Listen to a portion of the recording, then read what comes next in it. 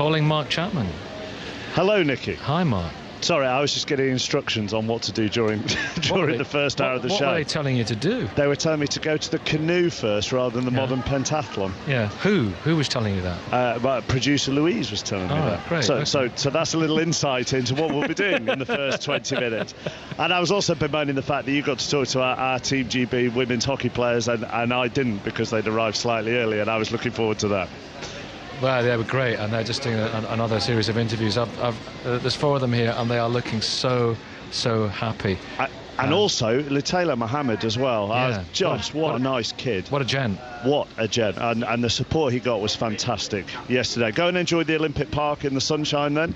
I am sat in the aquatic centre this morning. At the moment, the divers, including Tom Daley, who will be going at 10 o'clock this morning, are all going through their warm-ups. It looks a bit, I have to say, like organised chaos. It's the 10-metre platform semi-final, but they are warming up by going off a variety of different boards. And when the one is right on the top, on the 10-metre one, he just has to peer over to check that somebody isn't going off the 3-metre one, just underneath the 10-metre one and to the right. The diving gets underway at 10 o'clock. This is day 15 of London 2012. There are 32 gold medals to be won on the penultimate day of the Olympic Games. This is the Olympic Station. An Olympic dream is realised. London 2012. On 5 Live. So Tom Daley is back in action in the semi-finals of the 10-metre platform diving semi-final. Silence in the aquatic centre as Daley stands in those Union flag swimming trunks of his, and oh my goodness me, Karen Pickering, oh my goodness. No, not a good dive from Daley, just didn't get everything in. How did this happen again? It's been confirmed Britain have been disqualified from the first semi-final in the men's 4x100 metres. The changeover on the last 2 legs between Daniel Talbot and Adam Jamili took place too late. Britain are out of the men's sprint relay, and that's the 4th time at the last 5 Olympic Games that Britain have failed to get the baton round. We'll ask the man in charge of British swimming why this was the major highlight for Team GB in the pool. Michael Jamieson is in a silver medal position. Can he overhaul Gizajima? Can he overhaul Kieta? Can he get to the wall? It is a silver medal for Jamieson. Plus, Christian Thomas and Daniel Purvis will join me live, and we'll dissect our highs and lows of the Games after midday. And in the next half hour, Ed McKeever will go for gold. Remember, you can catch every Olympic moment right here on 5 Live, and also over on our new digital radio station, 5 Live Olympics Extra. And if you miss it, catch up later on the BBC Sport website. This is the Olympic Station. BBC Radio 5 Live. Good morning, 9:05. I was at Eton Dorney yesterday then to see Ed McKeever make it through to the final of the 200-metre single kayak. Martin Cross and Anna Hemmings have been there throughout the week. McKeever goes just after 9:30. So are we going to get a gold this morning whilst people are having their breakfast? Yeah, I think we're going to get a gold. I can't believe I said that, actually, bearing in mind how nervous I am. But, you know, the whole sort of way that McKeever's raced has been phenomenal, I think, in those 2 races yesterday. The heat and the semi-final, he absolutely smashed it. And, you know, with my rational hat on, it's like, who's the best kayaker out there? It's Ed McKeever. So there's a gold, but, you know, sprint canoeing has yet to win a medal at this regatta, as you know, Mark. So I've really got my head in my hands when I say that. It's interesting, Anna, because for a really fast, furious, brash event, he's a very shy man, is Ed, isn't he? I found when interviewing him yesterday. Yeah, he is quite shy. He's quite quiet, but you know, actually, he's actually quite witty. You know, but he's very quick on his feet when he comes to it. But he's quiet, but he's super powerful, very strong, and that's one of the things that I think we talked about a little bit yesterday. That, you know, the power that he generates in every single stroke that he puts down that race. There's 80 strokes, and is incredible. And he's amazingly consistent, and that's what gives us the confidence to say that he's a genuine gold medal chance today. So go through, Martin, the other Britons who are in action today. Well, I'll tell you what, chappers, almost better than that. I've got Richard Jeffries, who you saw in action yesterday in the 200-metre event, and he knows the team far better than you or I. So Richard... Well, let's have Richard's guide to who else goes today. He's on form this morning as well. Off you go, Richard. I'm trying my best. Yeah, we've got Johnny and Liam as well, and, you know, they're 3 times European champions, and, you know, the Europeans kind of dominate, you know, canoeing event in all, so... They go in the double, don't they? In the double kayak. Yeah, the K2. So, you know, we're looking out for them, but it's going to be a tough odds. The Russians have done really well all year, and, you know, they've stepped up this year. They weren't really anywhere last year. I think they were in the K4 last year, which I think struggled to qualify, but, you know, they're going to be a tough odds. And then also you've got Jess Walker she's an amazing talent, and she was with Anna in the K2 in Beijing, and she's just stepping up every year, and she makes kayak look easy. That's how talented she is, and she looks like she's going easy quite a lot of the times, but, you know, I train with her every day sort of thing, and she's smashing it, so don't rule her out either. I'll back you up on that. I used to train with her, and it was so frustrating because she just like looks, and the coach used to get really annoyed with her as well because he always thought that she wasn't trying, and he'd be shouting at her on the bank. That's it. And she's actually trying really hard, but she just looks so relaxed when she paddles. She's just such a natural talent. It's unbelievable. And give us an appreciation of Ed as well, Richard. Ed is he's such an amazing athlete. Like, to have not been off the podium since 200 metres come Olympic is just, you know, I don't think many British Olympians can say that, and it's just absolutely incredible. And he's such a good lad. He's amazing to have on the team, and yeah, he's really quiet and he doesn't say a lot, but he's such an asset to the team, and he's doing so well. How did you find it yesterday when you were competing? It's amazing, really. You think it'd be weird to have 30,000 people when you normally just train with a couple of swans and some mallards, if you know what I mean. But yeah, because there's so many, you almost blank it out. It's just a noise. So yeah, it's amazing. Like, we're never gonna have that experience again. I'm so glad to have done it. But you do kind of blank it out. And talk to us about how you got into the sport. When Anna and Martin and myself were talking about it yesterday, we were talking about the Sporting Giants scheme, which identifies people because of their size. Is that right? Yeah, pretty much. It was kind of a rowing-led scheme. So it was down to people sort of like their kind of philosophy on getting talent is just to be big and have massive lungs, which is true. That's what creates rowers. But canoeing kind of, you know, with Tim Brabants and him having long levers and becoming an Olympic champion, everyone kind of thought that's what makes canoeists as well, which is kind of true. So that's how I got into the scheme, and that's how everyone kind of brought me in, because I was kind of tall and had long levers. Yeah. And then how did you end up doing your event? How did you end up doing the canoe, which I have to say, when I was watching yesterday, that's the first time I've watched it, looked massively uncomfortable. Yeah, it's not great, is it? But yeah, I kind of just got told to do it, really. I turned up and people told me to, you know, get in this boat, and, you know, as soon as you get in it, you fall out of it because you can't stay in it. But so you got told you're not going to do the sitting down one. You're going to do the one where you have to balance on one knee. Yeah, well, we were up for a challenge, so we had to find the hardest one. So that was the deal, I guess. And what's the hardest part of it then? Staying in a straight line and staying in it, I guess. But no, it's really good. It's such a challenge, and that's why we do Olympic sport. At the end of the day, is to challenge ourselves, and it's so good to have that challenge and try and challenge ourselves in an Olympic environment. And after these games are over, what do you do next? What is the life of an Olympian once the games are over in a sport like canoeing? I think it depends sort of on what part of the cycle you're in. So, you know, my eyes are, you know, firmly fixed on Rio. So I'll have a few weeks off. I'll sit back with my coach, try and sort out, you know, what I'm going to do to kind of get those tenths of a second off that I need to do to make finals and try and challenge for medals. And then you just work on that for 4 years. But, you know, it's good to get your head out of the game and kind of forget about canoeing for a while, but ultimately you're just eyes on next year, I guess.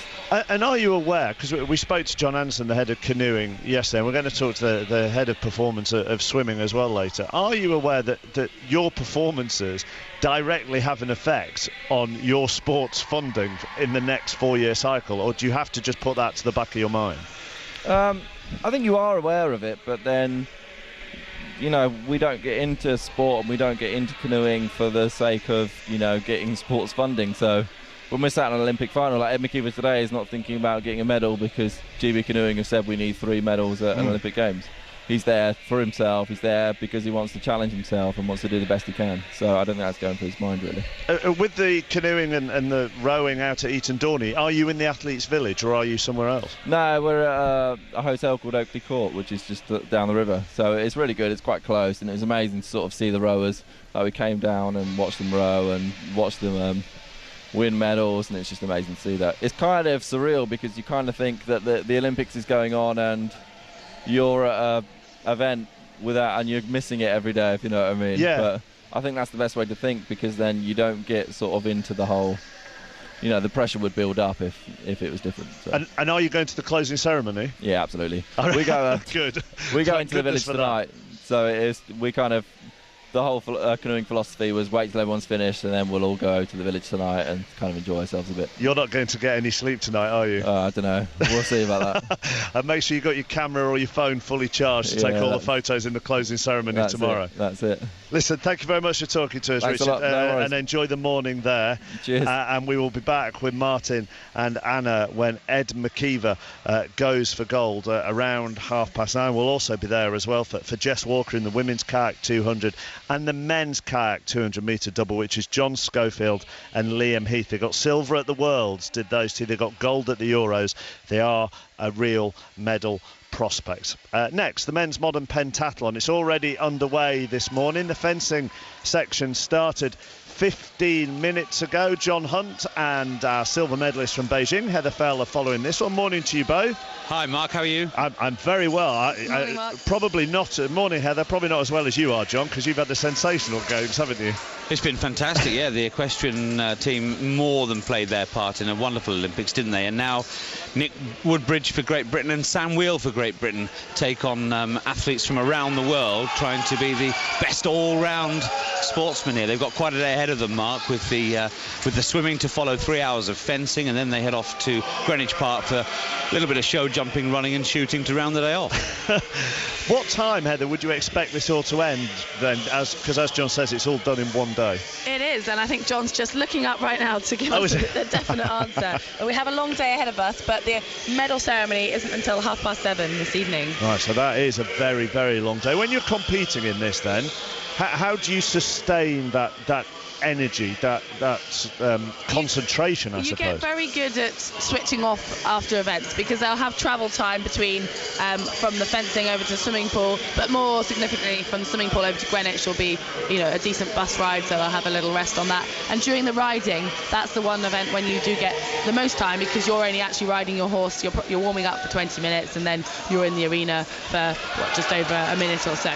So everyone else rides individually, so the ride takes a little while. You might go and watch, if you're on the second round, you might watch your horse, but so you get quite a lot of time to rest then. Right. Do you all so you all travel on the same coach, do you?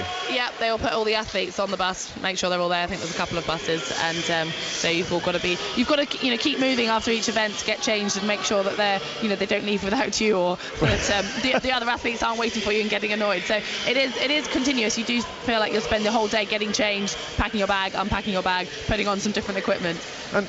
And do you all talk to each other on that bus, or do you all stick on headphones and studiously ignore each other? I think it does vary. It depends who you're sat with. If there's a group of you who are all excited, or there's real sort of pockets, I think, on the bus when I'm competing, and it just depends completely on the moods of people, how long the bus journey is, what event you're going to, all sorts. But I think here people will be having a bit of a chat, I reckon. All the cool ones sat at the back. That's always the case, isn't it? Obviously the Brits. Yeah, obviously the Brits. Obviously the Brits. So for those, John, that didn't hear breakfast half an hour ago when you were explaining how the fencing works to Nikki and Rachel, talk us through it. Yeah, well, all athletes will fight each other once, 35 bouts all told. They have bouts lasting 1 minute. They have that 1 minute to score one direct hit on their opponent, and if they can do that, that will win them the bout and get them the point. If neither of the athletes scores a hit within the minute, they are both losers. And to bring you right up to date, Mark, whisper it quietly, but a great start for Nick Woodbridge. He's 5 bouts in. He's won all 5 so far. Wow. The Czech athlete David Svoboda's won 7 out of 7 so far. Sam Wheel hasn't started quite so well, it has to be said. He twice ran out of time and lost because neither athlete scored. And Sam, at the moment, he's just registered the 1 victory from his 5 bouts. But Nick Woodbridge going very nicely indeed early here. And what is it? 24 points for a win, but nothing for a loss. Is that right? It is, but your first hit is very important because that gives you 400 and something points, which puts you on the board, and then from then on it's 24 points a hit, and that is very valuable because that equates to 6 seconds in the running. So if you think that's just 1 little point and someone hit you, you've just in theory either lost or gained 6 seconds of running, which can be quite costly. Okay, so if you're right, so what you mean is that 1 hit you would then have a 6-second advantage when it comes to the run over a competitor. You would, yes. And what percentage would you say, Heather, of fights would you have to win in the fencing to be in with a chance of a medal? Gosh, I mean, I would say on a normal day you need to be from mid-800s upwards, but it depends on how strong your other events are. Right. It depends a little bit on if there's any... if the top few have a bad ride, then they can suddenly be out of it and you can find yourself moving up. It's so hard to tell, but, a mid-800s upward fence, you are in a very good position. Might be helpful, Mark, when Alexander Lesin and Andrei Moiseev, the 2 ace Russians here today, when Lesin won his World Championship, he won 25 of his 35 fencing bouts. Right, hopefully that's loads of information for you to digest at 18 minutes past 9 on a Saturday morning. Let's get to Lizzie Greenwood-Hughes, who has a guest with her. Lizzie.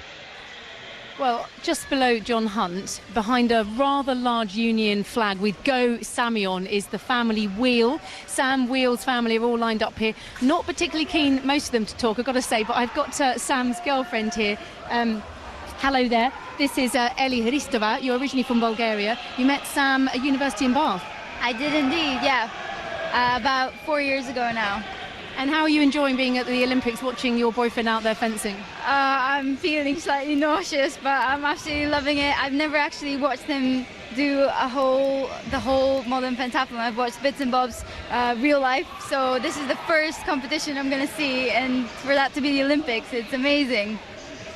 It's quite hard to follow the fencing because it's very frenetic, isn't it? They're moving around the separate bits where they fight are called pistes, and they're sort of moving from one to the other.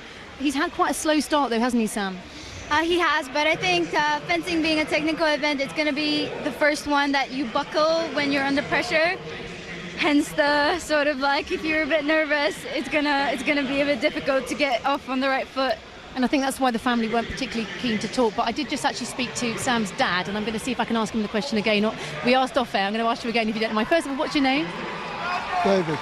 David, I said that, is it hard for Sam and Nick to start against each other? Because their first fight here in the fencing is against their own teammate, their own sort of British compatriot. Is that harder for them? Because they obviously want to get off to a good start. Well, it makes it difficult simply because one of them has to win. Unless they manage to make it a draw, which is unlikely. So they've been so used to fencing against each other for a number of years now that in a sense it's routine, but it is difficult, yeah. Were you in Beijing watching them? No, we didn't fly to Beijing, but we went to Rome earlier in the year to watch the World Championships. And Sam didn't have a particularly good competition, but the next one he did really, really well, which is why he got selected. And yeah, bronze at the test event. Were you here to watch that? Pardon? No. Did you come to the test event? No. So it must be great to be here in London watching your son out there competing. Of course. It's really wonderful in the sense that London has the games and that there is the crowd on the English athletes' side.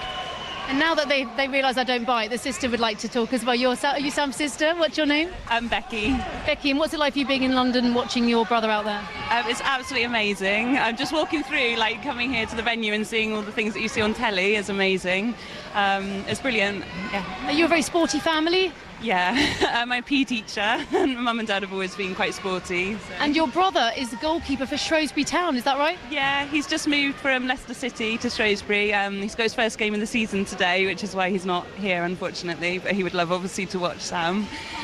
So good luck to him as well today. We'll keep waving those flags, and good luck to Sam, and hopefully we'll catch up with you later on. Okay, thank you very much. Thank you, Lizzie. John Hunt, you just want to update us on the actual state before we leave you? Yeah, Nick Woodbridge has just lost his first bout. He's 5 victories, 1 defeat so far, sitting nice and handy towards the top of the early leaderboard.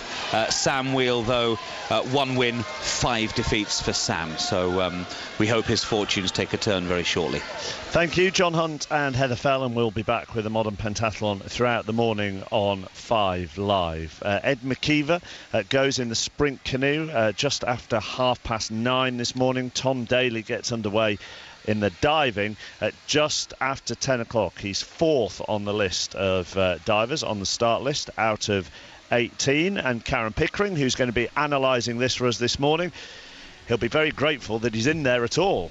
Yeah, absolutely. I think the good thing about diving is that you park all that, you start from scratch and you go again. So it doesn't matter what happened last night, and that's the good thing. You don't carry any of that forward other than the psychological side of it. And if you don't have the start you want, of course, that's going to put those little doubts in your mind, and you don't need those when you're standing at the top of a 10-metre platform. No, you definitely don't need doubts when you're up there. Do you think that's what happened yesterday? He didn't get off to a good start, and then that affected things. Yeah, it's difficult to pinpoint, really. He never looked sharp the whole way through. It wasn't that, that who did 5 good dives and 1 just got messed up. He never looked quite on his game the whole way through. He said last night that he felt quite tired. It was very late for the competition. He's only young, should have been in bed. But also it was a very long competition. It was 3 hours, and with so many divers taking part, it's a long time between each dive, so it's very difficult to keep warm, to stay focused, to keep getting back into the zone, if you like, to do your dive. So it's difficult, but having said that, it was the same for everyone. So it wasn't that he had different circumstances, but he's coming out. They didn't get a medal in the synchronised event earlier in the week. This is kind of last chance saloon for Tom. So there is that added pressure. I mean, it's going to be long again today, isn't it? I mean, we've got 18 going here. Is there a case? Obviously, there's only one 10-metre board, but is there a case for doing it in 2 groups? Well, I'm not sure about 2 groups, because I think part of diving, might not seem it, is the tactics of it, and the fact that if you dive before someone have a great dive, it puts pressure on the other divers. So there is that element which actually makes it a little bit more exciting than one person just diving on their own. So I'm not sure, but maybe there's a call for having less go through to a semi-final, and maybe even less competitors in the prelims. But it's about delivering under whatever circumstances you're put. It's never easy for anyone in heats and different rounds. All sports have their difficulties, and part of being a great athlete is that you have to deliver, regardless of what they are. So he's got through. It was very sad that Peter Waterfield didn't, but Tom is through.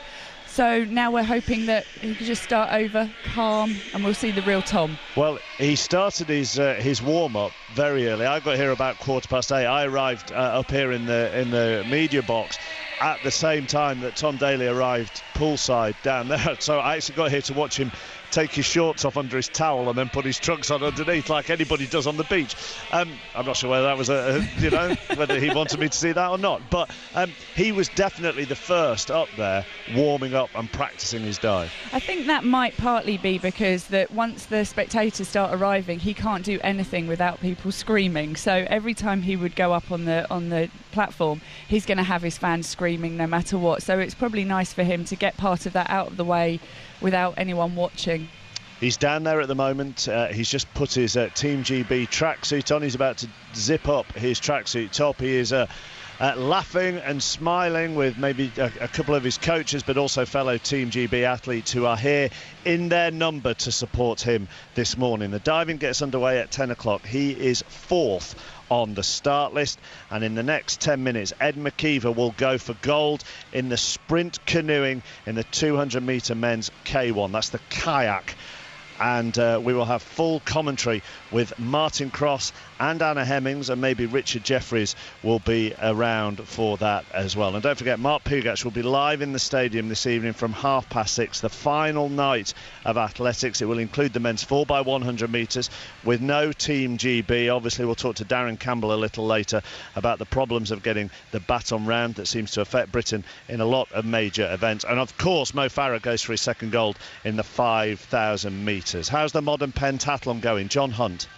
Woodbridge has made an excellent start. He's of his fencing bouts, he's won 5, lost 1. He's currently involved in about the last 6 seconds of his bout against the Japanese athlete Tommy, and Tommy has just scored a vital point against Woodbridge. So Woodbridge now is 1-5, lost 2. Still a very good start for him. Sam Wheel, the other great British athlete, he is currently 1-2, lost 5, and all the familiar names, Moiseev and Lesun, they've both started well together with Svoboda for the Czech Republic. Thank you, John. More from John Hunt to come. I'm delighted to say on 5 Live that Sinead Reid joins us after the BMX final yesterday. Morning, Sinead. Morning. You looked absolutely crushed at the end of the final yesterday. Have your feelings changed this morning?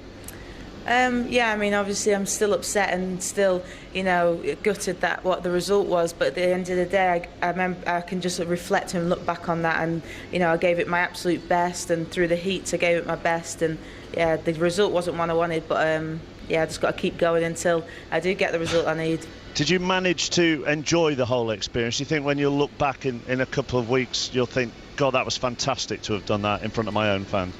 Yeah, already, I don't need, a few weeks for that to sink in. It's kind of like, well, that was probably one of the best races that I've ever raced in terms of, home support, family there, family and friends. It was just, probably one of the best races I'll ever look back on, just for the whole experience.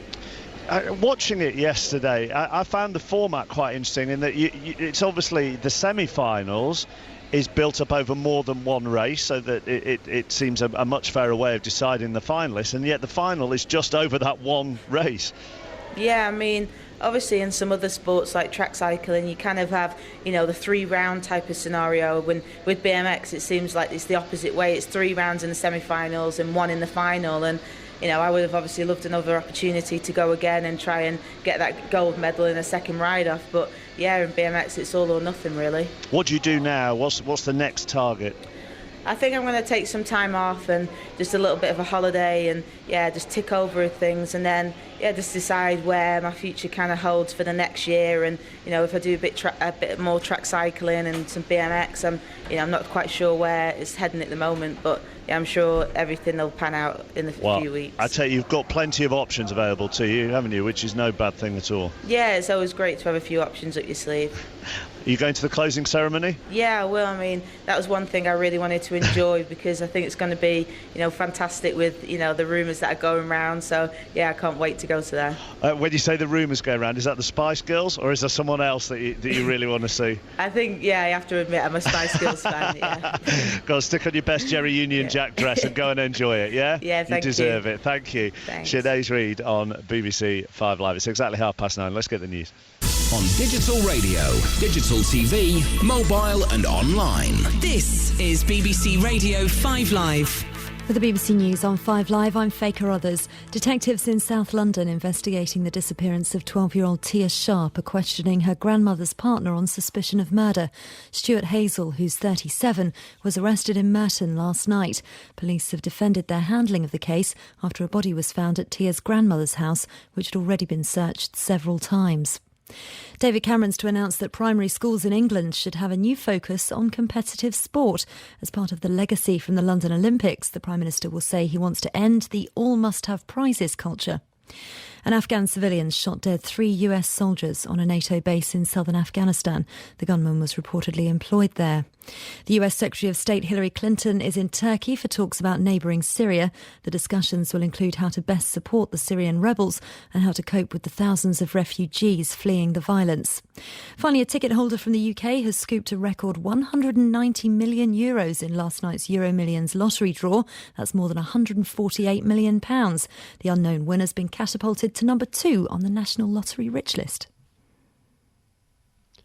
The sports headlines this morning will go to Eton Dorney shortly for commentary of Ed McKeever and his bid for gold in the canoe sprint. Tom Daly is diving soon as well, Mark, there, of course. Both men trying to add to GB's total of 57 medals. The last of those won last night by Lotelo Mohammed, becoming the first British man to win an Olympic Taekwondo medal, although his selection for the Games, remember, ahead of Aaron Cook, did cause some consternation, a bit of controversy. Mohammed told us this morning the build-up to the Olympics had been a very tough ordeal. Great Britain's Anthony Joshua, Fred Evans and Luke Campbell all will fight for gold this weekend. After winning their semi-finals, Nicola Adams won gold on Thursday. GB remain on course for their best showing in the Olympic boxing ring since 1956. Bantamweight Campbell fights Ireland's John Joe Nevin tonight.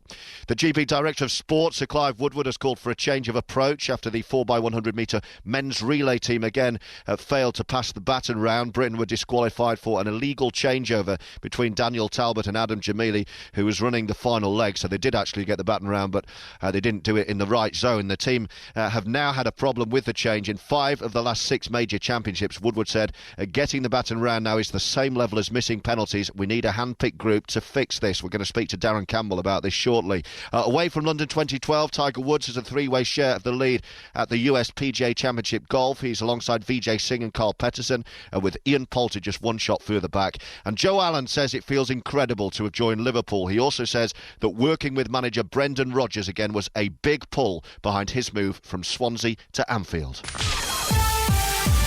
In Bromswell, Suffolk, the A1152 is closed to allow an air ambulance to land at the scene of a 2-vehicle accident just near the junction with Orford Road. In Carmarthenshire, the A482 has been closed off after an accident near to Hill Hathrin. Emergency services are attending a collision which will affect traffic between Llandovery and Lampeter. And at Llandovery itself, there's a separate accident which is slowing traffic down. You need to head towards the A40 to divert around to Brecon.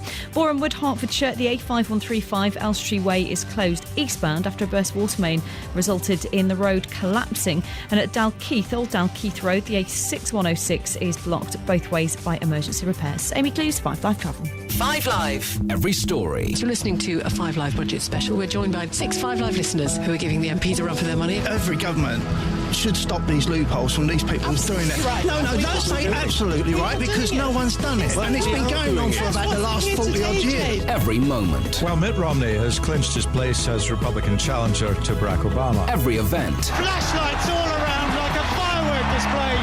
What a superb performance once again by Usain Bolt. And still to come, the US presidential election in November. Plus, the Premier League returns on August 18th. Don't miss a thing. BBC Radio 5 Live. 5 Live at the Olympics. I'm Mark Chapman. We'll talk to Darren Campbell in a while about the problems of getting a baton round the track in the 4x100 metres relay. There are 32 golds to be won on this Saturday, day 15 of London 2012. The first one could come in the canoe sprint. Martin Cross at Eton Dorney, and it could go to a Brit. Yes, chappers, it's a big day for Team GB, for sprint canoeing and for Ed McKeever in particular. A 26 gold is a real possibility for the 28-year-old. And whether it's bronze, silver or gold, his sport desperately needs it. But for McKeever, this is a shot at the first ever Olympic gold in the 200 metres event. So whether anyone watching this final will witness or see anything more than a blur is not certain. It's a case of blink and you miss it. 36 seconds, that's all it will take for the winner in this event to be decided. And every detail in his preparation, from the cycling suit that Britain's cyclists wear to the training in a tank down in Southampton, an indoor tank, everything's been underlined. GB Sprint Canoe has left nothing to chance, Anna Hemmings. Absolutely, they've covered all of the details, and you know, the training's been done, it's in the bank, it's time for this chap to cash it in. You know, he hasn't missed a podium. You can hear the roar of the crowd as they just announced the name of the big guy. And, you know, he hasn't missed a podium in the last 3 seasons. You know, that's pretty, he's shown amazing consistency, but this is the biggest race of his life. and I just hope that he can deliver today. We've got quite a strong cross headwind, but I think that will be okay for Ed. He's usually strong down the final stages, but he does have a big battle on his hands in the likes of Marc de Jong from Canada, who was the fastest qualifier and Olympic champion on the K2 500 metres in Beijing, Sol Cravioto Rivero. Those are going to be his big rivals. So, as the paddlers just nose their bows into the pneumatic boots that will swish down below the water when the starter presses his button, the lane up. In lane 1 on the far side, the favoured, Salikov from Russia. Lane 2, Dudas, the Hungarian. Lane 3, the Spaniard. Lane 4, the favourite, Makiva from Britain. Lane 5, the Canadian, the fastest qualified, de Jong. Lane 6, Beaumont from France. Novakovic, the European champion from Serbia in 7. And nearest us, Ronald Breyer from Germany. They're off. Oh, and that was a great start from Makiva. Somebody seemed to be left behind him. I think it was the Spaniard, Rivotto. It was an absolute flyer of a start for Ed Makiva. He means business in this 200-metre final. He's leading the field. And at the moment, Makiva has got a 1 metre lead, and the Canadian can't catch it. I think Makiva's got 100 metres to go. Can he hang on? Next in, Rivotto is making up a bit of ground. Makiva's got maybe 75 centimetres on the far side. Salikov coming back too, but Makiva's bows coming up to the line. The red bows are going to get there first. Ed Makiva goes through the line. It's a goal for Great Britain, and when he talks to the world, Ed Makiva may come across as a mild-mannered Clark Kent, but this morning here on Dorney Lake, the quiet man has turned into Britain's latest Olympic Superman. It's goal number 26 for Ed Makiva, the fastest kayaker on the planet. Oh my God, that was absolutely awesome. Oh my God, I'm shaking. It was just magnificent paddle. He led it from the very first stroke. He was blasted out of those blocks like a man on a mission. Oh, absolutely. The inaugural Olympic champion. What a golden paddle for Ed Makiva.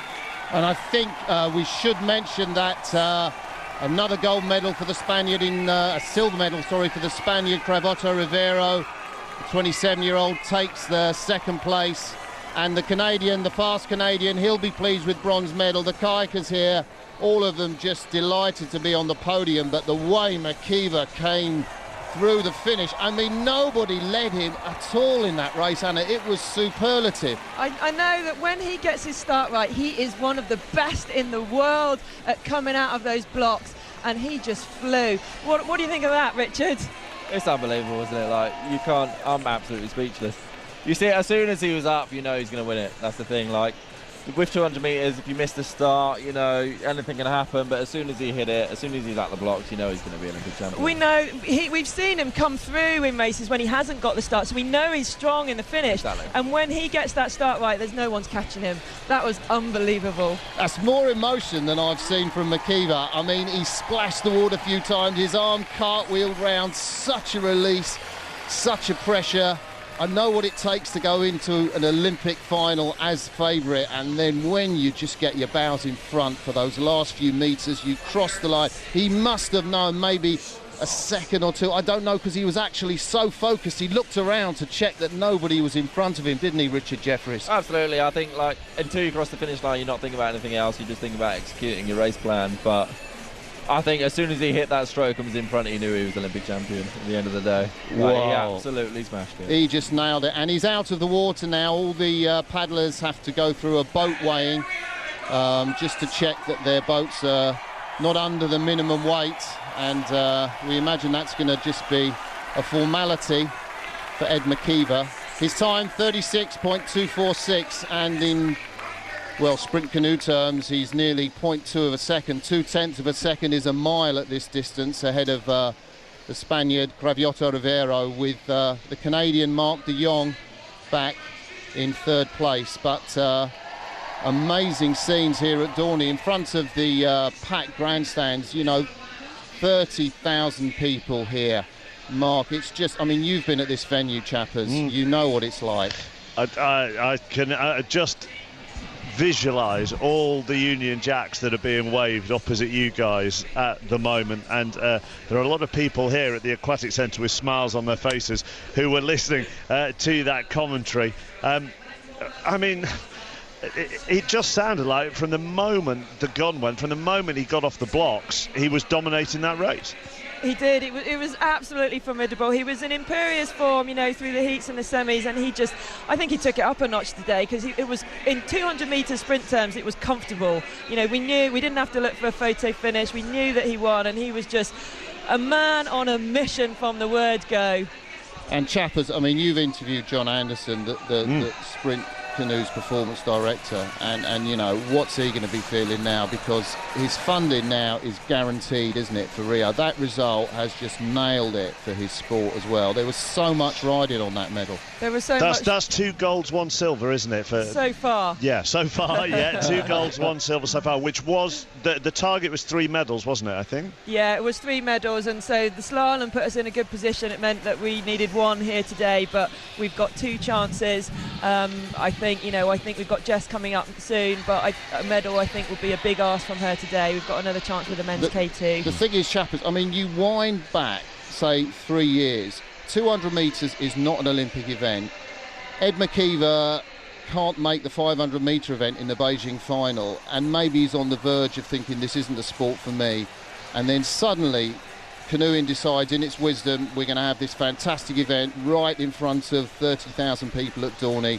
And McKeever steps on the scene, and right straight away he's a medal contender. This event has revolutionised. That decision has completely changed McKeever's life for good. It's been an absolute blessing for all 3 of these 200 metre boys, because you've got Liam Heath, who's in the K2. He hadn't even been on the senior team until the 200 metres came along. He was on the verge of quitting the sport. He was waiting tables, serving in a bar, trying to fund his paddling, and all of a sudden he's in an Olympic final. So it's been an absolute blessing for these guys. Listen, for the moment, thank you. Jess Walker goes at 21 minutes past 10, doesn't she, Martin? So you might have time to run down, talk to Ed, and then get back. So I'll stop waffling to you, and I'll let you go and complete your mission. We're going to try and do that. Thank you. Nice one. Thank you. Martin Cross and Anna Hemmings and Richard Jeffries watching that. In Beijing, British canoeing got 3 medals. One of them was gold. Their target for London 2012 was 3 to 4 medals to keep their funding of just over £16 million, 16,176,700 to be exact. They have 2 golds, 1 silver already, and there are a couple of races still to go. It's the day when the most golds are handed out at London 2012, 32 in total. The first has gone to Great Britain and Northern Ireland's Ed McKeever.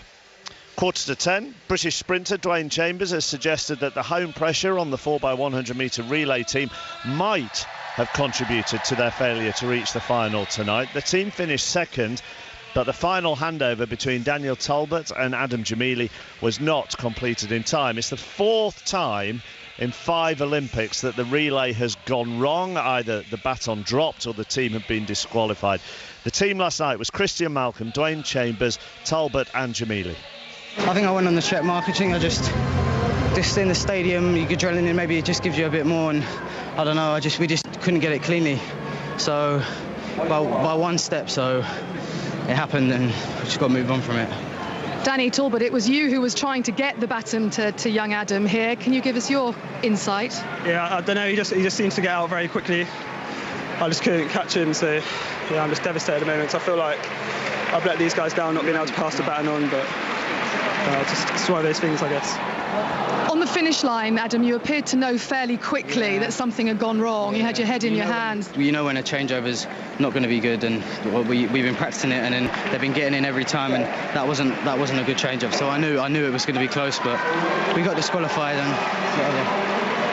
Dwayne Chambers, can I ask you to just come and give us a sort of a senior citizen's perspective on this, if you might like, as one of the experienced members of this squad? You know how people are going to react to this. They'll say, not again, won't they? Well, at the end of the day, we put a heavy task on Adam and Danny's back. Was it too heavy a task, do you think, for young athletes? It was heavy, being the Olympic Games, and so much was resting. We've had so much investment in our team, so much pressure with the home crowd wanting to come here and support us. And it was hard. It was a hard task, but it was the best formula we had in order to get the job done, and we just had to put him there in that position. Christian, how much did you sit down and think about the makeup of this quartet? Because clearly the four of you that are stood in front of me are the quickest British athletes that we've got. How much did you have to carefully consider the lineup? You got to put your best guys on the line, and at the end of the day, we had a little bit of a hiccup, and we still ran 37.93. That's very quick. As we noticed, the third fastest qualifying behind Jamaica and United States at the moment. We made mistakes, but this is the Olympic Games. It don't get much bigger than that. And when you have a talent such as Adam, no matter how much you practice in the training ground, you just don't know how he's gonna react. He's gonna rise. He's gonna raise his task, I guess, to the game, which he did today. I wouldn't say he went late. I say he went spot on. And it just so happens he went really hard, which you want him to do. And unfortunately, just a little bit too long. Both guys went exceptionally well, Danny and Adam, I thought. And whatever happens today, I know everyone's going to point the finger, and that's what we like to do. But these guys will come back stronger. These guys are the future, and if you've got two guys like this that's been in the team at such a young age, around 37.9, then the future only looks good. We just got to get it right. We obviously got Darren Campbell in our commentary box, who knows a thing or two about sprint relay running. He's got a gold medal to prove it. He was suggesting that potentially maybe one of the more senior members of this squad could have been on that anchor leg. What would you say to that? You're always going to say that. You always want somebody with a mature head on the last leg, but Adam has got a very mature head for his age. I don't knock Adam for what he's done today. We all got confidence in him. We all got his belief. And as you notice, when he got the bat in his hand, for me right now, there's no one else that can run a better last leg in our country right now. You have to put him on that last leg. I wouldn't say he went early. Like I said, I just say that the adrenaline got the better of him, which is what you want. And maybe the check mark may be a bit long, but it was perfect in training. You can't mimic in training what you're going to get in this big arena. And the kid rose to the occasion, so I can't blame him. This is unfortunate again what you were saying. It's one of those things that happen, but it has happened.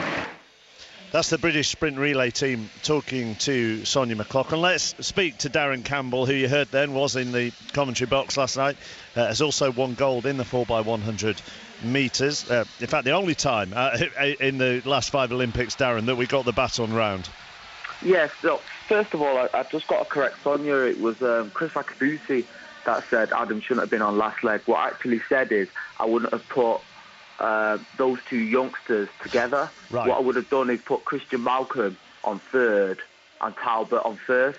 So that you go sort of newbie experience, newbie experience. Or vice versa, whatever. Newbie experience, newbie. Yeah.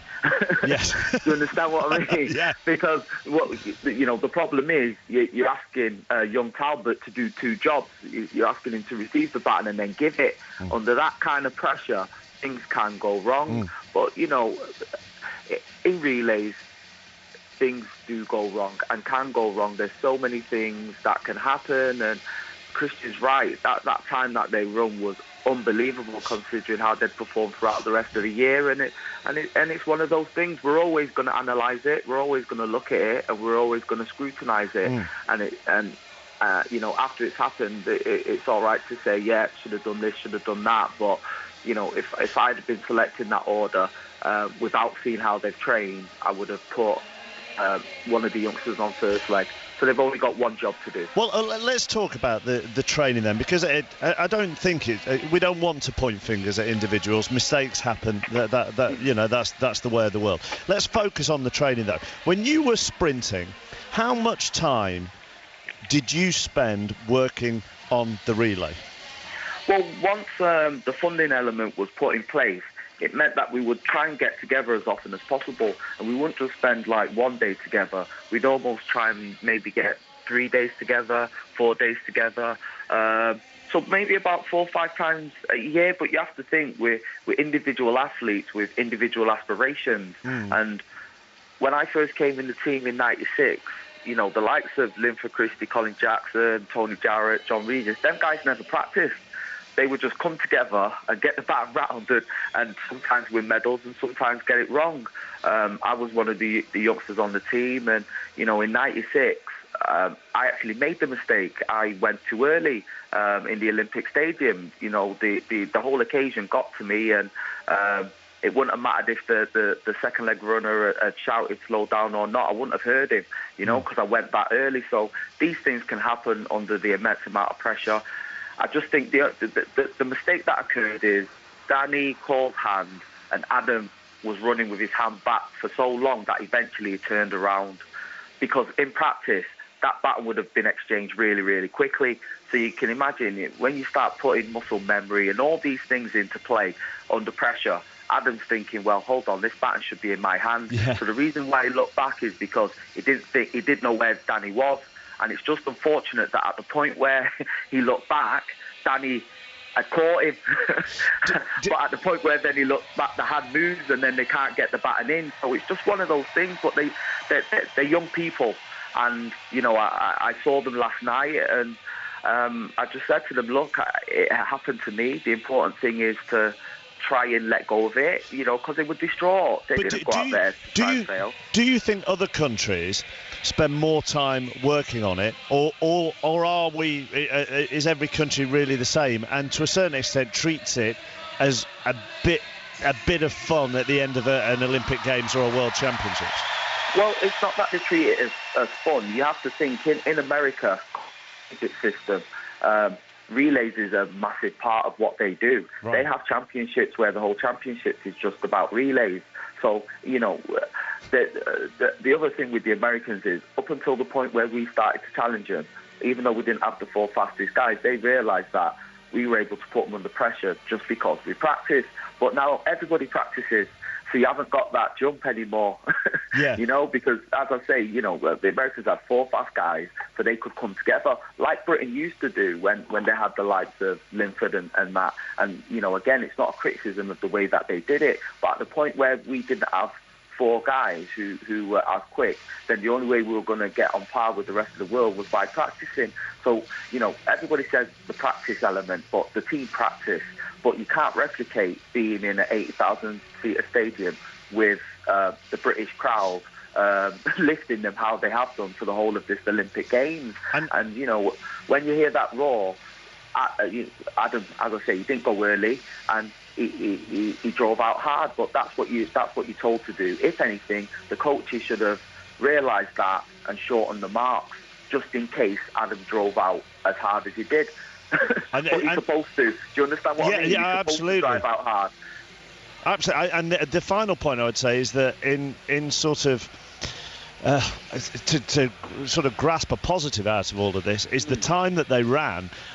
Particularly when you consider that Adam Jamili had his hand on his head for about the last 5 or 10 metres. So the future is good and the future is bright if maybe more work is done on the changeover. Yeah, you know, when we won gold, we all knew our jobs. We went through the call room. We had that experience because what people don't realise is we've been building towards that since '97. Yeah. And we'd run the Americans close on numerous occasions. We'd had the lead before with the Americans and they caught us. So, you know, in that moment of time, everything went exactly how it should have gone. And these young men will only gain experience from that. That's what I said to them last night. I said, look, you know, look what happened to me. You end up going full circle. And in my first Olympic Games, I dropped the baton. In my last Olympic Games, I get to stand on the podium and get a gold medal. So, you know, don't beat yourselves up because it's how can I put it? It's nothing you did on purpose. And it's just one of those things. It's just timing. But you're talking about running at 20-odd miles an hour trying to exchange a baton. And unfortunately, certain things can go wrong. But as I said to Adam, the number one rule, and you'll learn from this, just never look back because then it's the incoming runner's fault. But at the point where you look back, then everybody then points the finger at him. Do you understand? But I said, mate, you only realise that with experience. And that's it. But I'm just excited about what they did because that time is faster than we won Olympic gold with. and that puts it into perspective, really, doesn't it? What they did last night. Yeah. Finally, and the tightest answer: gold for Jamaica tonight. Yes. And the States second. Yes, just to get the baton round. It's so exhilarating, the 4x1. It's just such a great sight. Hey, listen, Darren, thank you. Pleasure. Cheers. Darren Campbell, let's update the modern pentathlon. You're still in the box that rocks, John? Indeed, and it is rocking as well. It's fascinating watching each of these individual athletes. When they win a bout, it's either despair one end or absolute elation the other. Robert Kazay. We've seen a lot of elation, haven't we, from the GB, from Nicholas Woodbridge. He's had a great start this morning. Sam is starting to relax into it a little bit and working his way back up the board at the moment, isn't he? Nick Woodbridge, Mark, is 9 wins, 4 losses. Sam Wheel, 4 wins, 9 losses. David Svoboda and the giant Russian Alexander Lesson with 10 wins lead the way. Nick Woodbridge, though, equal 4th at the moment. Still early days. Now, Great Britain could take their boxing gold medal haul to 4 this weekend with Anthony Joshua, Fred Evans and Luke Campbell competing in finals. Fred Evans fights tonight with Joshua and Campbell tomorrow. Anthony Joshua's in the Olympic final. Anthony Joshua 13, Ditchko 11, and Anthony Joshua becomes the 3rd Great Britain man who's going to fight for gold here at the Olympic Games. He's a great fighter, you know, rangy jab, so I took it away from him. I thought I'll box up my distance instead of his, and I'm just really happy everything come to play. Joshua speaking after he defeated Ivan Ditchko of Kazakhstan 13-11 last night. And Joshua will fight Olympic champion Roberto Camarelli in the super heavyweight Olympic final. Let's speak to our boxing commentator, Darren Fletcher. That was a smart performance, wasn't it, last night? It was. He's had a difficult path, you know, Mark, to this stage. Oh, we appear to have lost Darren Fletcher there. He only got 3 or 4 words out and then disappeared. So we will try and get Darren back to talk about the boxing. Don't forget, still to come, if you've only just joined us, you've missed a gold already. Ed McKeever getting Britain's 26th.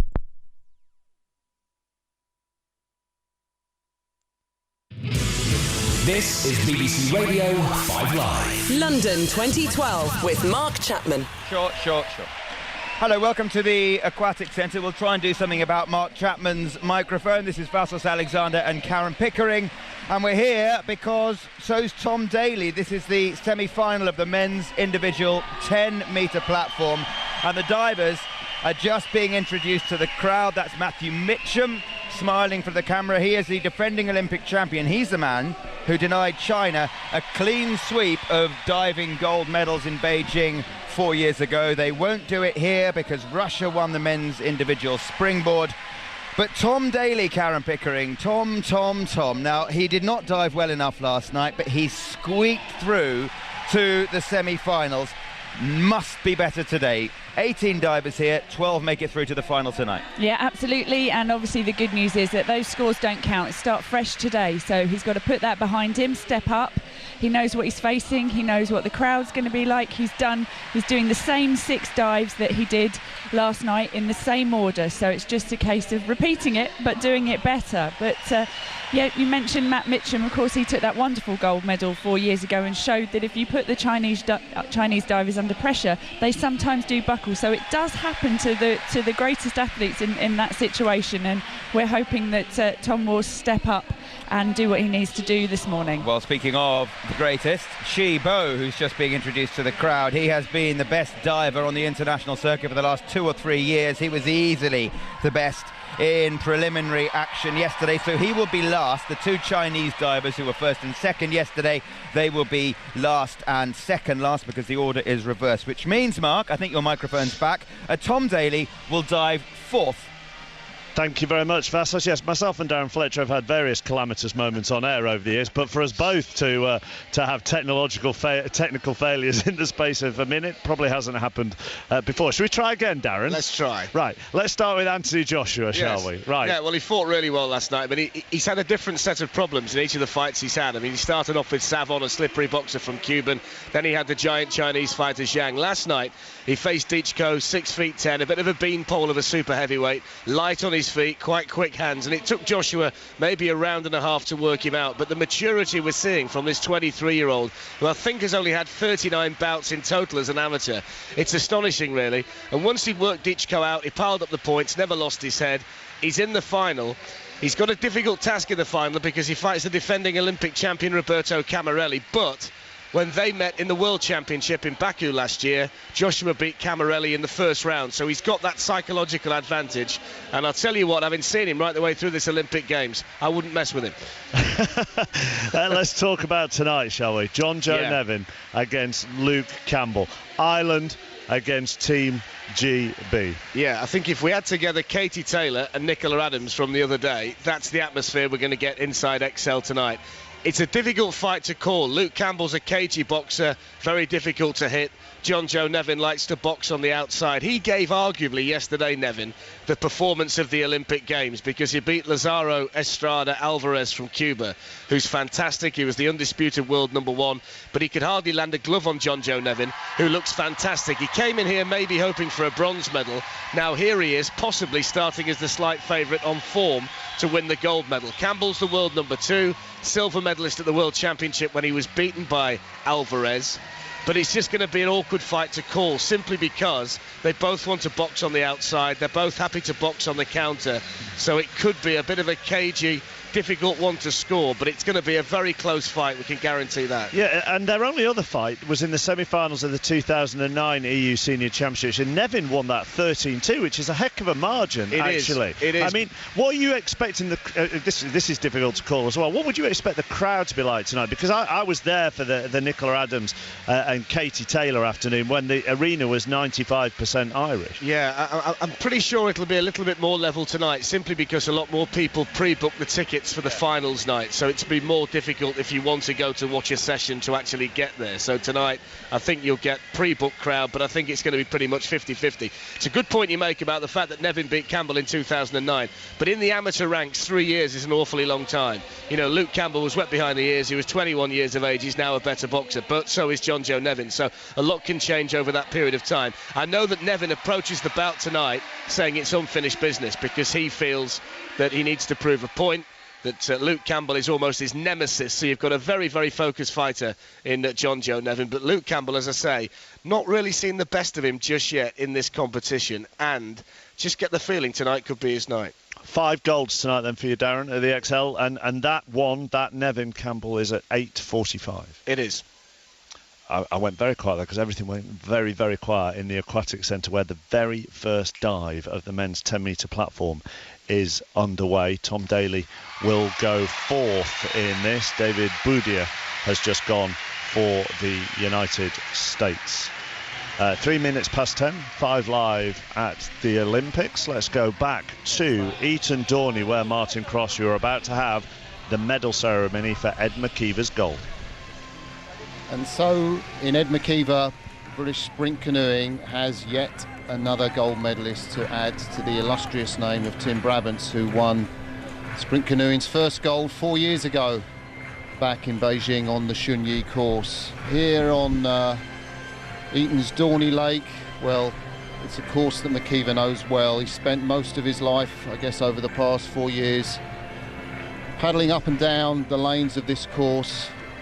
I wonder if in his wildest dreams he imagined he'd be standing here in front of us, about to step onto the podium and be named the first Olympic champion in the 200-metre event. A marvellous occasion. Anna Hemmings, 2 times Olympian and 5 times world marathon canoe champion, is next to me. It's hard to believe, isn't it, Anna? It's absolutely unbelievable. You know, to think that this event wasn't even in the Olympics in 2008. Ed McKeever was racing 500s, you know, top end of B finals, but this was so far away for him. And he's just had the most perfect race today. From start to finish, he led that race. You know, at the European Championships 2 months ago, we messed up his start, and he was so annoyed with his performance.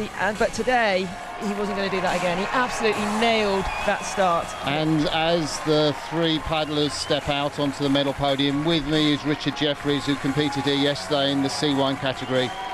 You've seen that big smile on Ed McKeever's face before, haven't you, Richard?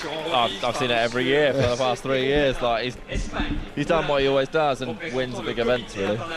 Like, I mean, last year was a shame that he didn't get a gold medal. Everyone kind of thought he did, but you know, this year was the big event and he absolutely smashed it. He delivers when he needs to. This guy does. He's great under pressure. There was so much responsibility on his shoulders today. You know, Great British canoeing needed a medal in this 200-metre racing, and Ed stepped up to the plate. So McKeever waits to step onto the podium while the people who award the medals and flowers are announced. The medal presenter comes from Spain, Mr. Jose Perunea, who's the IOC member for Spain, and he will give the bronze medal to the Canadian, to Marc de Jong. We thought he could be a threat to McKeever. He'd done some very fast times in training, but bronze medal is a great result. Adam van Caverden tweeted his delight at his young protege winning a bronze medal. He's full of smiles, de Jong, the bronze medalist, and he shows the medal off to the crowd as he gets the flowers from Mr. João Manuel da Costa Alegre, who comes from the little island off the coast of Africa. He's the ICF representative for the Portuguese-speaking countries. No doubt, Anna, the Canadian is delighted with that medal. Oh, he will be. You know, he was 6th at the World Championships last year, and it was only 2 years ago that he gave up his job as an engineer to train full-time for the Olympic Games, knowing that the 200 metres was in the Olympic Games. And the Spaniard, Saúl Cravioto Rivero. 4 years ago, he knew what it was like to stand on the top rung of the podium. He took gold in the K2 500-metre event. He takes his silver medal from his compatriot, the IOC member, Jose Perunea from Spain. A bouquet of flowers, but now, this is the moment that McKeever, the 30,000 crowd, Team GB have been waiting for. Ed McKeever is about to step onto the podium. Gold medalist and Olympic champion, representing Great Britain, Ed McKeever. What an awesome moment for Ed McKeever. Look at that smile. He raises his right hand in the air and he waves to the crowd. And you can hear the impact and the cheeky little thumbs up to the camera. You know, he may play the media a bit and say I'm very quiet, but he knows when he's won his medal that he's trained for so long. He knows how to smile, how to play the fantastic Olympic champion that he is.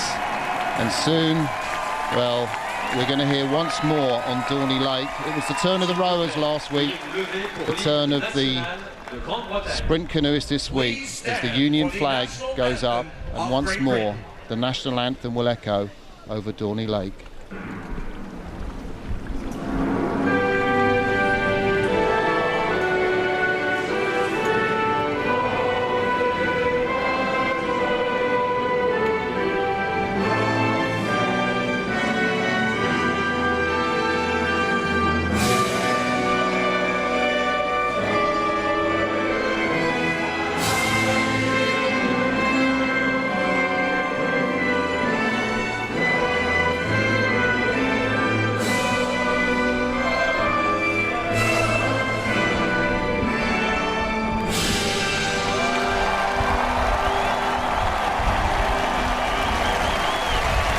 McKeever wins Britain's first gold of this Saturday at London 2012. And Martin Cross, next up in 10 minutes or so, you have Jess Walker.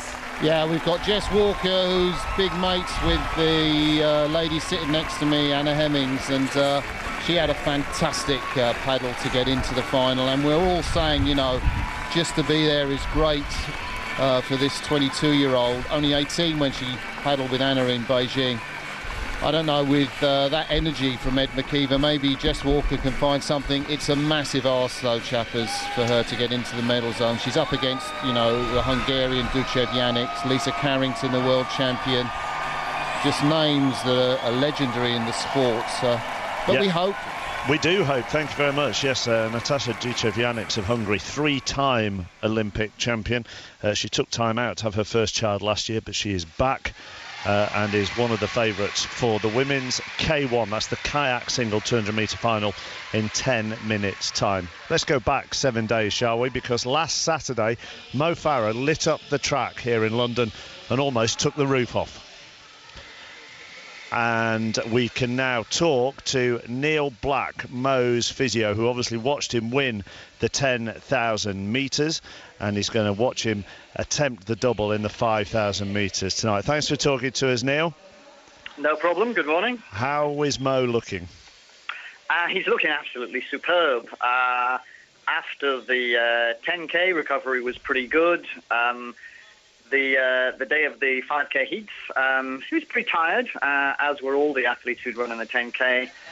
But over the last couple of days, he's just gone from strength to strength, and caught up with him last night, and he felt $1 million. Well, that's good. I watched that 5,000 metre heat with Chris Thompson, who, of course, went for Team GB in the 10,000 alongside Mo. And he was quite surprised at how fast that 5,000 metres was. Yeah, I think often in the first round, everyone's looking for a kind of comfortable run. They are usually, or certainly quite often, slower and quite tactical. It was, in some ways, slow for the likes of Mo and Galen and the other guys at the front, but there was some brisk running. There was a lot of kind of looking for position, jiggling, kind of fisticuffs almost at times. Yeah. But it's not the easiest thing to get through those rounds. I think psychologically, the athletes at the top of their game are hoping to expend minimal energy, wanting it to be easy, but the harsh reality is this is the Olympic Games. You've got the best guys in the world, as you have in all of the events. None of it's really easy. The other thing he educated me on whilst we were watching that heat, and the heat that followed it as well, is how most of the other runners are watching Mo and watching what Mo does, and in some ways spending more time concentrating on their tactics as regards Mo than concentrating on running their own race. I think that is what is beginning to happen, and hopefully that's an advantage which allows Mo to either just run his own race and or to catch people out, because there is a kind of thought that Mo tends to run the same race, which is to sit at the back, to gradually work his way through and then get to a certain point and wind it up. I think he showed in the 10K the beginnings of some different stuff there, and he's actually got a number of different strategies if and when he needs them to adapt to those circumstances. But you do see lots of people watching, gauging their activities, and occasionally you see a little bit of potential ganging up to see if they can kind of inhibit his performance. And on race day, what's kind of the schedule like for you, without giving trade secrets away, obviously? It's really easy for us with an athlete like Mo. He's got a very clear schedule for what he does. The whole day is mapped out. A lot of it is just killing time, which he does incredibly well by just being with other people, having a little bit of a laugh. He's really comfortable in and around people. He'll have a rest through the middle of the day.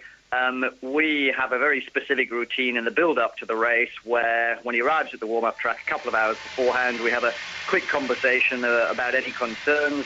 If there's anything that needs to be done, we do it immediately. And then there's a routine that takes somewhere between 6 and 10 minutes immediately before he goes into the call-up room, which is when we do the final kind of physical therapy checks. So it's very simple, it's really measured, and we know what works for him. And what are you like as a team, as Mo's team, watching him race? Like last Saturday night for that final lap, were you all up on your feet and screaming and shouting like we were, or do you play it cooler? I'd love to say that we were all cool, but I think everybody was up on their feet, shouting, screaming, just the same as you were and everyone else in the stadium. It's impossible not to be there, living that kind of dream with him. Let's hope we're doing exactly the same tonight.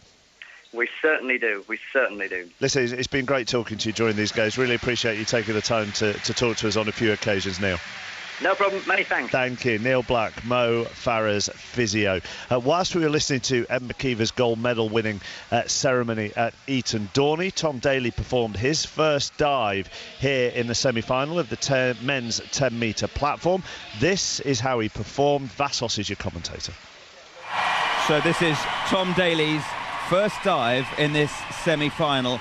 And Karen Pickering, we're just looking at him at the top of the 10-metre board, and what we want to see is the normal, relaxed Tom Daley. The Tom Daley that we saw at the British Championships in Sheffield in June, where he dived so beautifully and set a personal best. Not the Tom Daley from last night. No, we're hoping that he's blown away those cobwebs, got rid of those nerves, and now he just comes out to do what he's done over and over again in practice.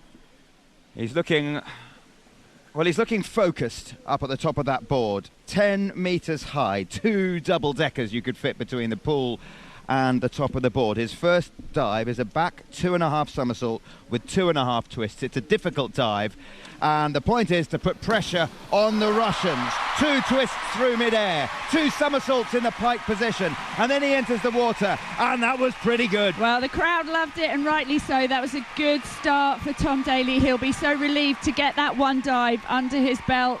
Looked good.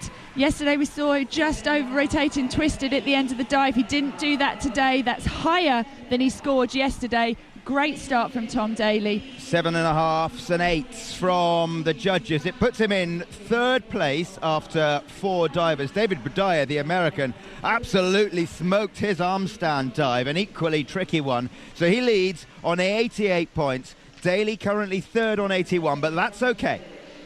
That was just a little earlier on then with Vassos and Karen. Karen, you mentioned there it's all about putting pressure on. Did he do that? I think it was a good start. I think that, it's early in the rounds, and the pressure will come in the last 2 dives. But I think he's shown that he's come out to do business, that he's not let yesterday get to him, and I think the other divers will see that. He did that a few moments ago, Vassos, so just currently looking at everything you've got on your computer screen in front of you, how do things stand? There are 3 divers left to dive in this opening round, probably the best 3 in the world, the 2 Chinese and Sasha Klein, the German who dived so beautifully yesterday. Tom Daley is in 7th place, so even if that gets pushed down to 10th, that's all right. Top 12 make the final. He scored 81 points exactly for that first dive. If he does that 8 times, well, if he does that 8 times, he'll win because he only gets 6 dives. If he does that 6 times... That'd be cheating, Vassos. Yes, it would be. But we'd give him the extra 160 points, wouldn't we? If he does it 6 times, he'll be in the final comfortably. Oh, it's only 17 minutes past 10, and this is going to be a long day for Vassos, I think. Right, Vassos and Karen will keep watching the diving. Let's hear from our first gold medalist of the day, shall we? Gold medal number 26 for Great Britain and Northern Ireland. Ed McKeever won it at Eton Dorney in the men's kayak 200-metre sprint, and afterwards he spoke to Rishi Persad. Yeah, I was really just focused on the first 2-3 strokes, and I just wanted to nail those, get out cleanly, and then hopefully the race sorted itself out, and it did. As you said, the start's so important. You got an early advantage, and from that moment on, we were all watching and we were thinking, well, he's not going to lose it from here. Yeah, hopefully the competitors thought that way as well, but yeah, so happy. And the moment that you crossed the line, what did you feel? What did you think? Just kind of relief. It sounds stupid, not kind of elation or all those other things. More, relief. And so happy I could do it in front of the home crowd. You know, all athletes who are here taking part in the Olympics have made enormous sacrifices, put a lot of things on hold. But when you win a medal, when you've competed in front of your home fans, you've done so well, it's all worth it, surely. Yeah, it's brilliant. Well, like this morning, I woke up at 5 o'clock. I was like a kid at Christmas, just kind of waiting to open his presents, and going to go get those presents in a minute. And to all the people here supporting you, because I know that your fiancée Anya's here, your parents who followed you around the circuit, they're here, and they've put so much into following you around and supporting you. It's just a special moment for them as well. Yeah, well, there's so many people I'd like to thank. Obviously, my coach, Alex Nikonorov, but also my training partner, Ed Cox, who kind of pushes me day in, day out, and unfortunately, only one of us could compete at the Games, and in my case, I'm lucky it's me. What about that friend who took you canoeing when you were just a 10-year-old? Yeah, well, he stopped a long time ago, but I'm thankful to him as well. Ed McKeever talking to Rishi Persad. And again, Martin and Anna, that interview, very similar to what I was talking to him yesterday. In some ways, I don't think it's quite sunk in, Anna, what he's done. No, I don't think it would have done yet. You know, it's been 3 years in the making, and he just probably can't quite believe it. But also, you spoke to him yesterday, you know what he's like. He's not the kind of guy that's going to be shouting and screaming. He's quietly inside, he's beaming. So he's won gold in the men's K1 200 final. We're now getting ready for the women's K1 200 final. Jess Walker goes in this. Martin said, Anna, that you know her very well. What kind of woman is she? What kind of woman is Jess? She's an absolute precocious talent, but she's an interesting character. She's very she's quite extrovert. You know, she's fun. She likes to have a good time. But she's you know, absolutely determined. And they're sitting on the start line now. So we've got in lane 1 the Ukrainian Olympic champion from Beijing at the 500-metre event, Ostapenko. Lane 2, Portela Rivas, the Spaniard. Walker in 3. The 2 women who were the biggest threats, Ducev Janic from Hungary and Carrington in 4 and 5. Labova from Russia in 6. Vatsakevich from Poland in 7. And this near side, the Portuguese Teresa Portela. The paddlers up at the start, sitting ready. Hard in this wind, Anna. Yeah, it's tough. It's a headwind. It's quite breezy here. Jess is in lane 3 though, and it is coming from that side, so there's a bit of an advantage there, but she's got her work cut out today, but she gets a great start. Yeah, it's Walker's bows who leap into the lead, but she's got some real competitors next to her. Fantastic start for Jess Walker. And in the centre lane, I think, well, it's a brilliant Marta Vatsakevich from Poland. She's probably leading, but Walker is maybe second, maybe third.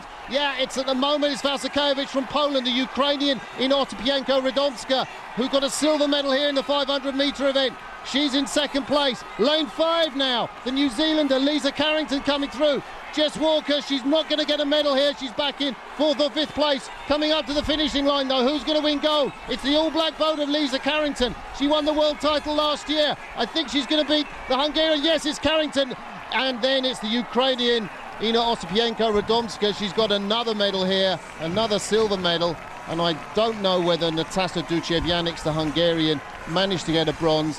There's no fairy tale story for Jess Walker. She was very competitive in the first part of that race, but I think she finished back in 5th or 6th place, Anna. Yeah, I think she was 6th or 7th, and you know, she did get off to a great start, but the field was just too good for Jess today. I think she probably had a great race, but you know, she's a little bit out of her depth in this Olympic final. She made an amazing achievement just to be there, but the gold medal is confirmed. It goes to the world champion Lisa Carrington of New Zealand, and it's really quite a comfortable win for her. 0.4 of a second over the silver medalist in the K1 500, Ina Ostapenko-Radomska from Ukraine, and the great Natasha Janic, the multi-medalist, 5-time Olympic medalist, comes home in 3rd, a very tight 3rd, just 0.1 of a second behind the Ukrainian. But quickly, Anna, the point here is with Jess is that in Beijing, in the 500 metres, she finished 17th. She was just 18 then. So 4 years on, she's progressed into the final, finished 5th or 6th. And that's what we were talking about yesterday. It's all about progressing through your career. Absolutely, you know, she was so young. It was just a great achievement that we made that Olympic Games. But Jess she was only 17 when we qualified at the European qualifiers. So it was a real bonus, and that's really stood her in good stead, I think, in terms of, you know, had that experience. She knew what to expect when she came to the Olympics this time round. And, you know, she's just stepping up, and she'll get better and stronger from this day on. Anna and Martin, for the moment, thanks. We're going to be back for the men's kayak double. John Schofield and Liam Heath go at 10:48 in that. They are real medal prospects. You can tell by the cheers here at the Aquatic Centre that Tom Daley is about to dive. Vassos. This is his second dive of 6, an inward 3.5 somersault in the tuck position, which means he will take off again facing backwards with his heels out over the end of the board and rotate forwards. It's very easy in this dive. It should be his easiest to over-rotate, to hang on to the tuck shape a little too long and enter the water a little bit beyond vertical, but not that time, Karen Pickering. That was Daley at his best. I couldn't help but punch the air then. That was beautiful. Beautiful entry. He ripped that entry, so it sucked in the splash behind him and created just a small splash in the air. absolutely stunning. We saw the Russian do that dive in the round before and come so close to the platform because they're rotating inwards. It's one of those dives where you draw breath because it can just look like they are so close to hitting their head. The judges don't like it when they're too close, but they can't go too far away from the platform either. Ideally, Tom Daley nailed it. Absolutely. Ideally, they're 0.61 of a metre away from the border, about 2 feet. But it's difficult to rotate quickly enough if you jump too far out. Anyway, the marks are in, and 9s across the board for Tom Daley. 86.4 he got for that dive. He's up to second place, and this is more like it, Mark. It is more like it. I have to say that I've never watched diving live before, and every time I watch somebody about to go, I feel my heart going into my mouth for all the things that could go wrong. Yeah, absolutely. I mean, when my parents used to watch me swim, my dad couldn't watch. He used to hide behind a programme or a newspaper. But I always thought it'd be far worse if he was watching diving or ice skating or something where I actually had a chance of really hurting myself. He'd been useless. So it is tough to watch sometimes. Just down there, Mark, in the yellow T-shirt, I think that's Greg Louganis. It is Greg Louganis, yeah. You will remember from 1988. I thought it was 92, but it was way back in 88 when he hit his head on the board when he was competing. In those days, you competed in both springboard and platform. Hit his head on the board, cut it wide open. Obviously, he didn't do anything in that competition, but a few days later, he was back in the 10-metre platform and won gold for the USA. He's absolutely loving it, by the way. He's been to every session of every diving event this Olympics, and I was talking to him in the gents' loo yesterday, and I said, Greg, I met him last week. All right, you didn't just start up a conversation with him, urinal next to urinal. Well, no, I did, but I had met him the previous week. Yes, you previously met him, yeah. I said, Greg, from what you've seen, can Tom Daley do this? I beg your pardon? From what you've seen on the diving board, Greg, I said to him, it's very difficult when you start a conversation in the, with that in mind to not have kind of double entendres, isn't it? But anyway, I said, from what you've seen of Tom Daley on the diving board, what can he do? Can he win gold? And he said it's all about the front 4.5. It's his most difficult dive. You'll see it in 2 dives time, Mark. He rotates 4.5 times in 1.6 seconds, and it's his slightly inconsistent dive. I don't want to keep saying that because it almost kind of gets into his head. If we all say it's inconsistent, he'll think it's inconsistent. But anyway, he did it okay yesterday. He'll need to be better. And Louganis says if Daley can get that right, he can put so much pressure on the Chinese, he can even win gold. We got to the end of that anecdote in the end, fortunately. Vassos. Karen, the other thing that I've noticed as well is that obviously some of the dives start with the divers balanced right on the edge of the 10-metre. The others, they take a sort of hop, skip and a jump maybe, but when they're doing that, they have to put the towel down to make sure that everything is dry right on the end of the board so that they don't slip. Yeah, absolutely. They have to make sure. I mean, right before the session started, there was a couple of officials up there with their squeegees drying everything down, but of course as the diving goes on, the divers do dry themselves off as much as they can between dives. And actually I should mention, a lot of people asking why they go in the jacuzzi between dives, and it's to keep warm because they're wet. Although the pool tide is quite warm, it's very easy for them to get a little bit cold, so they have hot showers and sit in the jacuzzi because they need to keep their muscles warm to perform the somersaults and tucks they're doing. But yes, they get up there, they dry off as much as they can, but need to be absolutely certain that they're not going to slip. Yeah, there's a very set routine, isn't there? They get out of the pool, they have a small cloth. It's not really a towel, a chamois. Just like you use on your car, it's a chamois. That they dry themselves with. Then they go and stand under the showers, and then they go and get themselves into the jacuzzi. And they all do exactly the same thing. It's a very set routine. And absolutely. Just this is your first time diving, Mark, just to let you know what they're scored on. I mean, basically have a look at the splash. If it's a big splash, they won't get a big score, but what the judges are looking for is height from the board, a distance away from the board when they take off, ideally, as I say, about 2 feet, body position throughout the dive, including pointing toes and touching feet, proper amount of rotation, of course, the angle of entry, that's absolutely crucial. You want it to be vertical, and Karen mentioned the rip entry, which is you put your palms down and strike the water surface to create a vacuum between the hands and the head to pull underwater any splash. And in the arm stand dives, when they start with a handstand, which I still find terrifying, 10 meters up, it's the length of time time and the quality of the handstand at the top of the board as well. OK, Vassos Karen, for the moment, thank you. 10:29, this is 5 Live. The Prime Minister has just announced draft plans for all primary school children in England to take part in competitive team sport. Downing Street say the proposals will form part of the new draft English primary school curriculum, which is set to be published in the autumn. Let's talk about this more with our political correspondent, Alan Sodhi. So what does the Prime Minister say, Alan? Well, you know, we're wondering whether Tom Daley might get a medal there, and the point of that links into what the Prime Minister's saying, because not everyone gets a medal. If he doesn't win, he doesn't get the medal. And whereas David Cameron says that he thinks in some schools there is a culture of everyone must get a prize, everyone must get a medal, so as no one feels like a failure. Well, he is saying here that school sport should not just be about good exercise, it should also be about that competitive aspect, because he thinks it's character building. And therefore that is why he is saying that under the new rules, under the new curriculum in primary schools in England, all schools will have to promote competitive sport. So things like football, netball, that kind of thing is what he has in mind. Now, it is a little tricky for him, however, in a sense, because he has faced some criticism over government policies on school sports, chiefly because of a funding argument over the withdrawal of funding for something called the School Sports Partnerships that used to help schools work together to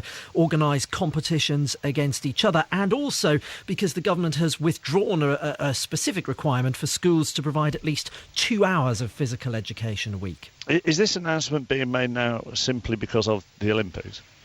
Yeah, and I think that this, you know, will form part of a bigger picture, because for a long time in the run-up to the Olympics, you know, we were talking here on 5 Live about what would be the Olympic sporting legacy, and undoubtedly the government will want to try and make sure that ultimately it gets more young people involved in sport. So I don't think this is going to be the last that we hear about it, but it is interesting that it does come out right now, and it's also interesting because there are opponents of the Prime Minister, including a teaching union, the NAHT, including the Labour Party as well. Their Shadow Education Secretary Stephen Twigg putting out a message on Twitter in the last hour saying, well, where's the money? You know, and David Cameron hasn't ruled out the possibility of more funding for school sports, but he hasn't ruled it in either. And I think that could be an argument to come in this. And as well as the team sports, am I right in thinking there's a section about children creating their own personal bests?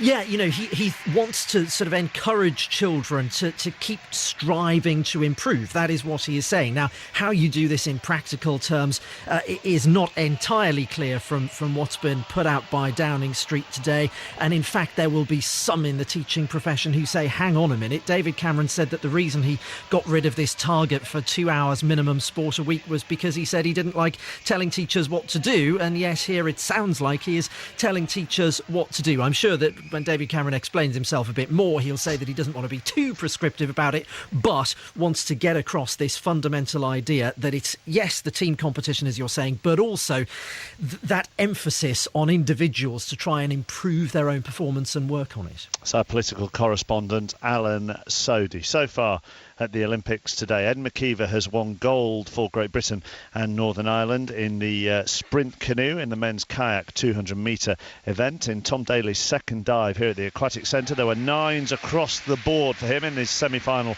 of the men's 10-metre platform. In the next half hour, we'll talk to Great Britain's women's hockey coach. That's Danny Kerry, after they won bronze yesterday. And we'll also have coverage of John Schofield and Liam Heath as they go in the men's kayak double 200-metre final at the canoe sprint at Eton Dorney, and they are a real medal prospect. You're listening to 5 Live. It's 10:33.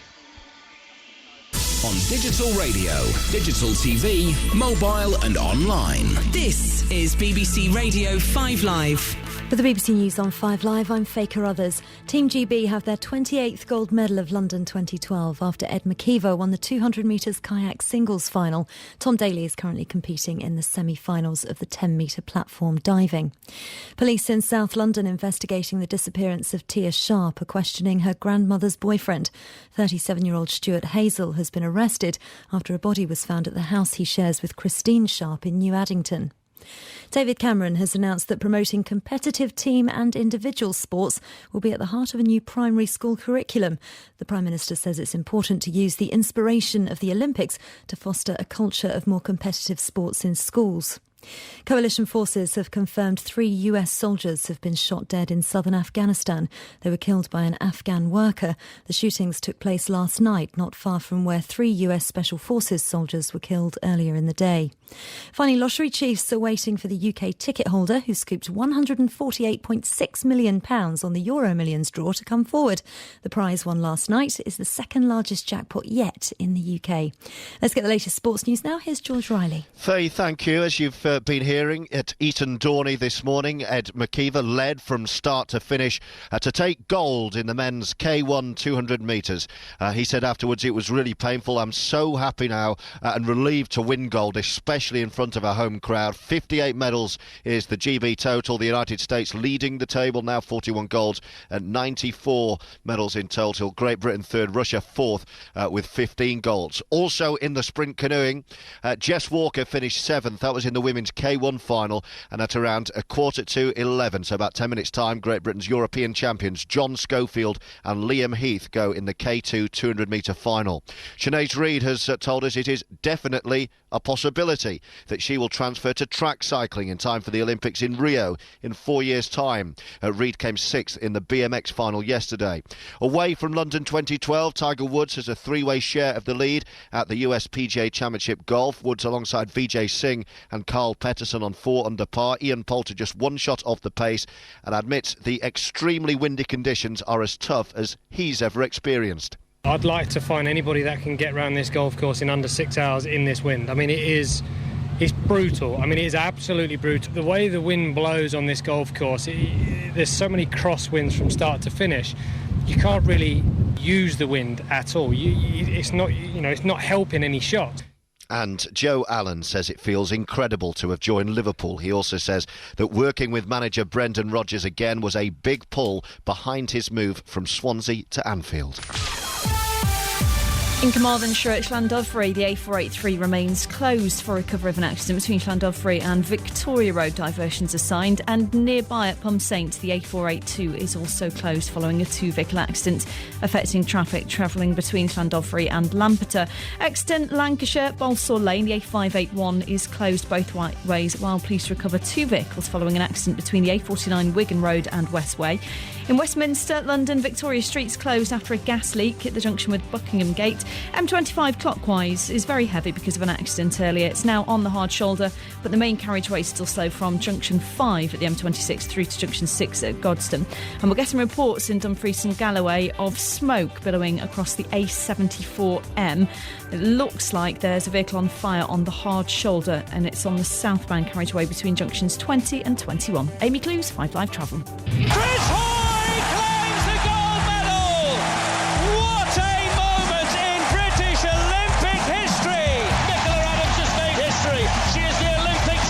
He serves. It's an ace! It's gold! Gold! You better believe it! Gold for Andy Murray! Great Britain surging for the line. Well done, boys! You have delivered yet again! Farrell wins gold for Britain! The medal for Beth! Beth Tweddle gets that Olympic medal! London 2012 on 5 Live and 5 Live Olympics Extra. Have a listen through our best bits online at bbc.co.uk/5 Live. Just click the best bits box at the top of the page. This is Mark Chapman this morning at the Aquatic Centre, where we're watching Tom Daley in the men's 10-metre platform semi-final, and then a little later on we'll be watching the second discipline of the modern pentathlon when the men come here to do their 200-metre swim. Hopefully, Great Britain's women hockey players, though, are still celebrating this morning. They won their first Olympic medal since 1992 and only their second ever after that 3-1 win over New Zealand in the bronze medal match yesterday. Delighted to say Danny Kerry, their coach, joins us now live from Team GB House. Congratulations, Danny. Many thanks. 7.5 years to get to this point for you, yes? Yeah, it's been a journey. A good journey? Yeah, absolutely. And the girls have been magnificent this Olympic Games, and a thoroughly deserved medal around their necks. Is that what happened yesterday, is that the best part of the journey? And if so, what's been the worst part of it for you? Oh, that's a good question. Probably visiting athletes in hospital, as we had this Olympic Games. That's never great or easy. Just tough feedback from athletes about how you coach. That's always difficult to take, but it's a necessary evil. But yeah, it does. You know, it's the end goal. It has made it all worthwhile, and I'd do it all again tomorrow. Yeah, that tough feedback, that happened after Beijing, didn't it? Is that right? And you asked the players anonymously for their comments. Yeah, I mean, it's all part of a good and thorough Olympic review. In order to get better, you've got to ask tough questions, and you've got to allow athletes to do it in a way that they can feedback honestly without fear of, a coach in future maybe holding it against them. And it's a pretty systematic review. I think most Olympic sports do it, and you've got to learn from it. And I like to think I've tried hard. But when you sit and read those things, who do you then go and talk to about whether they're correct or not? Who do you use as your sounding board? Well, I have a very loving and understanding wife, right. And I think basically the conversation boiled down to was, look, that's not really you, is it? It's just what the athletes perceive to be you, and you've just got to manage how they perceive you better. So, my wife Lisa's been an absolute rock over the last 7 years. And then I have my boss, David Faulkner. He's been very positive and very, very supportive. And I think, you need all of these things if you're going to sort of endure as a head coach of an Olympic programme.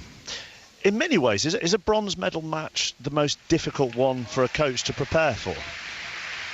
It has the potential to be. You've obviously lost a major semi-final in our case. That was only 48 hours earlier and in pretty heartbreaking circumstances. We played a pretty good game against Argentina and couldn't really turn it our way. And we'd really set our stall out about getting gold and committed everything to that. So then to sort of refocus, that was the major task. But that work is done in the years before you get to Olympic Games, and then it's just really about managing those hours and letting the athletes have their time to grieve effectively. But I was really confident we would bounce back. What's the strength of women's hockey in this country like? I think after this performance and the amount of time and energy that hockey as a governing body has put into the sport, I think it's growing. It's still not where maybe Holland is and a few other nations, but I don't think it'd be too long, too many Olympic cycles before we're probably we sustain a real challenge at every major tournament, and we've done that over the last 3 or 4 years, but I think we're well set to continue that now. Danny, I've got a couple more questions. Would you mind just holding on for a couple of minutes whilst Tom Daly dives in front of me, and we'll take commentary of that, and then I'll ask you a couple more questions. Vassos. Yes, not a problem. Action-wise, we will only detain you for 1.6 seconds, Mark. But Tom Daly has to get on a handstand before he starts this dive. This is what they call the arm stand dive. So he will start from a handstand position on that 10-metre diving platform. And he's up into the handstand now. A back triple somersault will follow the handstand.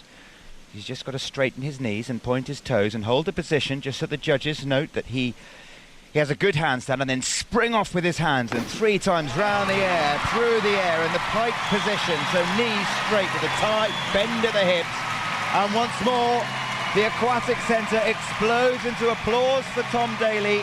Again, that was pretty good, Karen Pickering. It certainly was, yeah. He got the power with his arms off the board, off the platform there. Beautiful entry again. It's such a beautiful dive to watch. It's a power through the air, power off the platform into that pike position. It is a wonderful dive to watch, so smooth, so graceful, and when they do the entry perfect like that, it is a lovely dive. He got a 7.5 and an 8.5, but they were crossed out. The highest and lowest 2 scores don't count, the middle 3 do. They were all 8s, so 84 points for Tom Daly. He was lying mark 9th after the second of 6 rounds of dives, and 12 go through to the final tonight. I wonder, Karen, what goes through your head the very first time you do a handstand on a 10-metre board before doing a dive? How do you do that for the first time? It's terrifying, isn't it? I mean, when you imagine the nerves that these athletes have to get themselves into that position, and they have to, as Vassal said, show the judges they have control. So you can't just kind of wing it up there and just get going. You have to show you have control, and if you come back down, then you'll lose marks. I heard a diver on breakfast over the last couple of weeks telling Nikki and Rachel, I think, that to practice their balance, they do that handstand on the 10-metre board, but over a pool that doesn't have water in it, to really work on that balance. I heard a diver say that to Nikki and Rachel. I haven't made that up. That actually sounds like some kind of torture, doesn't it? It sounds ridiculous. And David Bredaya, the diver who's going first, the American, who's doing beautifully, he's leading currently, he is terrified of heights. He had to have session after session with a sports psychiatrist just to get him up on the 10-metre platform. But every time he gets up there, he hates it. Well, that's up there with the swimmer in the open water swimming yesterday in the 10K who was scared of deep water, isn't it? Yeah, it makes no sense. Surely pick a different sport. Let's go back to Danny Kerry listening at Team GB House, coach of Great Britain Women's. You haven't got anybody who's scared of hockey in your team, have you? No, fortunately. They're talking about the strength of the women's game domestically. We were talking a little earlier about the Prime Minister announcing draft plans for all primary school children to take part in competitive team sport. How would that help hockey, do you think? I was delighted when I heard that this morning. I don't think you can escape the competitive nature of human society, and I just think it will help our sport and start to recreate a culture of competitive sport in the UK. And in terms of hockey, we can't have enough of that, and I was delighted. I think all of us in the media have a greater responsibility to bring other sports to people's attention more once these games are over. So tell us, what's the plan for the women's team over the next couple of years? What tournaments, World Championships, European Championships, what is there? Yeah, so I think we've now gone to top three ranking in the world, and so this coming year we will play in the Champions Trophy, which is a tournament for the top 6 to 8 ranked nations in the world, and then after that we go into what's known as the World Series, which is a qualification for the World Cup, which will happen in 2014 in Holland. So there isn't much rest. It'll be a case of a short break and then assessment to try and look for new senior athletes coming into the programme, and then get ourselves in the right shape for the World Cup in Holland in 2014. And will you go and watch the men this afternoon? And they've had to get a big pick-me-up as well, haven't they, after their semi-final?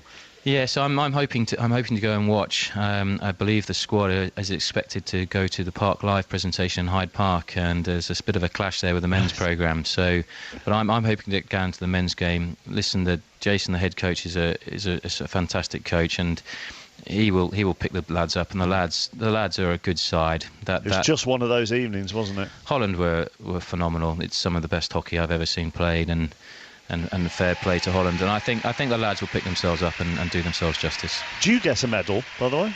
No. Do you not? No. Unfortunately not. Oh, well. Maybe I meant to stay impartial, but that sounds utterly ridiculous to me. But I managed to get one of the hockey balls from our medal game, and I'll probably have that framed somehow or another. And there's a big, really nice team photo that got taken at the end, and I'm going to have that blown up into a massive print. So I'll have my own mementos. All right, listen, thank you for talking to us, Danny. Appreciate that. You're really welcome. Thank you. Danny Kerry, coach of Team GB women's side, after they got a bronze, but he didn't. Live from Team GB House. Back to Eton Dorney, another final for Martin and Anna. Moments from the start in lane 2, the French world champions, the British crew, Liam Heath and John Schofield in lane 3. To their right, the Belarusians. Then it's the Russian favourites, lane 5, Germans in lane 6. The medalists will come from those centre lanes. We're moments away from the start, Anna Hemmings. Yeah, this is an anxious start for these guys. Will it be a second gold medal for Great Britain here at Dorney today? They put their paddles up and they're away, and a good start for the British guys. That's a great start from the Belarusians too on their right. The favourites in this are Prosgrady and Daichenko, the Russians. And at the moment, the British guys have got their bows in front. The Russians are just heading them. The Russians are coming through. Great Britain are in silver medal position at the moment. They're 50 centimetres ahead of the Belarusians to their right. It's Great Britain's going to be the silver medal. The Russians have gone for gold. They're almost a bow length away. No, it's the Belarusians who get ahead of Britain. I think Britain are in bronze medal position now. It's going to be very close to the line. A photo. Gold, silver, bronze for Great Britain. Bronze for Great Britain. They bring up Britain's 19th bronze of the Games. It was boom, boom on Dorney Lake. Another double whammy for canoeing.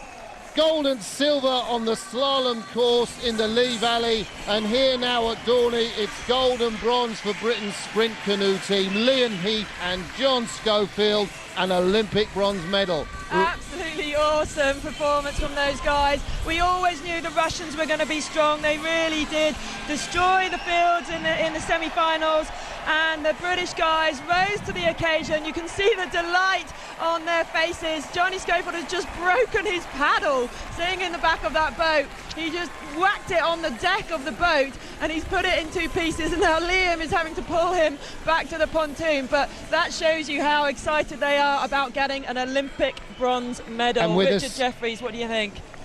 It's crazy. I don't know whether they're elated or frustrated. Like, you know, they've beaten the Belarusians all year, and I think they were hoping for gold or silver, but to get a bronze medal in this event is awesome. So they should be extremely happy. So you think breaking the paddle might have been a bit of frustration? I don't know. I can't tell from here, but I think, you know, those boys had hearts on gold, and I think that's what their eyes were on at the end of the day.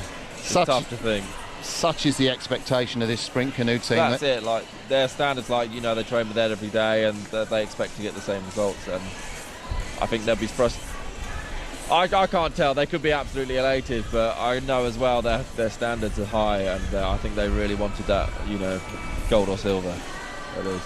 So as Heath and Schofield paddle their fragile kayak into the dock to get the weight checked, Anna Hemmings, just it's the last race of this sprint canoe regatta. Just sum up for us the results of the British team and what that medal means for the next 4 years. Well, you know, I think the results have really been mixed. You know, we came here with our biggest team ever, but with only one man in the 1,000-metre racing, and no medals in that from Tim Brabant. But the girls, I think, have stepped up. You know, they didn't get medals, but they made finals, 5th, 6th place. Some good results for them. And this 200-metre team, you know, we expected them to come home with medals, and they've delivered. And to deliver on this biggest stage in front of this home crowd, the pressure was on. You know, these guys have been getting medals over the last 2 or 3 seasons, and we expected. And, you know, that's tough to come here and deliver when you're the favourites, and I think they've really stepped up to the plate. It means so much for British canoeing, helps us to, you know, put us on the map a little bit. It secures our funding and raises the profile of our sport. So these guys have got to be proud of themselves. And Richard Jeffries, those Russians that won, we should say a word for Yuri Poskray and Alexander Daichenko. They've really taken the sport by storm with a very different technique to Schofield and Heath. Yeah, absolutely.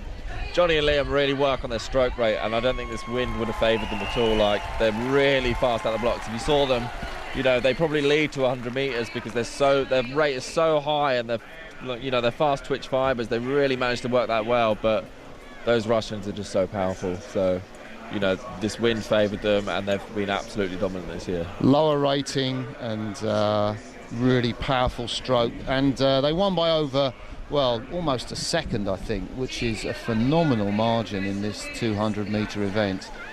Belarusians, they took second place. The Belarusians, well, Britain and Belarus have been going head-to-head, swapping places in the World Cup and European Championships.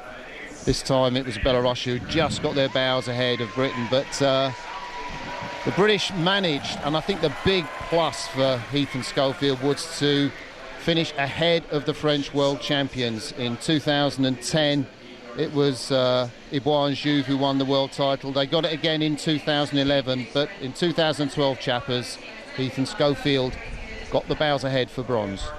Thank you very much, Martin and Anna. So a gold and a bronze this morning at Eton Dorney, and for the whole sport of canoeing, 4 medals in total throughout London 2012. 2 golds, 1 silver, won bronze. We haven't caught up with the modern pentathlon for the last half hour or so, so I'm assuming, John Hunt, quite a lot has happened. Yeah, it's captivating, Mark. Really, really interesting. Of course, there are up to sort of 8-9 bouts going on at any one stage, at any one time here. And I have to say, not by any means a full copper box. A lot of the upper corners are pretty empty here, to be honest, which is disappointing to see. But there's been lots of drama to bring you right up to date with the leaders. On 19 victories so far, David Svoboda for the Czech Republic, with plenty of fans here, Alexander Lesson for Russia, and the Chinese Zongrong Chao, who's looking as though he's on his way to a personal best in the fencing. The British boys, two of them of course, Sam Wheel and Nick Woodbridge. Nick's 13 wins, 11 defeats. That's joint 11th for him at the moment. And Sam Wheel, he had a slow start and struggling really to get going. Only 8 wins, 15 defeats. That leaves him well down the leaderboard at the moment. Heather Fell watching. There's all sorts going on. There's appeals, there's a bit of bad-temperedness, there's niggles here and there developing as the day goes on. We just saw a little pause on Nick's fight. The guy he was fencing, the Lithuanian, Kinderis, actually won the hit, but then Nick appealed it because he'd fallen over and was actually not standing on his feet when he scored the hit, and the appeal got upheld, and Nick had another attempt. Unfortunately, he lost that hit, which will have knocked his confidence a bit, because it was quite a long fight and there was a lot of tension around that, waiting to hear, going to get the judges to see what their opinion was. So he'll need to be getting back onto the positive, because he's had a slightly drop in his form over the last few rounds, hasn't he? He has indeed. The defending the defending Olympic champion from Russia, Andrei Moisev, has 14 wins, 11 defeats, joint 6th at the moment. But Svoboda, Lesson and Chao for China lead the way here in the copper box at the moment. How difficult is it to keep your concentration during such a marathon event? Like, I don't mean the whole day, I mean just the fencing, Heather. It is very difficult, because you've got to be so awake in that minute. Sometimes you can get hit within the first few seconds, so you can't sort of think, oh, I'll get into this fight slowly. You've got to be on the ball for that whole 60 seconds. And then the key is, as soon as you finish your fight, to forget about that one. If you won the hit, you don't want to sort of dwell on it and be, oh yes, I'm doing really well. But also, if you've lost it, you don't want to sort of dwell on that either. You need to sit down after each fight and kind of clear your mind and rest and kind of relax before getting up for your next hit. Well, that's the thing, isn't it? You talk about dwelling on defeat. So many sports go, oh, we can't dwell on that bad performance. We've just won it. Sam Wheels, you can hear the stadium erupting now. Sam Wheels just won a hit against the Lithuanian Kinderis, so that's great, and everyone's going mad. Sorry, interrupting you there. No, you should interrupt me. If the action's going on, you should most definitely interrupt me. I mean, other sports, you talk about dwelling on defeat, you maybe have 3 days, 4 days to think about it, not 10 minutes or 5 minutes or whatever. Well, it's less than that. Sometimes you have one fight and then literally you just change over and you come straight back on again. So it's 30 seconds after they test your weapon and you're back on. And it literally is living in the moment. You mustn't worry about the overall score or anything. You've just got to kind of keep focused. And each fight, everyone you're fencing is different, and you've just got to approach that with a fresh mind. John, you were going to come in, I think. Sorry. No, for exactly the same reason. The Wheel fight against Kinderis, and Wheel tapped him, I think, on the head. You can hit your rival anywhere, can't you? Tapped. That's a good one. It was just a little tap. He leant forward, tapped him on his brow. But you can strike your opponent anywhere, can you? Yeah, that's it's épée fencing that we use in pentathlon, and that literally you can hit someone underneath their wrist, on their head, their little toe. It's absolutely any contact on the body, but it's the first person to score that hit wins. This is all censored up as well, is it now, like the taekwondo and everything? It is, yes. So there's a scoreboard, so it's very obvious for the crowd, which is great. The light will come on, the corresponding light to whoever won the hit first. Occasionally, you'll get both lights come on simultaneously if both fencers score the hit at the same time, which just stops the clock. Oh, yes. Nick Woodbridge has just scored a victory as well. Again. That's a brilliant reaction.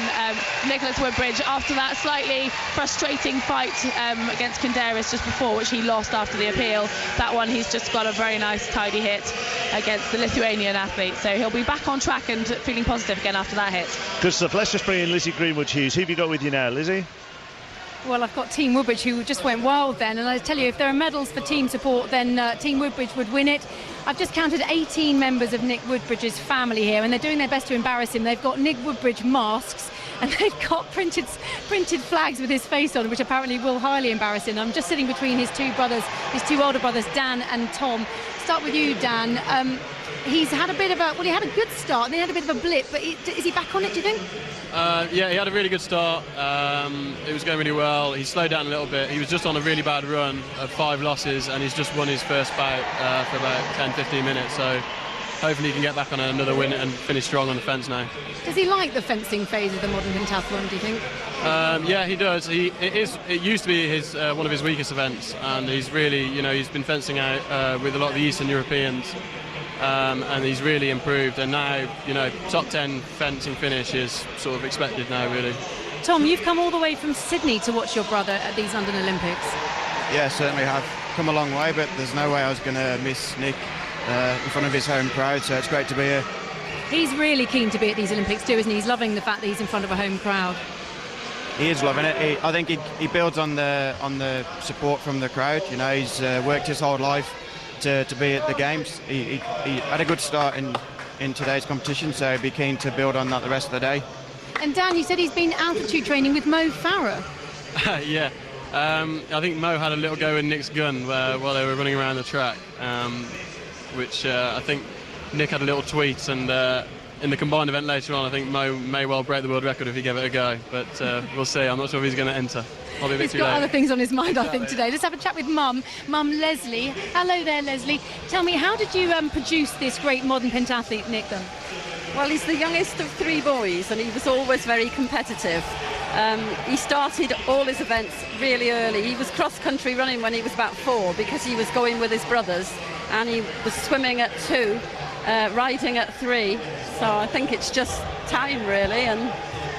And I heard from Dan that he said to his dad, I want to get a pony. And the dad was like, well, all right, if you're still riding at 11, not expecting him to be still riding. Yeah. He really loves that part of it, doesn't he, the horses? Yeah, no, I've never done any riding as a child. He's just got another one.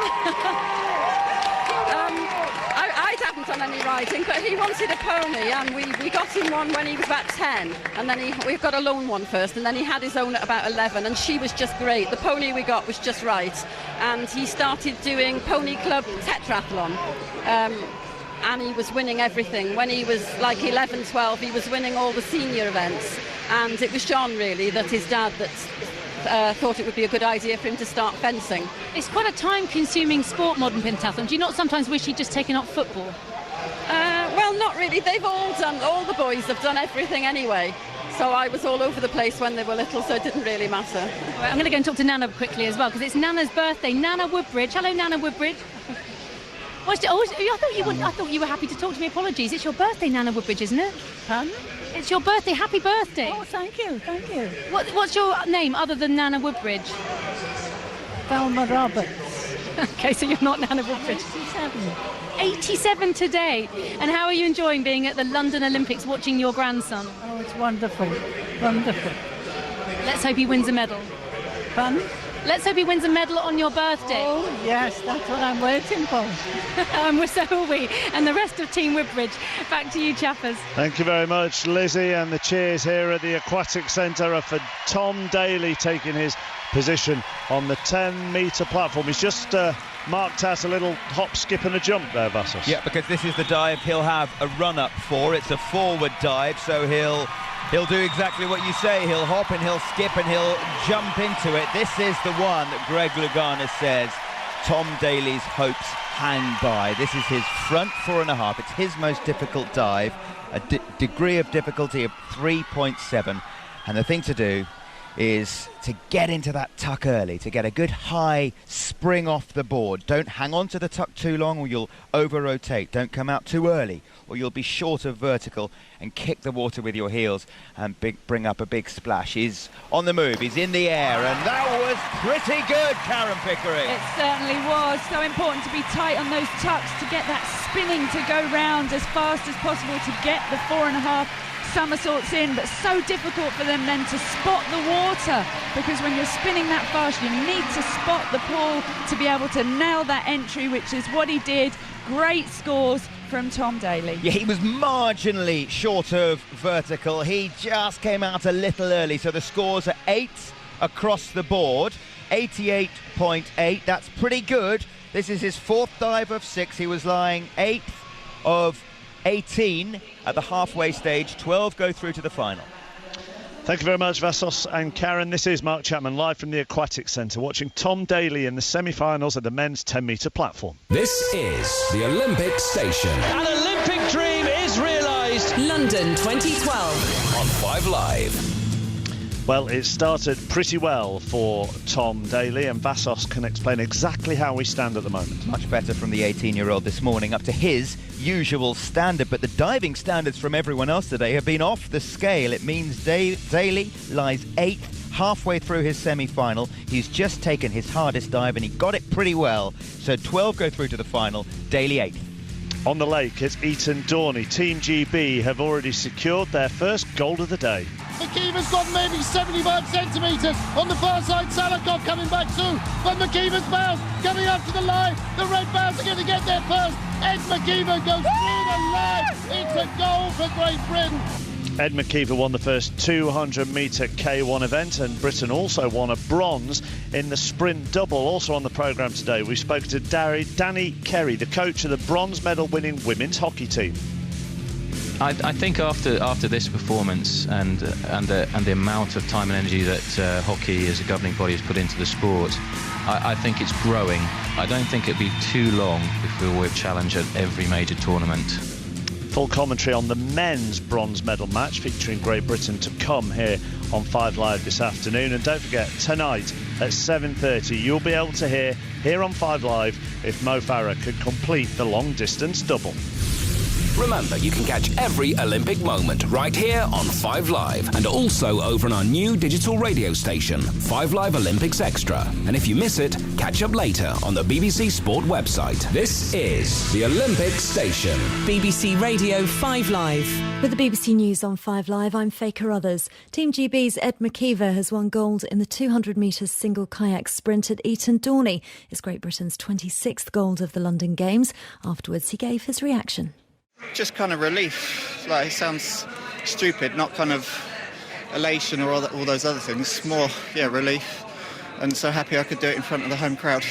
Brilliant. Well, like this morning, I woke up at 5 o'clock. I was like a kid at Christmas, just kind of waiting to open his presents, and I'm going to go get those presents in a minute. A few moments ago, Liam Heath and John Schofield won bronze for Britain in the double kayak sprint. Later, Mo Farah looks to double up on gold medals in the 5,000 metres. And in boxing, Luke Campbell fights in the bantamweight final. Police investigating the disappearance of 12-year-old Tia Sharp have arrested her grandmother's partner. 37-year-old Stuart Hazel is being questioned after a body was found at the house he shares with Christine Sharp. It was the 4th time police had searched the property. Colin Sutton used to be a senior investigating officer with the Metropolitan Police. There are 2 basic questions to be answered, and that's why the search didn't find something earlier. And also why Mr. Hazel wasn't put under surveillance when he was let go from the police station. David Cameron has announced that primary schools in England should have an increased focus on competitive sport. As part of the legacy from the London Olympics, the Prime Minister says he wants to end the all-must-have prizes culture. The US presidential candidate Mitt Romney will announce his running mate for the election later. Media reports suggest he's chosen Paul Ryan, a 42-year-old congressman from Wisconsin who takes a strong position on cutting government spending. The US Secretary of State Hillary Clinton has arrived in Turkey for talks on the worsening crisis in neighbouring Syria. She'll meet Turkish leaders as well as Syrian opposition activists to discuss preparations for a transition of power if the regime there falls. Finally, the UK ticket holder has won just over £148 million in the Euro Millions lottery. Their identity isn't yet known, though. Let's get the sports news now. Here's George Riley. Thank you. Hello again. As we've been hearing this morning, more medals on the water of Eton Dorney for Team GB. This time in the sprint canoeing. First, Ed McKeever leading from start to finish to win gold in the men's K1 200 metres at Great Britain's 26th gold of the Games. And then the pair of John Schofield and Liam Heath took bronze bronze in the K2 200-metre final. It was won by the Russian team. It's 59 medals in total for Team GB. The United States lead the way with 41 golds and 94 in all. Great Britain third. Also this morning, Jess Walker finished 7th in the women's K1 final. It was a race won by Lisa Carrington of New Zealand. Sinead Reid has told us it is definitely a possibility that she will transfer to track cycling in time for the Olympics in Rio in 2016. Reid came 6th in the BMX final yesterday. Away from London 2012, Tiger Woods goes into round 3 of golf's US PGA Championship with a 3-way share of the lead on 4 under par after negotiating strong wins. The 14-time major winner, though, is refusing to get ahead of himself. He says, "I've been told I'd never win again, so I'll just play it out." Ian Poulter is only 1 shot back after a 71 yesterday. He says the wind was absolutely brutal. New Liverpool signing Joe Allen says the prospect of working with his former manager at Swansea, Brendan Rodgers, was one of the reasons he moved to Anfield. And Rangers start life in the 4th tier of Scottish football with a trip to Peterhead this afternoon. And that's a 12:45 kick-off. This is BBC Radio 5 Live. London 2012 with Mark Chapman. Let's go straight back to Eton Dorney and hear John Schofield and Liam Heath collect their bronze medals. Martin Cross. You can hear the roars of the 30,000 crowd. They've all stayed for this medal ceremony. The race that brought the curtain down on the canoe sprint regatta at Eton Dorney, and in fact the whole of the Olympic competitions at Eton Dorney. Last week we saw the rowers win 9 medals, the British team, 4 golds, 2 silvers, 3 bronze. This week it was the turn of the sprint canoers, and on the last day they came up with the goods. Gold for Ed McKeever and John Schofield and Liam Heath, a brilliant bronze medal. The medals to be presented by Monsieur Pierre-Oliver Beckers from Belgium, the IOC member. The flowers by the Hungarian Olympic champion, ICF Vice President Istvan Vascuti. The boys look happy, Anna Hemmings. Yeah, and so they should be. You know, this is an Olympic bronze medal. It's not something to be scoffed at. Of course, they would have loved to have won the gold medal like Ed.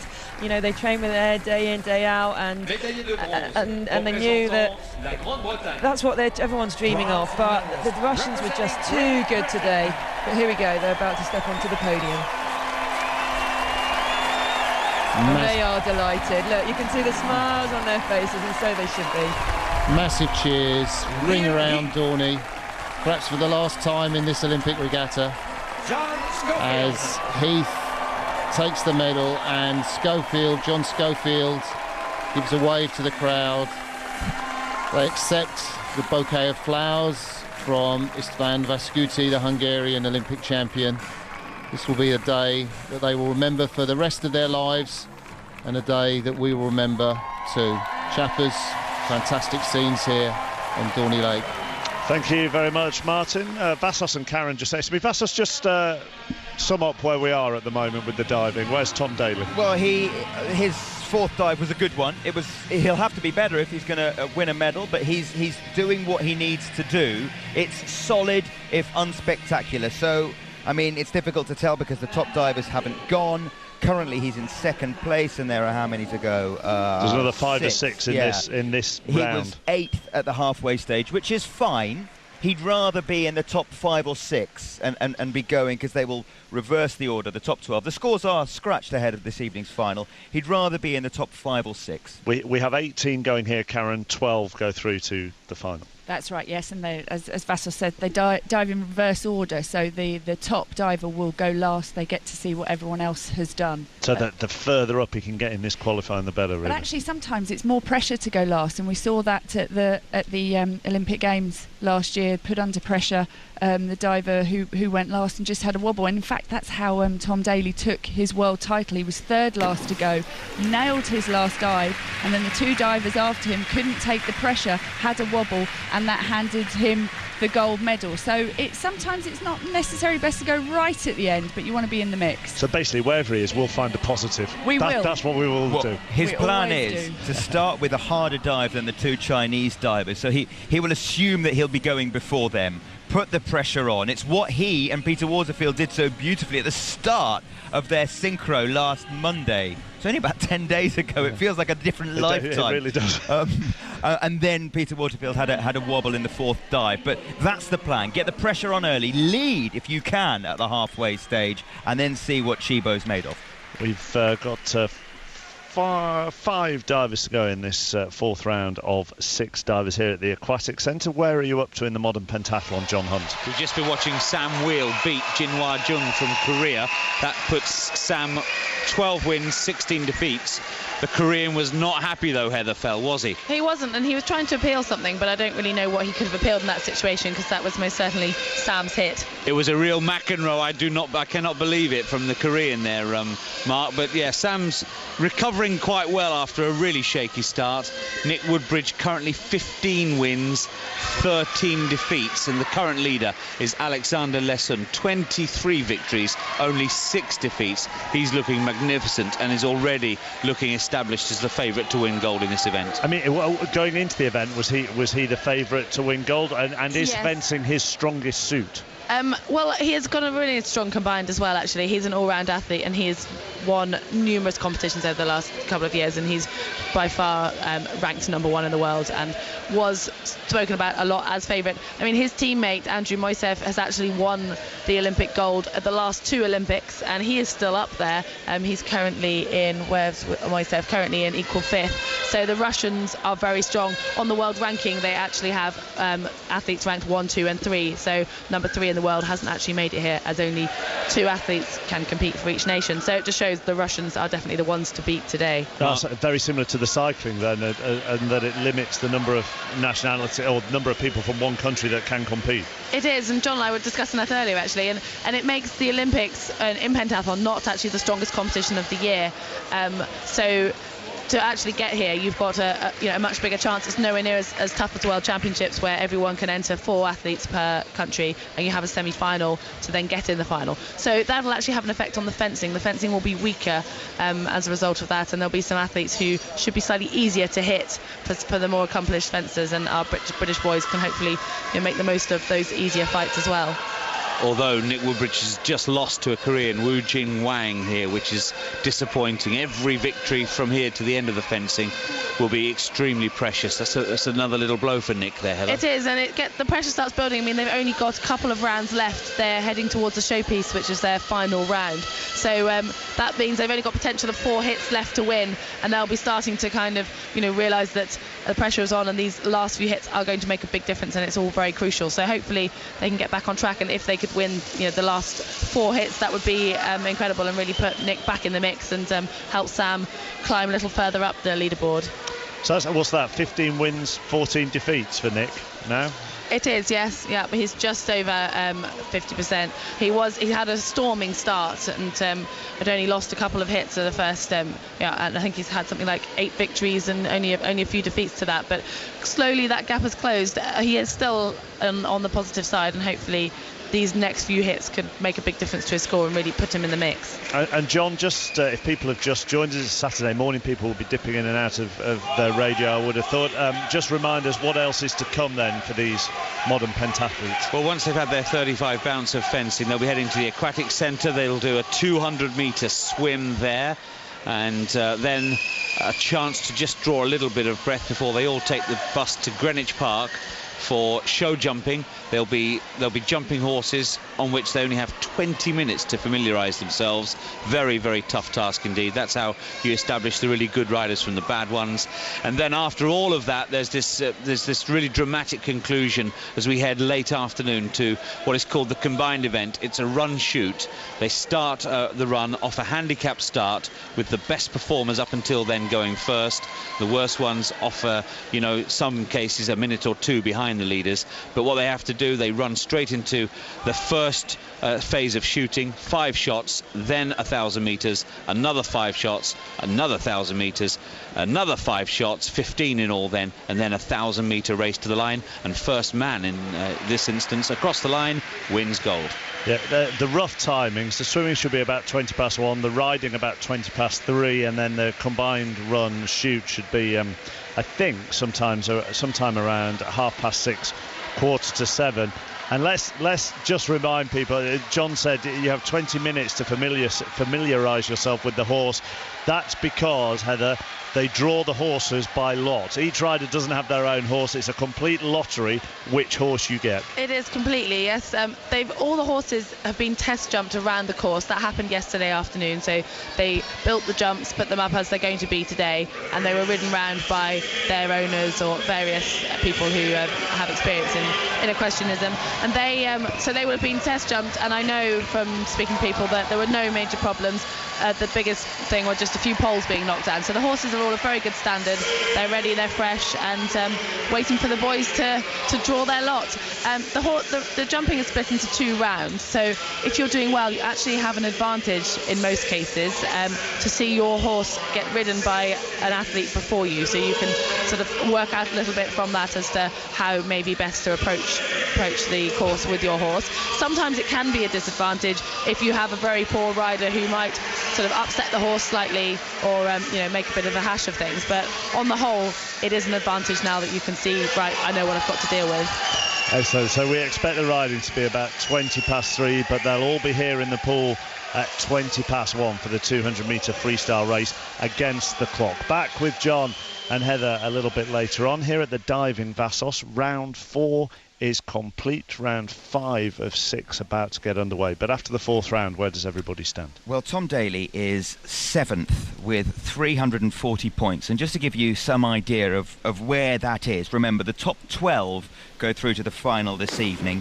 4th place, only 8 points ahead of him, 3-4-8. The Chinese who lead are both on 3-7-2. But 13th place, which would mean he would miss out on a place in the final, is just 12 points behind him at 3-2-8. So he's doing okay, but there is no room for error. This is a really, really high standard of diving. We've just watched David Budaya, the American, who only just squeaked into the semi-final in 18th place. He's been diving absolutely beautifully. He was 3rd after the 4th round. He's the guy who's terrified of heights.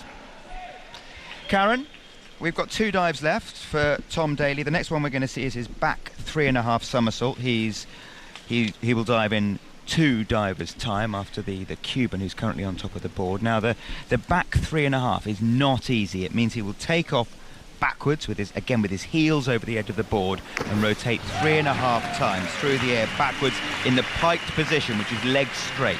Yeah, it's a difficult dive, and yesterday the first dive Tom didn't start too well. He started to pick up, but this was the dive that really went wrong for him yesterday. He only scored 39.6 points, so very, very low. So he'll be looking to put that right, trying to put that out of his mind, start again, refocus, and do it better today. What Tom has done very well today, he hasn't quite been on it, but he has scooped his upper body under the water to create the illusion of a vertical entry. That's his main talent, isn't it? He's very good at that, almost kidding the judges. Yeah, absolutely. I mean, quite often you see the dive looks like it might be going slightly wrong, and they're able to save it by the way they enter the water and being able to change the direction of their body very quickly underwater to, like you say, give that illusion of a perfect entry. The judges do look out for things like that, but they're going so fast, sometimes it can be missed.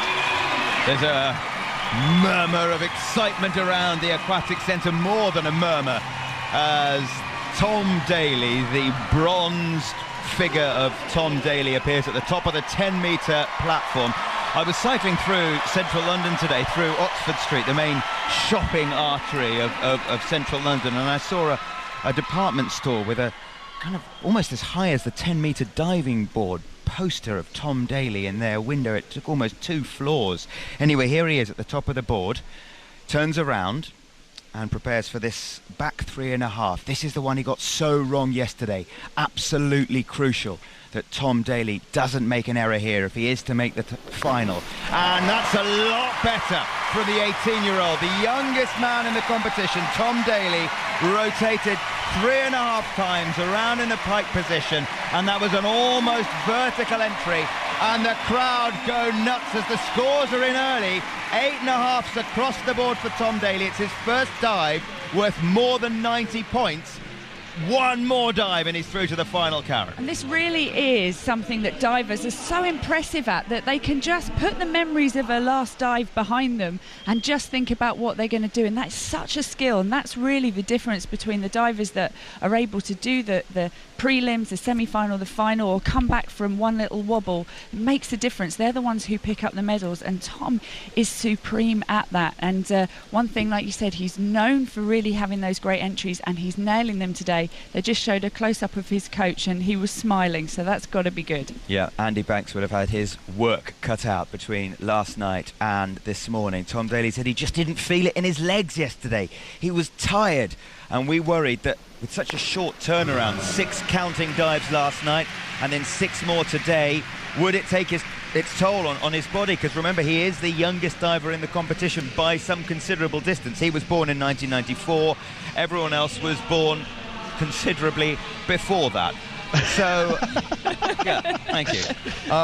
But anyway, he seems to be diving all right, Mark, and I've kind of forgotten what I was going to say now, so you pick up. No, that was very good. The other thing that I was thinking as well, you talked about the close-up on his coach who was smiling.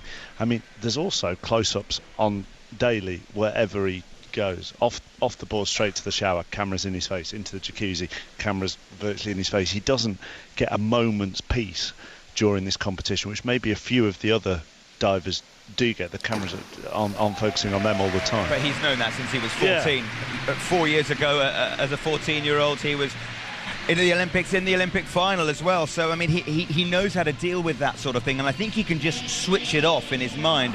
6 months ago, not his coach, but the head coach of British diving, Alexei Evangelov, he was accusing Tom Daley of doing so much media work that he was like the Anna Kournikova of diving, and he responded to that criticism, and he didn't dive well 6 months ago, by going through the next 3 or 4 World Cup events and getting on the podium in almost every one. He then set a personal best at the British Championships in Sheffield, has been diving beautifully until last night. That was the first real wobble from Tom Daley. And all I was going to say is you know, the strength of mind and strength of body that you need up at the top of that diving board. I mean, you know, imagine the difficulty of a golf swing. You know, we marvel at these guys who can produce time and time again, and that's just the golf swing. You and I can get one of those right, you know, infrequently, but we can. Every now and then. But we could never do that, and it's the strength of mind, the same as the top golfer, and the strength of body, the same as the top gymnast, and these guys have to combine the two. Absolutely. On 5 Live this morning then, we're following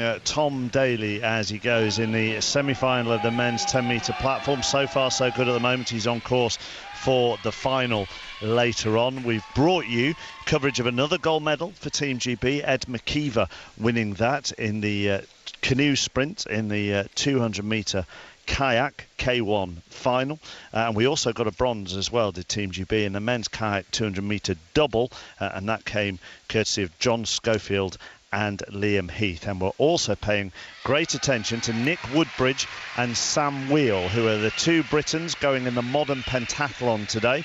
The first part of the modern pentathlon, first discipline, is the fencing at the handball arena, the box that rocks, and Lizzie Greenwood Hughes is there with the performance director for Team GB modern pentathlon.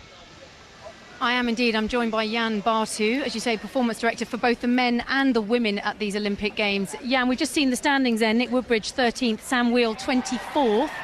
Not as good as you'd be hoping at this stage with just 2 rounds left to go of the fencing. We expected Nick in particular being a little bit higher on the scoring board. He had a very good start in the middle of the competition. He just lost unnecessarily a few bouts. Now he got 4 to go, and still there's like 100 points, pentathlon points to go for. So hopefully, you know, he can improve his rankings. What will he need to be? What position will he need to be in at the end of the fencing to be in a realistic shout of a medal at the end of this competition? Ideally, he would be about 900 pentathlon points. Seems to be now sort of a long shot for him, but the competition is very even. So even 880 points would keep him in contention. And his strongest is the swimming, and that's the next event, isn't it? Precisely. He's one of the best swimmers in competition, and he's in great shape. So he can climb. We can climb back about 100 points compared to others. So you know, it's about balancing act basically, but obviously as much as he can win to the end of fencing, better. The fencing is a very technical part of the modern pentathlon. What sort of preparation have these... I gather that you've been training with the Hungarian, is that right, the Hungarian actual fencers from the Olympics? Well, we're using various sparring partners just to improve the quality of free play and basically challenge the British athletes to improve their skills. In the final preparations, we usually use foreign fencers to come and fence with us. This time we used Hungarian junior, some senior athletes to join us in the final preparations. We spoke to Heather Fell earlier in the car on the way here, John Hunt and I, and we were asking Heather about the sort of whether they look at video footage of other people fighting, because some of the fencers do that, but she said the Brits prefer to concentrate on their actual skills in fencing so they can react rather than have some sort of plan as to how the bout is going to go. Now, of course, we're analysing video footage. It's up to the coaches what information they pass on to the athletes and how they work with it. At this level, Olympic level, all athletes know each other very well, so there's no much room for manoeuvring. You know, that's a decisive sort of action and self-confidence, which is the most important element here. Britain are much more successful in the women's modern pentathlon than the men, certainly over recent Olympics where they've medalled every time. Why is that? Well, there was a long tradition of women's pentathlon in Great Britain. I got the job of performance director in April 1998. In that time, they had already medals at the European Championships, for instance. So it was easier to build up the momentum and bring new athletes in. And also role models. You know, Stephanie Cook won the Olympic Games in 2000, generated massive interest. So we believe the men's success will do the same for the men. I know that Nick came through the sort of pony club background. I think Sam was very keen on the riding as well. What's the ideal start for anyone listening to Radio 5 Live at the moment? What would be the ideal way of getting into modern pentathlon? Well, we're looking primarily for good athletic potential, someone who can swim and run. Obviously, any other event which the athlete can basically do is a bonus. Obviously, in Britain, traditionally many people know how to ride, and that's fantastic because we have a obviously wide selection of athletes in that region. So, you know, if you're a good athlete, can swim and run, and you're ready to work hard, come to pentathlon. So if you can't run, forget it. No, I'm not saying that. I'm just saying it's a balance. It's all around, basically, athlete. That's what we're looking for. Well, let's hope that maybe Nick and Sam can pull themselves up those standings at the moment in the next event, the swimming. I'm sure this is still 3 events to go, and it will be a long day, so let's hope. Thank you, Jan Barty, Performance Director of British Modern Pentathlon. Is John Hunt able to give us an update on how things stand? Well, we're just directly underneath us, Mark. There's 2 seconds left of Nick Woodbridge's next bout against the German Gebhardt. What can you do in 2 seconds, Heather Fell? You can pretty much flesh, which is when you, in layman's terms, run at somebody.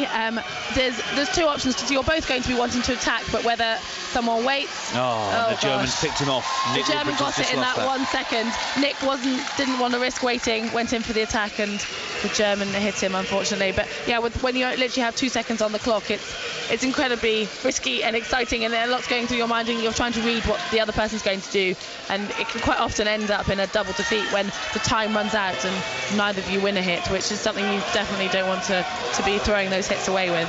So Nick Woodbridge, 16 victories, 16 losses.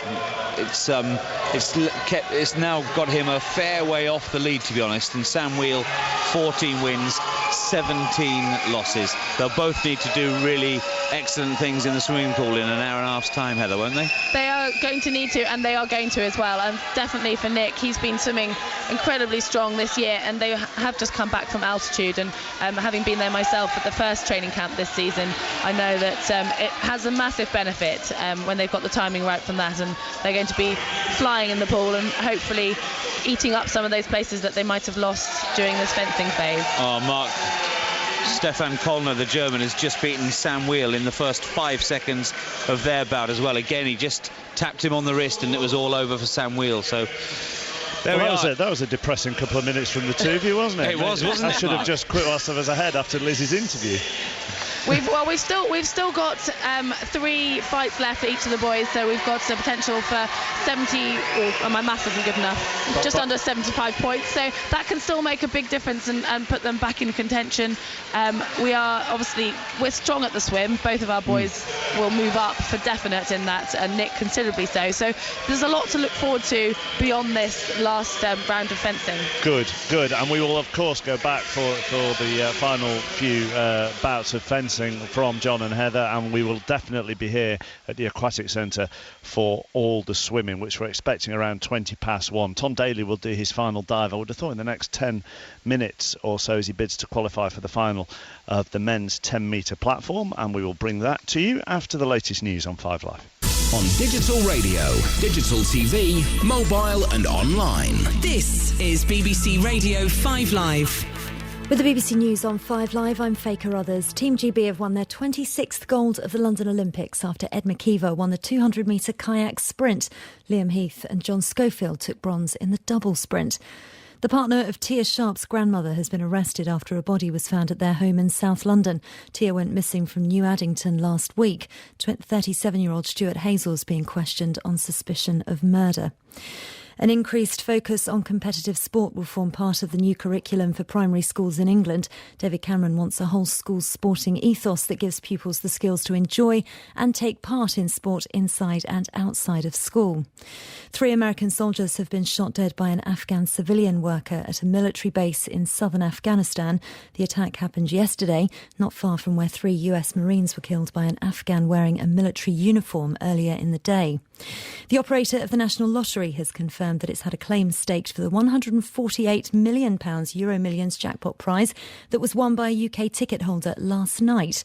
If the claim is valid, the prize could be paid out when the banks open on Monday. We're just getting some breaking news about detectives investigating the disappearance of Tia Sharp. They've made 2 further arrests. A 46-year-old woman was arrested on suspicion of murder, taken to a South London police station where she remains in custody.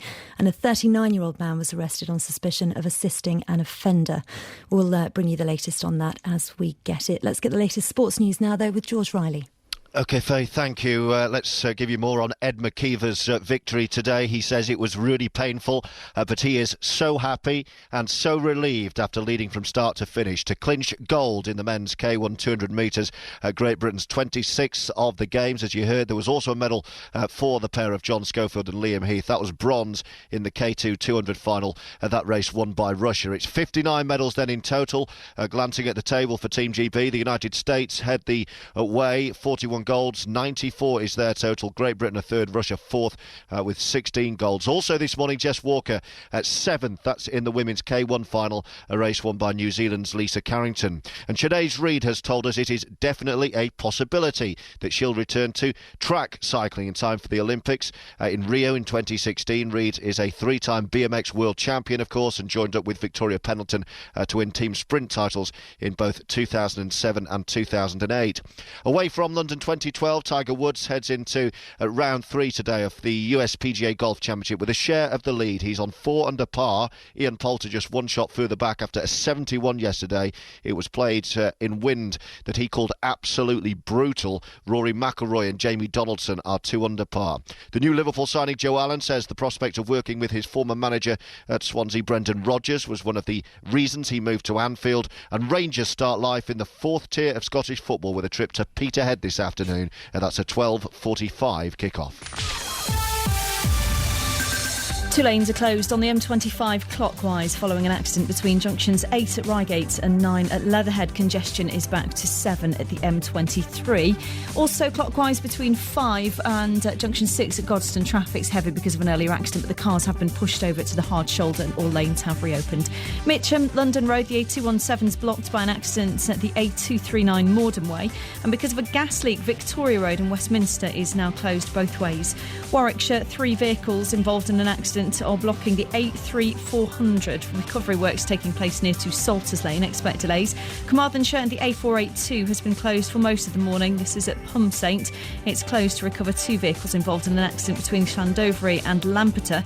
And in Lancashire at Exton, Balshaw Lane, the A581 is blocked by an accident both ways between the A49 and Westway. Police are on the scene directing traffic, so expect delays on the approaches. Just getting reports that the A1 Great North Road southbound is partially blocked in Cambridgeshire. Looks like a caravan's jackknife near to the Wansford turn-off. We'll bring you more details as we get them. And it's still looking slow on the A74M southbound in Dumfries and Galloway. Police have confirmed now there was a vehicle fire. It's now on the hard shoulder, but smoke is still affecting visibility in both directions. Amy Clues, 5 Live Travel. Peterson waits. Morkel on his way again over the wicket. Bowles hit on the pad, and there's a Peel's leg before wicket, and he's out. Second ball. Finger raised. It looked out from here, and that's remarkable. England face South Africa. The third test starts Thursday from 10:45 on 5 Live Sports Extra. 5 Live sister service available exclusively digitally. And goodness me, this is one of those moments in cricket when you know you're seeing something, the like of which you may never see again. It's quite extraordinary. To find out how to receive 5 Live Sports Extra, click bbc.co.uk/5 Live. Good morning, this is Mark Chapman in the Aquatic Centre this morning at the Olympics. When Colin takes over at 2, he'll have coverage of Team GB's men's hockey's bronze medal match against Australia. That's a 3:30 kickoff. And then when Mark Pougatch takes over at 6:30 this evening, he will of course have Mo Farah in the 5,000 metres at around 7:30. And also the big fight at the boxing tonight is the men's bantam final. John Joe Nevin of Ireland against Luke Campbell of Great Britain. It's at 9:15, and you'll be able to hear that with Mark Pougatch presenting, and Darren Fletcher and Steve Bunt and Lennox Lewis. Let's not forget our boxing team at the XL Arena.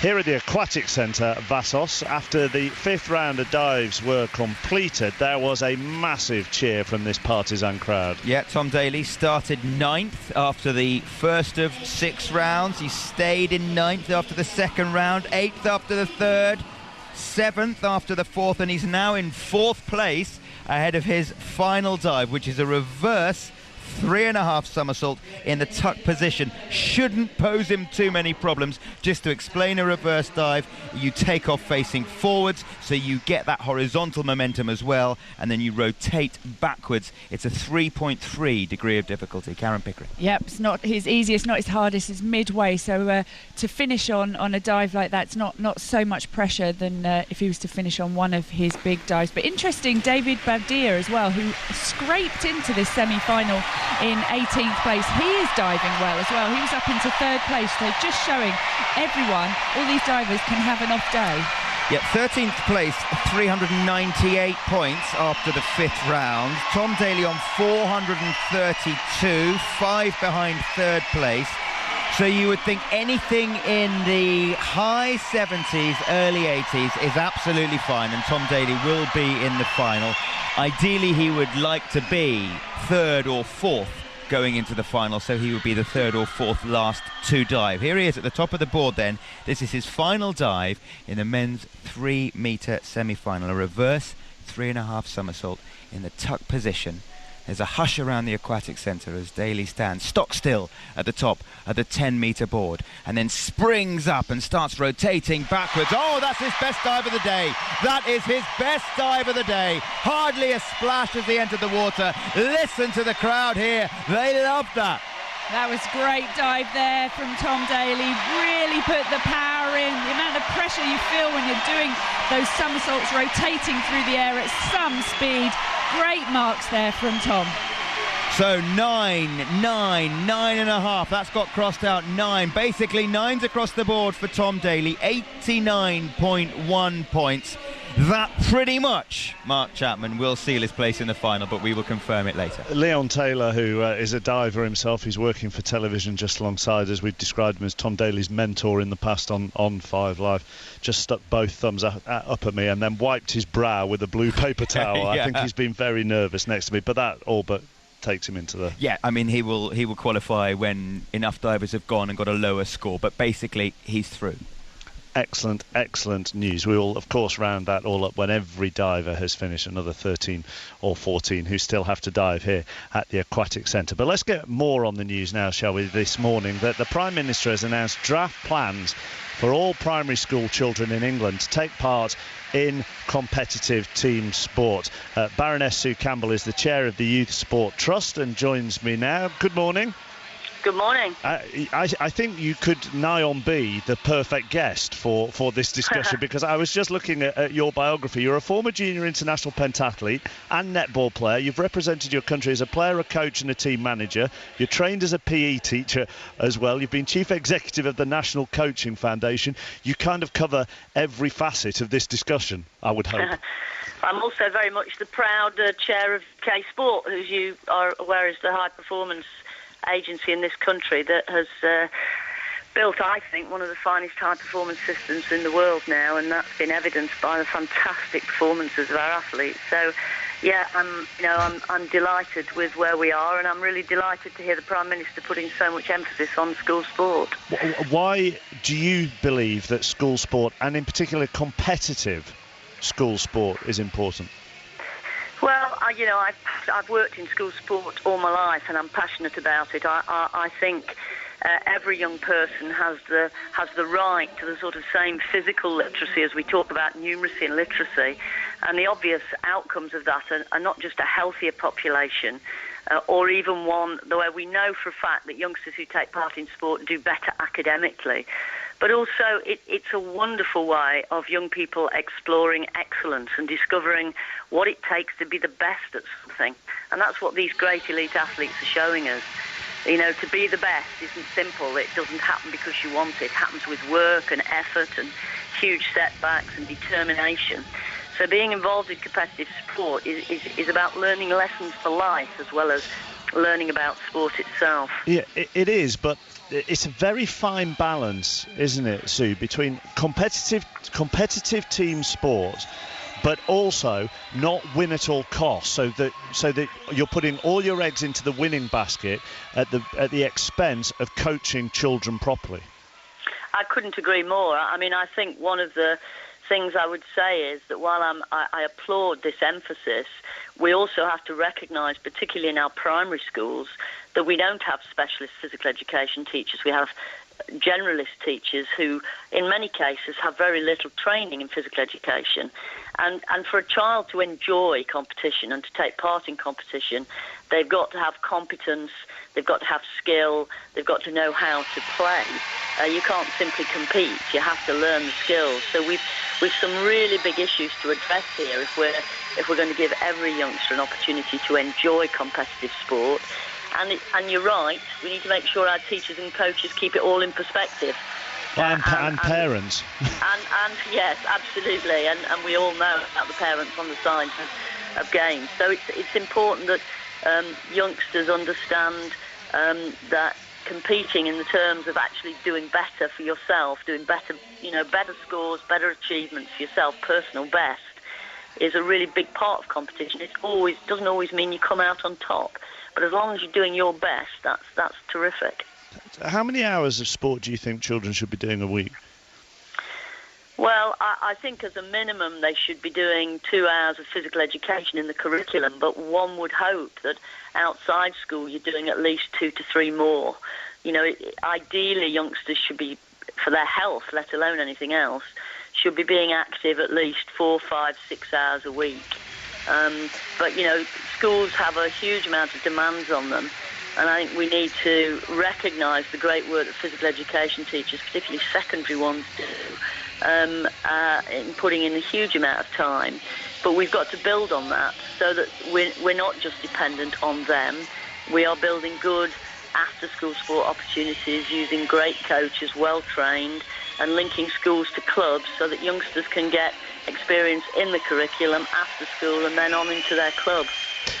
Given the various sporting bodies that you sit on or represent or are chair of it, as we touched on at the beginning, what would be a better legacy for after these games? I hesitate because I always don't like using the word legacy. But what would be the best thing? Would it be another 20+ gold medals at Rio, or would it be every child getting at least 2 hours of sport a week? That's a great question and a difficult one. I mean, I don't believe they're either ors. I mean, I think what you've seen this week is a nation inspired by the excellence of our athletes. And I think that inspiration spreads much wider than simply sport. So I think it's important that, having created a high-performance system that the whole nation is proud of, that we maintain it and take it on from here. Because the job isn't done by any means. We're not complacent. There's still lots of room for improvement in lots of sports. But I absolutely and passionately believe that we've got to get physical education and sport right for our children in schools. I don't think there can be any compromise around that. It is absolutely central to kids' emotional, physical health, well-being, and to the sporting future of this country. There can be no compromise around it. Let's talk to Alan Watkinson, who's Mo Farah's former PE teacher. Morning, Alan. Morning, Mark. Morning, Sue. Morning, Alan. As a PE teacher, how much do you have to balance wanting to encourage maybe the better children, the elite children in your class, and yet still giving encouragement to the weaker sporting children? Well, we've got a responsibility across the whole piece. We can't specialise with one and ignore the other, and the responsibility is huge. What Sue says is absolutely right, and Sue's an inspirational figure to stick ahead to the PE world, and her message is loud and clear. And it's a message that is completely spot on. You can't ignore those. And if we give those people the fundamental skills to be able to compete and to compete confidently, then they'll enjoy PE. And if they enjoy PE and sport, then they'll be motivated to continue with it. So we've got a responsibility for everybody. Vassos, just alongside me, Tom Daley is into the final. He's qualified. Just to confirm, he has definitely qualified for the final. There are still several divers to go, but he will qualify at worst in 5th position, almost certainly in 4th for that final, and that is almost exactly what he would have been hoping for his morning's work. Tom Daley into the final tonight. Of course, Alan, from coaching him at school, it's been a long journey for Mo. He had to, he's one of over 1,000 athletes who get national lottery funding. It's about combining the funding and the coaching. It absolutely is, yeah, and the athlete, all of the aspects go together. Mo's had some great support from some fantastic people and some great coaches, and the money that goes alongside that from great schemes like the lottery scheme are also central. But if the individual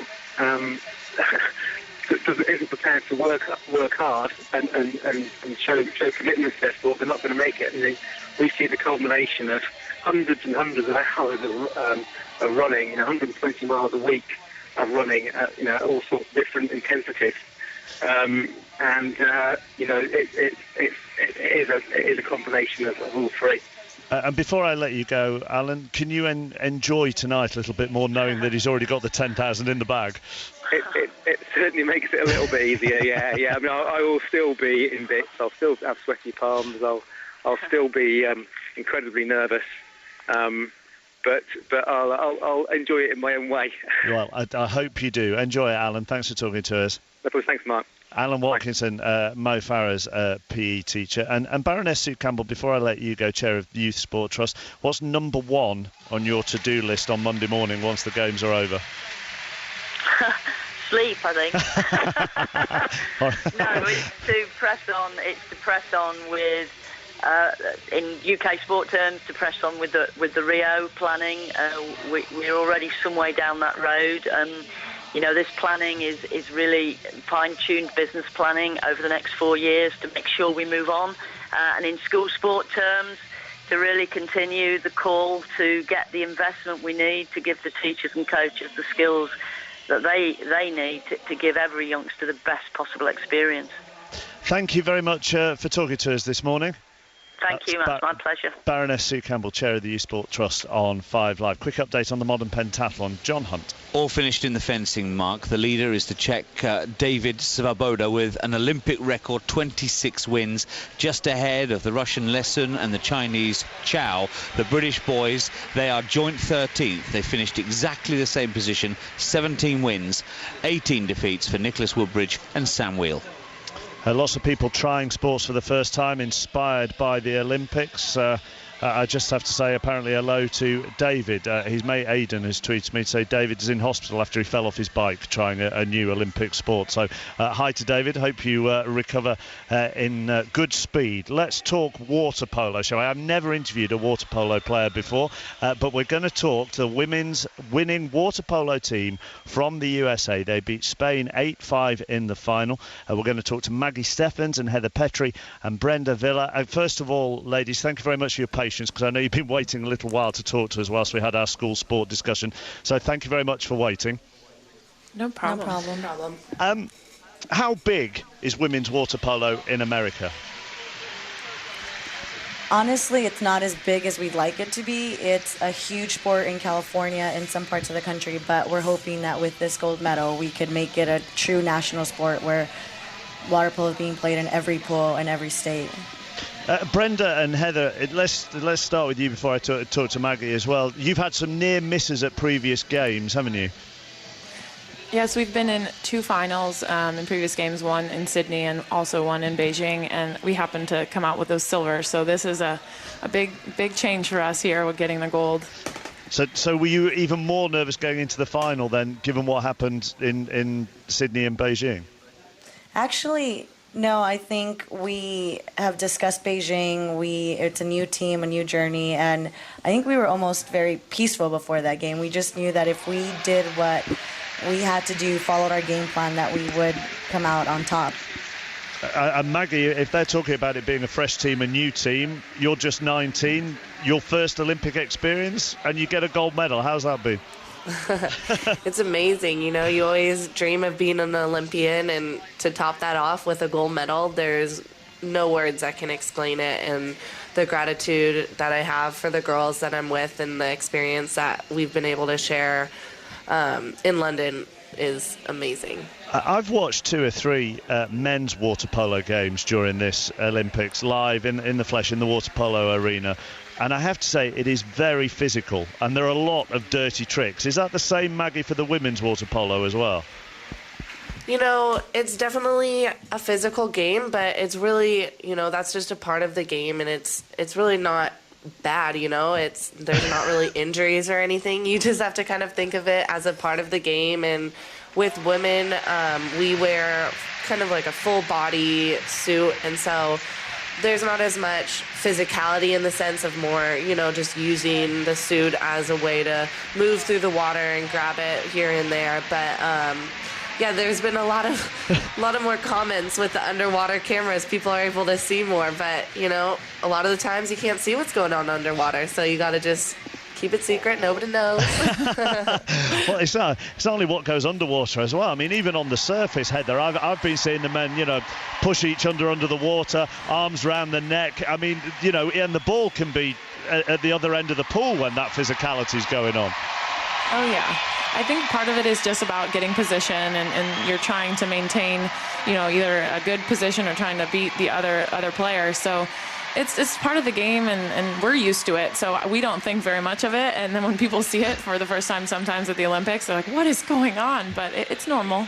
And what kind of reaction will you expect, Brenda, when you get home as gold medalist? How does it work when you get back? Well, most of us will travel home together on Monday, but I think when we each go back to our hometowns, that's where we'll probably get the biggest reaction, and I think that's when it'll really hit all of us. I think a lot of us haven't cried yet, haven't really taken in the full impact of being an Olympic champion, but I think the minute we get home to our hometowns and you see the look on other youngsters' eyes that have been following you, or your friends and family that have known you your whole life and know that, you know, you've been dreaming about this your whole life, it'll hit us. I think that's when the waterworks will begin. And Maggie, before I let the 3 of you go, are you all going to the closing ceremony tomorrow? I am. I'm, Yeah. I'm pretty, for sure. I think most of our team will be going. I think it's going to be a great experience. Opening ceremonies was unreal and such an experience that I want to go back right away. I want to do something just like it. So I think we're all very excited. And will you all wear your gold medals? Probably Maybe. not. Go on, wear your gold Only medals. if that gets us to meet Adele and some of the cool acts that'll be at closing ceremonies. Maybe we can hang out with the Spice Girls. Yeah, go on, wear your gold medals, meet Adele, meet the Pet Shop Boys and the Spice Girls and have a dance. Awesome. You go and enjoy it. Thank you very much for talking to us. Thanks so much. Thank you. Maggie Steffens, Heather Petrie and Brenda Veer, part of the women's winning water polo team from the United States of America. Follow them, Roddy Forsyth, follow them. Peterhead at Balmoor Stadium. Now, you may think that you could not, or you could hardly get further from the Olympics in a sporting event today. Yet let me tell you this, there are 60-odd media here. They hardly get crowds bigger than that sometimes. There are 60-odd media here today. They've had to refuse several because the places are so limited, and we have representatives from the New York Times and France Soir, would you believe, perhaps on secondment from Stratford, simply because this is an extraordinary event. Rangers playing for the first time ever in their history outside the top flight of Scottish football, and they're going to begin here in this northeast of Scotland fishing port, a town that's usually scoured, let me tell you, by North Sea winds, but happily today is basking in what the Peterhead equivalent of a heat wave is. Is it a kind of party atmosphere then, and do you get a sense that that will be the case with Rangers wherever they go this season? There's a mixture of attitudes. I was chatting to some of the supporters last night. I was up here last night and outside. There is a feeling that this is something unique, something historic, something that others have not seen and in future will not see. But there's also a certain grimness to it. There's a feeling of, look, this club has been badly kicked. This is their words, not mine. The club has received a real kicking, but we're going to walk with our heads up, and we're going to get through these divisions. Interestingly enough, I did not find any supporter who agrees with some observers that Rangers will march through this division without dropping a point. In fact, let me tell you, the odds against that happening are not particularly worth putting money on. They were originally out about 30-1. They've dropped very sharply, and I think that at some points in these very austere grounds in midwinter, it's quite likely that Rangers will drop points. But what we are seeing here is a phenomenon unprecedented, and probably one that will not be followed either. It's the most remarkable atmosphere, and it's certainly the most extraordinary story in many respects that I've covered in all my time in this game. And as regards the team today for Rangers, or the squad, just because people might not really have been keeping up to date with everything that's going on in football in general, let alone where Rangers are in Division 3. I mean, what difference is there in that squad? Well, they lost 23 players. And a great number of their most creative and best players who naturally did not feel that at certain stages in their career they wanted to play down the leagues in the third division. But just looking at the team they've got out at the moment, with a back three, for example, of Kurt Broadfoot, Doran Goyen and Bocanegra. Now, these three players, one has been a Scotland international, the other is a Romanian international, and a United States international. So that's the back three.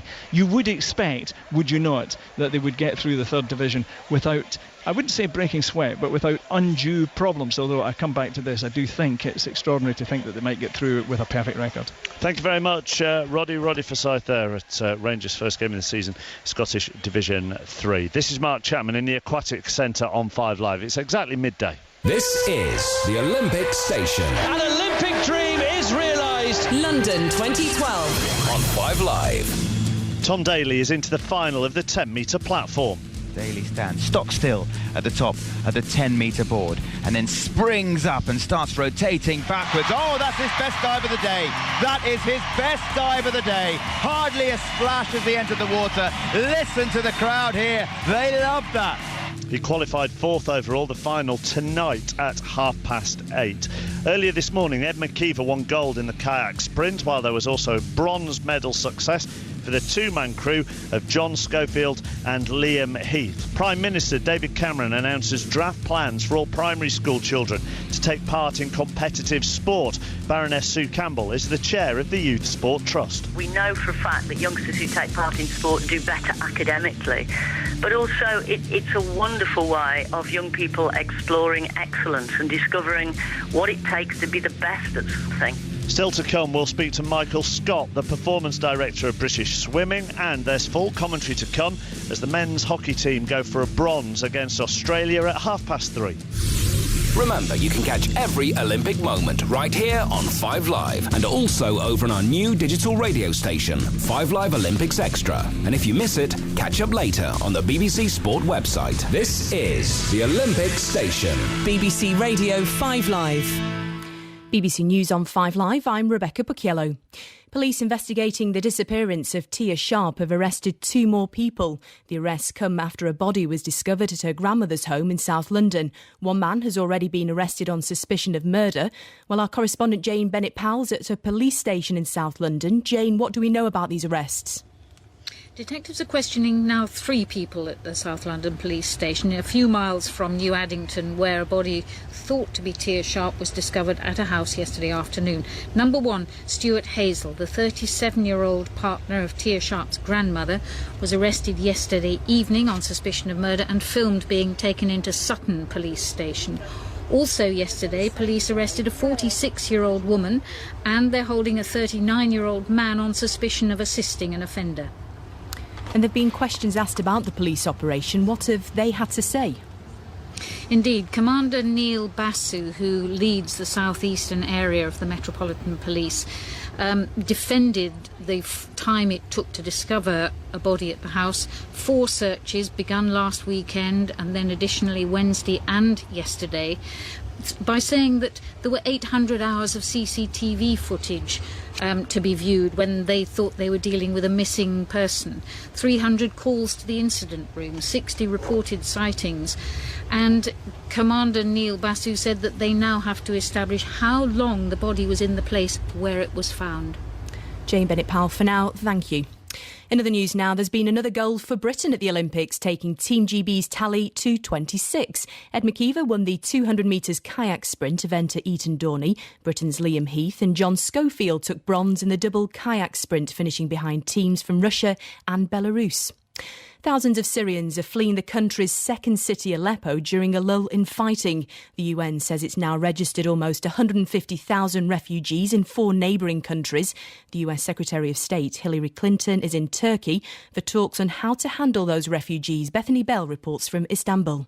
She's been discussing with the Turkish leaders and with Syrian opposition activists ways to try and best coordinate ways to help the opposition in Syria to prepare for what US officials call the day after President Assad. The US presidential candidate Mitt Romney will announce his running mate for the election later. Media reports suggest he's chosen Paul Ryan, a 42-year-old congressman who's in favour of cutting government spending. Competitive team sports are to be made compulsory for all primary school children in England. David Cameron's announced a new curriculum which will require children to take part in sports such as football, hockey and netball. The government's being criticised for cutting the funding for a similar scheme. Philip Collins writes for The Times and used to work in Downing Street for Tony Blair. The point of the school sports partnerships that there were was precisely that. They released people from secondary schools, specialist coaches, to go into primary schools. Now, David Cameron's made a big song and dance about the fact that he's taking away that target and they cut that programme. They've effectively reinstated it by mandating from the centre that primary schools must do competitive sport. That's what was happening anyway. Someone's come forward to claim last night's Euro Millions jackpot worth nearly £149 million, which was won by a UK ticket holder. If confirmed, it's Britain's second biggest lottery win and the 7th Euro Millions jackpot won here so far this year. And Olympic organisers have revealed more details about tomorrow night's closing ceremony. It's called A Symphony of British Music, and there are rumours that The Who, Take That and the Spice Girls will be involved, even though the lineup hasn't been confirmed. Stephen Daldry is the creative director. It is an extraordinary show. I think it's everything that we wanted. But it is an incredibly tight schedule for us to get in a show that is not a regular closing show. It's not just a lineup of acts. It is a fully realised, imaginative and unique celebration. Stephen Daldry speaking there. Now let's get the latest sport now. Here's Will Perry. Rebecca, thank you. Yeah, looking forward to that tomorrow night. Let's just bring you up to date. You heard in the news 2 more medals for Great Britain today. Ed McKeever led from start to finish to win gold in the men's K1 200 metres and claimed Team GB's 26th gold of London 2012. John Schofield and Liam Heath took bronze in the K2 200 metres final, which was won by Russia. So Britain now with 59 medals in total, still third in the table. USA top with 94 medals, 41 of them gold. Britain's Jess Walker was also in action at Eton Dorney this morning. She finished 7th in the women's K1 final. New Zealand's Lisa Carrington took gold. Tom Daley is just into the final of the men's 10-metre platform diving at 8:30 this evening. After the first event of the modern pentathlon, the fencing, Britain's Sam Wheel and Nick Woodbridge lie in joint 13th place. Next to come is the swimming at 1:20. Sinead Reid has told 5 Live it's definitely a possibility that she'll return to track cycling in time for the Olympics in Rio in 2016. Reid, a 3-time BMX world champion, joined up with Victoria Pendleton to win team sprint titles in 2007 and 2008. In the next half an hour, Annie Last will go for Great Britain in the mountain bike cross country at Hadley Farm. You'll hear that here on 5 Live. And a reminder that right now on 5 Live Olympics Extra, you can hear a review of the swimming from the Aquatic Centre. Away from London 2012, Tiger Woods goes into the third round of the US PGA Championship with a share of the lead on 4 under par. Englishman Ian Poulter is 1 shot back after a 71 yesterday. He says the windy conditions there are making it tough going. I'd like to find anybody that can get around this golf course in under 6 hours in this wind. I mean, it's brutal. I mean, it is absolutely brutal. The way the wind blows on this golf course, there's so many crosswinds from start to finish.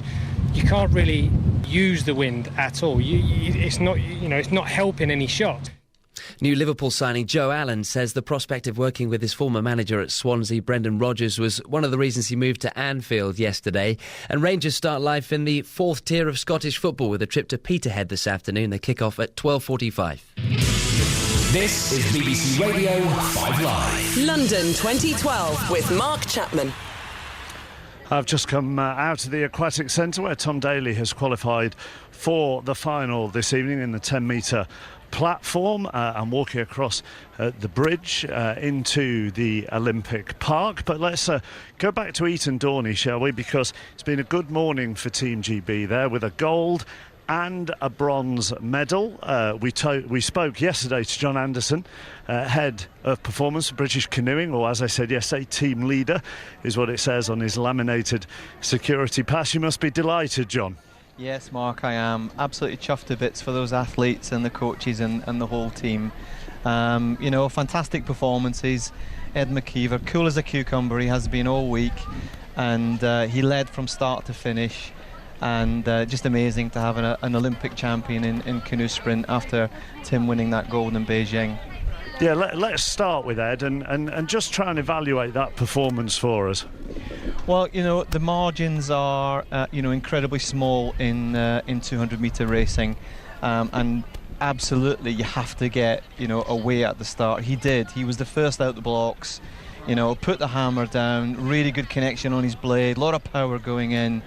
And he took, I would say, a metre out within the sort of the first 50 metres of the race, pulled away slightly further, and he was probably 2 or 3 metres up at the end. So commanding performance, and a worthy Olympic champion. We couldn't work out, or rather Martin and Anna couldn't work out at the end whether John Schofield and Liam Heath were delighted with a bronze or slightly frustrated with a bronze. What should they be?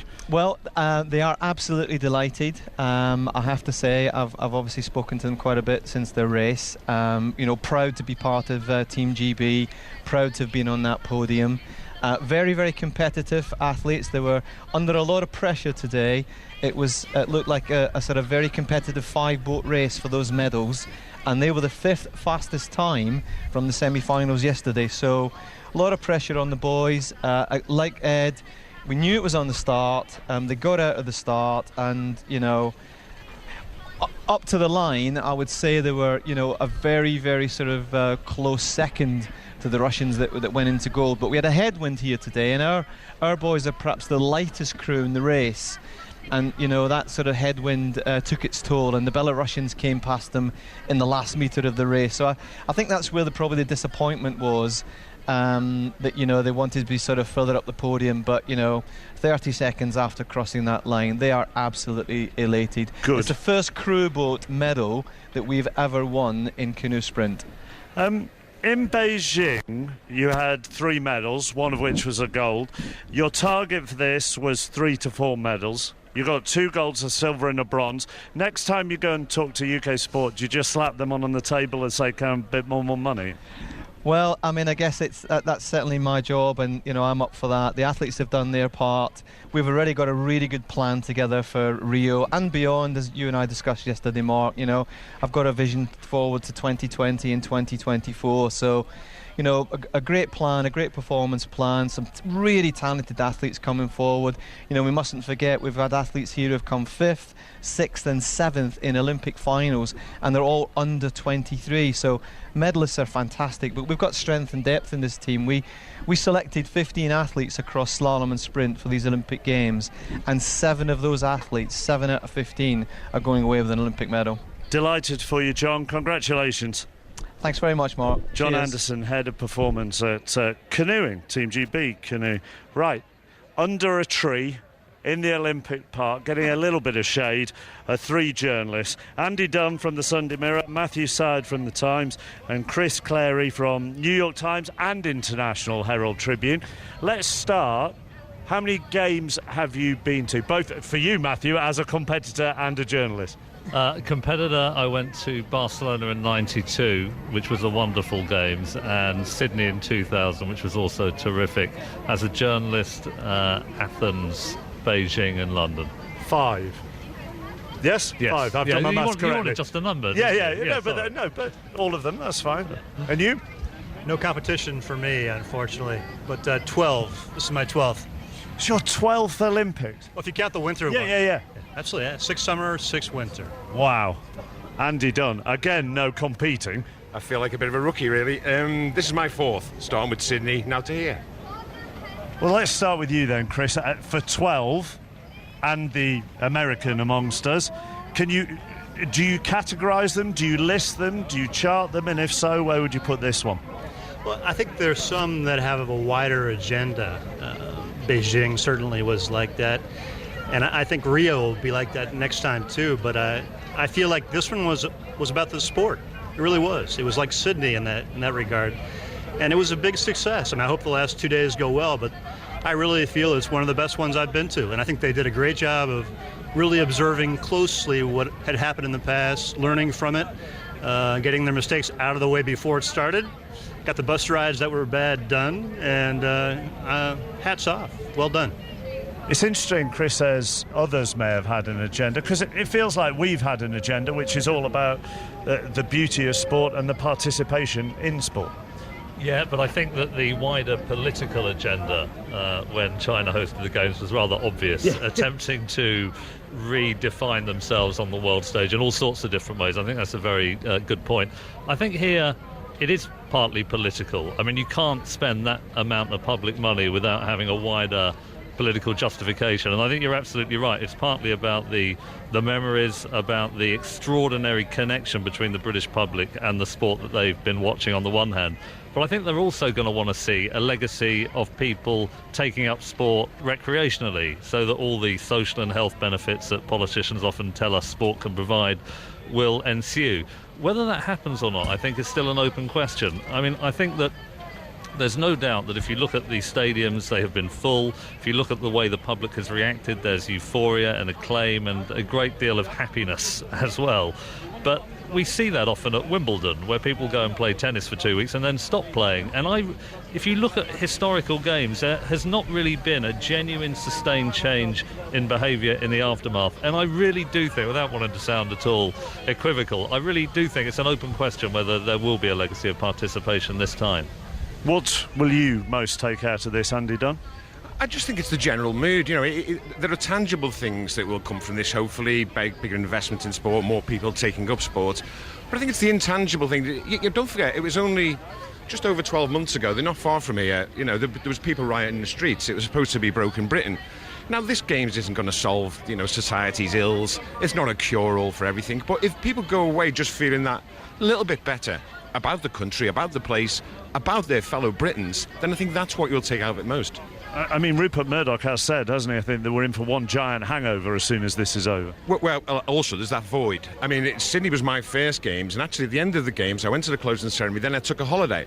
I went up to the Barrier Reef, etc., and I came back to Sydney 2.5 weeks later, and there was actually people having treatment for post-Olympic, trauma. It was that, the volunteers were refusing to get out of their sheds. They were still directing people around, and you were like, no, it's over. It's over. And that is a serious problem, both for athletes and for for spectators. I think that's such a powerful point, because if you look back on the people who won gold medals in Beijing, Dr. Steve Peters, who's a psychiatrist looking after the British cycling team, he said that many of the gold medalists had suffered with depression. It was almost like a sense of bereavement. They'd had all this ambition, they had then achieved it, and then what on earth is next? That's right. And that can be very difficult. Well, it's interesting. If you speak to Bradley Wiggins, that's the experience he had after Athens when he won his first medal. And that experience for him, was a real downer. It lasted 8 months. And, we all know what he did during those 8 months. But, I'm not saying everyone's going to be like that, but there will be a void for everyone. I'd say 48 hours of sleep all in a row would be a good start. And then we'll have this conversation again. No? But the other thing from a sporting context is that, I don't know what you feel as Andy. I feel that the Olympics has been such a feel-good story, but occasionally when there has been bad behaviour or dodgy aspects of the competition, we tend not to have focused on that at all. When it comes to football, which starts tomorrow, doesn't it, the Community Shield? Well, the Scottish football season is already underway, yeah. The footballers, it's all negative. We pick out the worst people, the worst aspects of their behaviour, and we focus it on it to the exclusion. They're a diverse group of people, the footballers, like the Olympians, and yet the Olympians are considered great role models, and the footballers I think there'll be a real change in the sporting narrative once the Olympics finish and football kicks off. Will you be more understanding? Probably not. I mean, but the thing is, it's interesting what Matthew says there, because if you have an incident, say like the incident in the cycling when Philip Hines takes a fall. Now, if that was in football, that would be, what we think about diving in football. Now, I'm not saying that's exactly the same, but... Do you equate what Philip Hines did in the cycling to, say, Thierry Henry for France in that qualifier against the Republic of Ireland? It's not far off it, is it? And to say, well, it's within the rules and it's done, well then, people can fall over in football. And in a way, but we he got off remarkably lightly. And that's because of the welter of feel-good stories around, which there are not in football. I think it's impossible, or there will be loads and loads of articles written on what can football learn from this, and etc. It's actually very different. I mean, for one thing, football is a hugely inclusive, multicultural game, and it goes across all parts of society. So I don't really think we can actually compare the two. Well, this might be interesting then. How are the American media covering your basketball team compared to the rest of your Olympians? Because your basketball team are the multimillionaires. The occasional bad boy might be in that squad. How are you giving them the same leeway that you're giving other athletes here? Oh, I don't think it's the same at all. I think because you're looking at the Olympics is a petri dish, basically. For 2 weeks, you're in this bubble, and all the focus and attention is on that. But the football players in Europe, or our basketball players in the States, it's a 11-month-year proposition. So they're under that scrutiny all the time.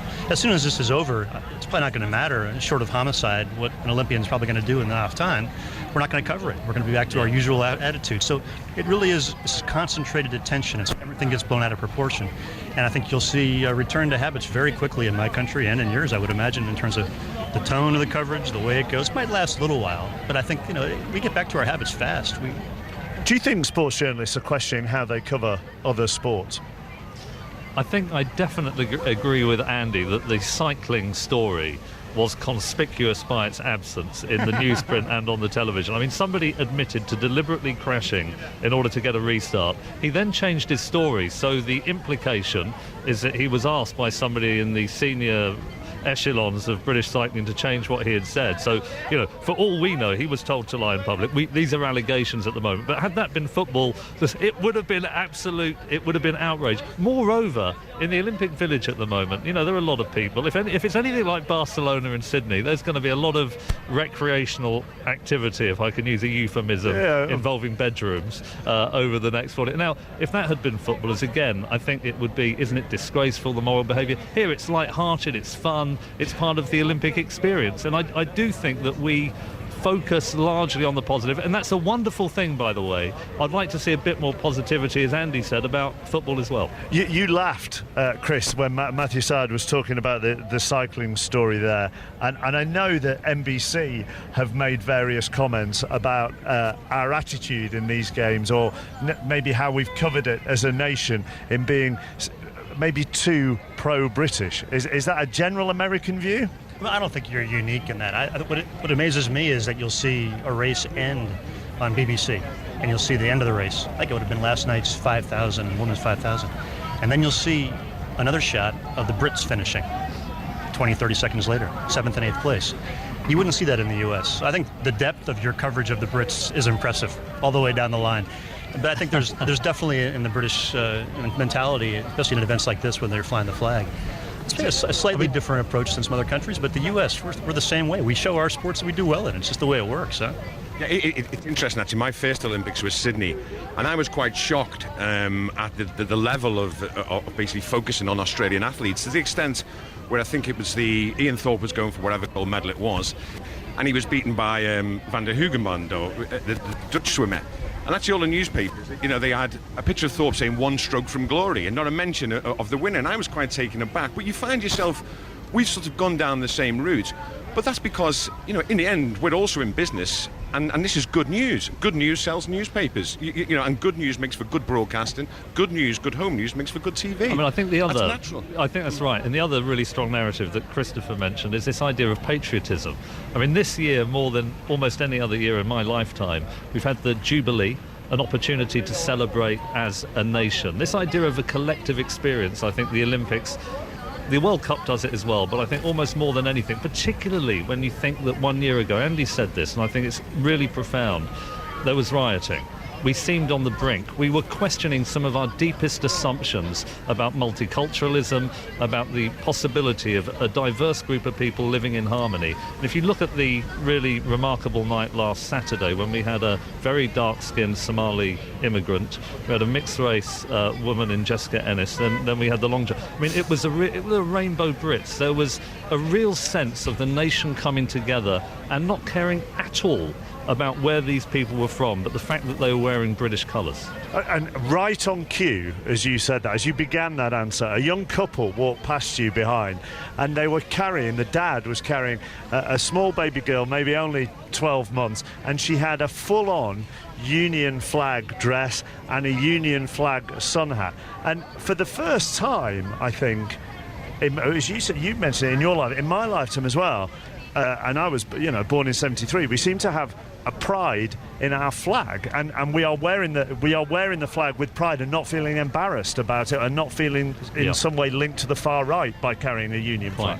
It's interesting from my perspective. I've been coming here for 20 years, and I've been assured by my British journalist friends that you prefer losers here. That you have this lovely, ironic love of the loser. But my impression from the last 2 weeks is you kind of like winners a little bit now, huh?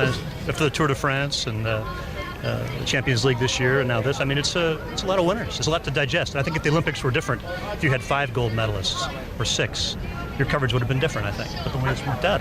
Yeah, that's right. I tweeted this morning, that's our first gold of the day won. And somebody replied to me, God, in 1996 it was 1 in the whole games, and now we're sounding a little bit cocky. That's our first one of the day. I read that, Mark. Yeah.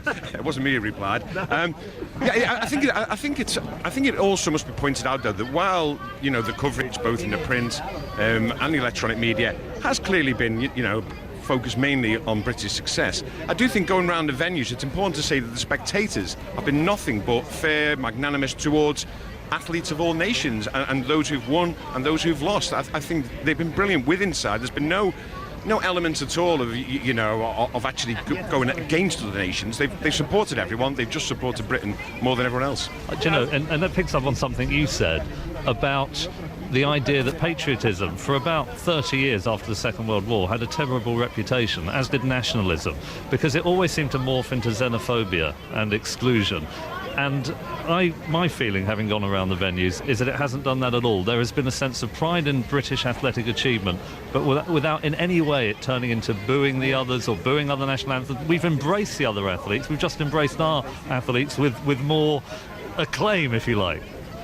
What's interesting in a broader perspective, too, is just the way the games has changed the whole edge of it. Because when I grew up, it was the Cold War. We'd wake up to see if the U.S. could beat the Soviets, and that was our window to their world. Now, this China and U.S., the top of the medal table, there's no edge to that. No. It's more of a statistical rivalry than it is emotional. It doesn't really have any sort of a fiber to it. So I find that the games really in general are more just, again, a sporting event. There's areas of nationalism, but there's no sort of broader sense of competition going on that way. That's fascinating. It surprises me because in the old Cold War, it was like Western capitalism against Soviet communism. You'd have thought that China, with its different ideology, is it not being built up in America as a great clash of cultures? I think if their basketball team was as good as ours, or our divers were as good as theirs, you might see these clashes that are happening. But there's very few venues in these Olympics where we clash. There's just no real rivalry established. It could come. The pool's starting to get that way in swimming a little bit, but we have no real zones of conflict in sport. Yeah. And I suppose that's happening for Team GB in Northern Ireland as well, isn't it, Andy? In that those traditional rivalries that you would associate, well, probably with football on an international level, with, I don't know, Germany or France or whatever, that doesn't happen either. We seem very supportive of those Olympics. Yes, we've had a bit of a laugh at the Australians' slightly poor Olympics, certainly for 10 days or so, but it's not to the extent that we completely denigrate anybody. I mean, we like to see people, because it's not just British athletes who make sacrifices. It's not just British athletes who, expend every last drop of energy, even if they're going to finish down the field. It's athletes from all over the world. And tonight, for example, will be a great occasion when Campbell fights Nevin. And yeah, we want Campbell to win, but we'll be equally delighted. Well, probably almost delighted should Nevin win. And it is a very, very. The Olympic Games has become a very, very. It's not divisive like we've just mentioned before. It has become incredibly inclusive. I mean, that's one dramatic difference with football, by the way. Sorry to bring that up again, but the tribalism in football is defined by often savage rivalries, and a lot of the abuse is ironical from the stands and often rather funny, but sometimes it isn't, and I think that's different. Picking up what you said about this transformation in the British team performance from the nadir in Atlanta, I think one ought to do a hat tip to UK sport, which has invested so incredibly wisely. We could invest half our GDP in football and still not win the World Cup because it's so globally competitive. But they've picked sports that other countries haven't invested in traditionally, like track cycling, not many velodromes in the world, like rowing, like sailing, and we have nailed them. And the other thing is that we talk about one Team GB. These athletes are competing with each other for funding for the next 4-year round. So the fact that swimming has done badly, but athletics have done well, swimming coaches will be losing their jobs. And, slalom canoeing physiologists will be suddenly getting a bigger salary. It's very Darwinian, this kind of brutal internal dynamic between British sports in the battle for funding. Well, Michael Scott is the performance director of British Swimming. We're hoping to talk to him in the next half hour or so. But I was asking a very similar question to Richard Jeffries earlier on, who went in the canoe sprint yesterday, and asking him whether you feel like you're competing for your sport in a funding round. And he was like, you try to put it back to the back of your mind, but obviously there's a little bit of you that knows that your performance will count towards future funding. And in fact, Peter Keane, who is the sports scientist, who to a large extent is the architect for what UK sport has done with its funding, he is not apologetic.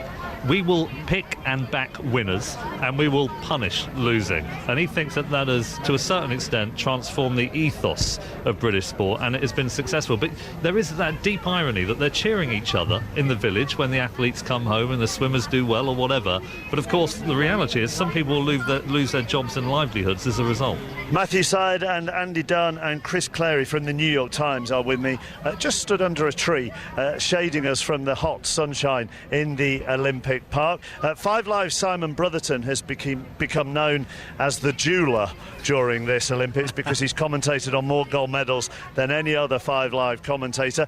Are you going to be doing that again today, Simon? Well, to be honest, I'm not so sure. And the women's mountain bike race, which is just starting now at Hadley Farm in Essex in the sunshine. Annie Last for Great Britain in the middle of the front rung of riders goes round the first corner in first place. This is a race that's going to lasts for about an hour and a half to an hour and 3/4. She's 21 years of age from Bakewell. Very, very promising young rider. But Rob Hale's alongside me. She's up against it here, isn't she? Against the cream of the crop in world mountain biking. A lot of athletes who are far more experienced than she is. Yes, she is. She's got against multiple Olympic medalists and much older riders and more experienced, like you say. So it's going to be a tough ask, but she has started on the front row. She's got herself gridded extremely well. And that's a big help on this technical circuit. And a very quick word about this circuit that they've got. It's been purpose-built for this. It's not in a forest or on a mountainside. It's on open grassland, and they built it within the past couple of years. What sort of course is it, and does it suit Annie Last? It should suit her. It's quite technical, which she does like. It's a lap, 6 laps of 2.9 miles. It's around about a 13-minute lap. And each lap there's 172 metres of vertical climbing, so over the entire race there's just over 1 kilometre of climbing, so it's certainly a tough course, and there are a few really rough, rocky places where if you go over them they're a bit of a shortcut, or you can do some easier circuits which take you a little bit longer. And I've just seen a Norwegian come a cropper, by the way, on the very first lap, but fortunately she picked herself up straight away and is back on the bike. Mark, they've got several options at these various jumps and gates in the mountain bike. They can either take a harder route, which is a bit quicker, or they can play safe and take a little bit longer, but have a greater chance of staying upright. I think it's going to be a tremendous race, and by the end of the race, apparently if you add up all the climbing that they will have done in the mountain bike, it's the equivalent, more or less, of climbing Ben Nevis. Thank you very much, Simon. 12:32. This is BBC Radio 5 Live, and it's news time. On digital radio, digital TV, mobile and online. This is BBC Radio 5 Live. BBC News on 5 Live, I'm Rebecca Pucchiello. Police investigating the disappearance of 12-year-old Tia Sharp in South London have arrested 2 more people. There are a 46-year-old woman who is suspected of murder and a 39-year-old man suspected of assisting an offender. Police are continuing to question the boyfriend of Tia's grandmother. A body was found at her house yesterday. Team GB have their 26th gold medal of London 2012 after Ed McKeever won the 200 metres kayak singles final. Liam Heath and John Schofield took bronze in the double kayak sprint, and we'll have more with Will in sport shortly. The Republican presidential candidate Mitt Romney has announced that the Wisconsin Congressman Paul Ryan will be running mate. The 42-year-old is strongly in favour of cutting government spending. And someone's come forward to claim last night's Euro Millions jackpot worth nearly £149 million, which was won by a UK ticket holder. If confirmed, it's Britain's second biggest lottery win and the 7th Euro Millions jackpot won here so far this year. That's the latest. Sport now. Here's Will Perry. Rebecca, thank you. Well, I'm just down in the big screen, the Olympic Park, where people are watching the modern pentathlon on this gigantic big screen in the middle of the River Lee down here. 2 more medals for Great Britain today. Then, as you heard in the news, both in the canoe sprint, Ed McKeever led from start to finish to win gold in the men's K1 200 metres. John Schofield and Liam Heath took bronze in the K2 200 metre final, which was won by Russia. So Britain now with 59 medals in total, still third in the table. USA top with 94 medals, 41 of them gold. Britain's Jess Walker finished 7th in the women's K1 final. Tom Daley has qualified in 4th place for the final of the men's 10-metre platform diving. He said afterwards, after knowing the disappointment from the synchro, I really wanted to prove a point. I'm gradually getting sharper and sharper. That final is at 8:30 this evening. Britain's Sam Wheel and Nick Woodbridge are in joint 13th place as we watch on the big screen here after the first event of the modern pentathlon, the fencing. Next up, it's the swimming at 1:20. After missing out on a medal in the BMX yesterday, Sinead Reid has told 5 Live it's definitely a possibility that she'll return to track cycling in time for the Olympics in Rio in 2016. A reminder that right now on 5 Live Olympics Extra you can hear a review of the swimming from the Aquatic Centre over the last couple of weeks. Away from London 2012, Tiger Woods goes into the 3rd round of the USPGA Championship in a 3-way share of the lead on 4 under par. England's Ian Poulter is a shot behind. Northern Ireland's Rory McIlroy and Jamie Donaldson of Wales are 2 shots back.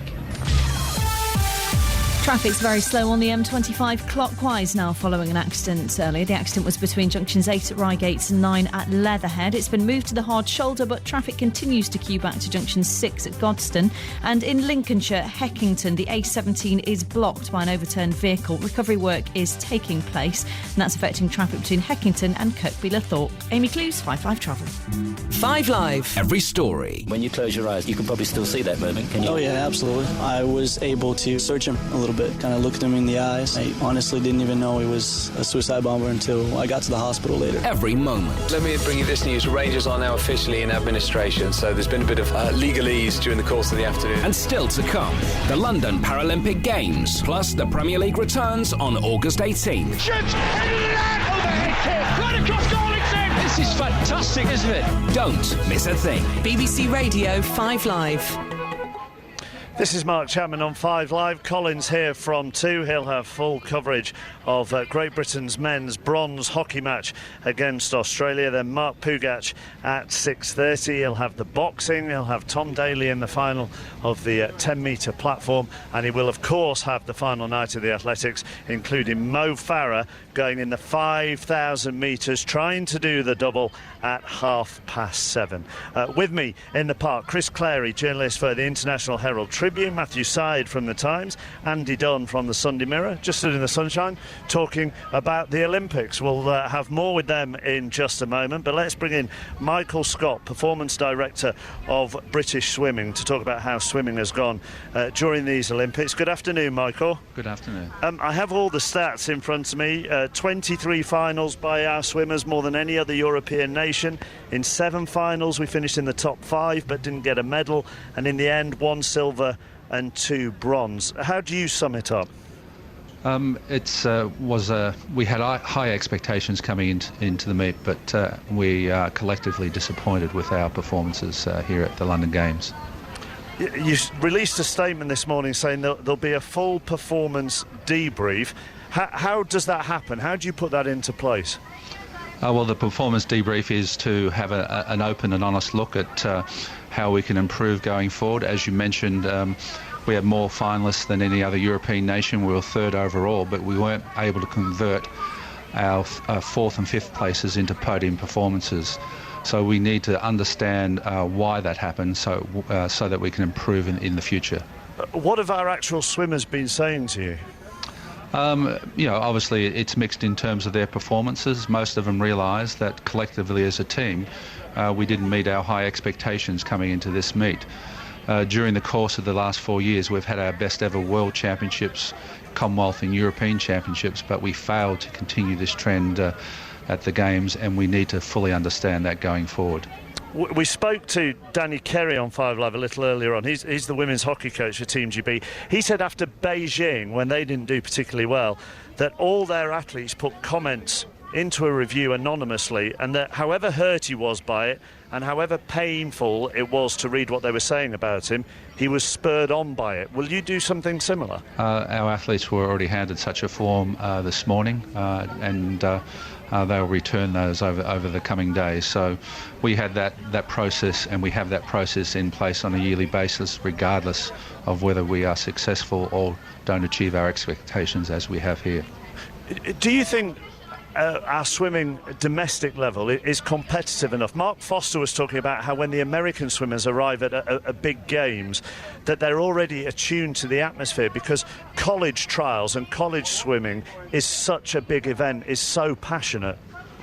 We'll look at all facets of our program, including our competition program, to make sure that we answer that question, i.e. are we race toughened when we come into the meets? Are we doing enough racing? There's certainly a lot of good racing opportunities in Europe, and we need to look at whether we've taken full advantage of those during the past 4 years. But do you have a gut feeling, without being told by the swimmers, whether our trials, our domestic swim events are passionate enough, competitive enough?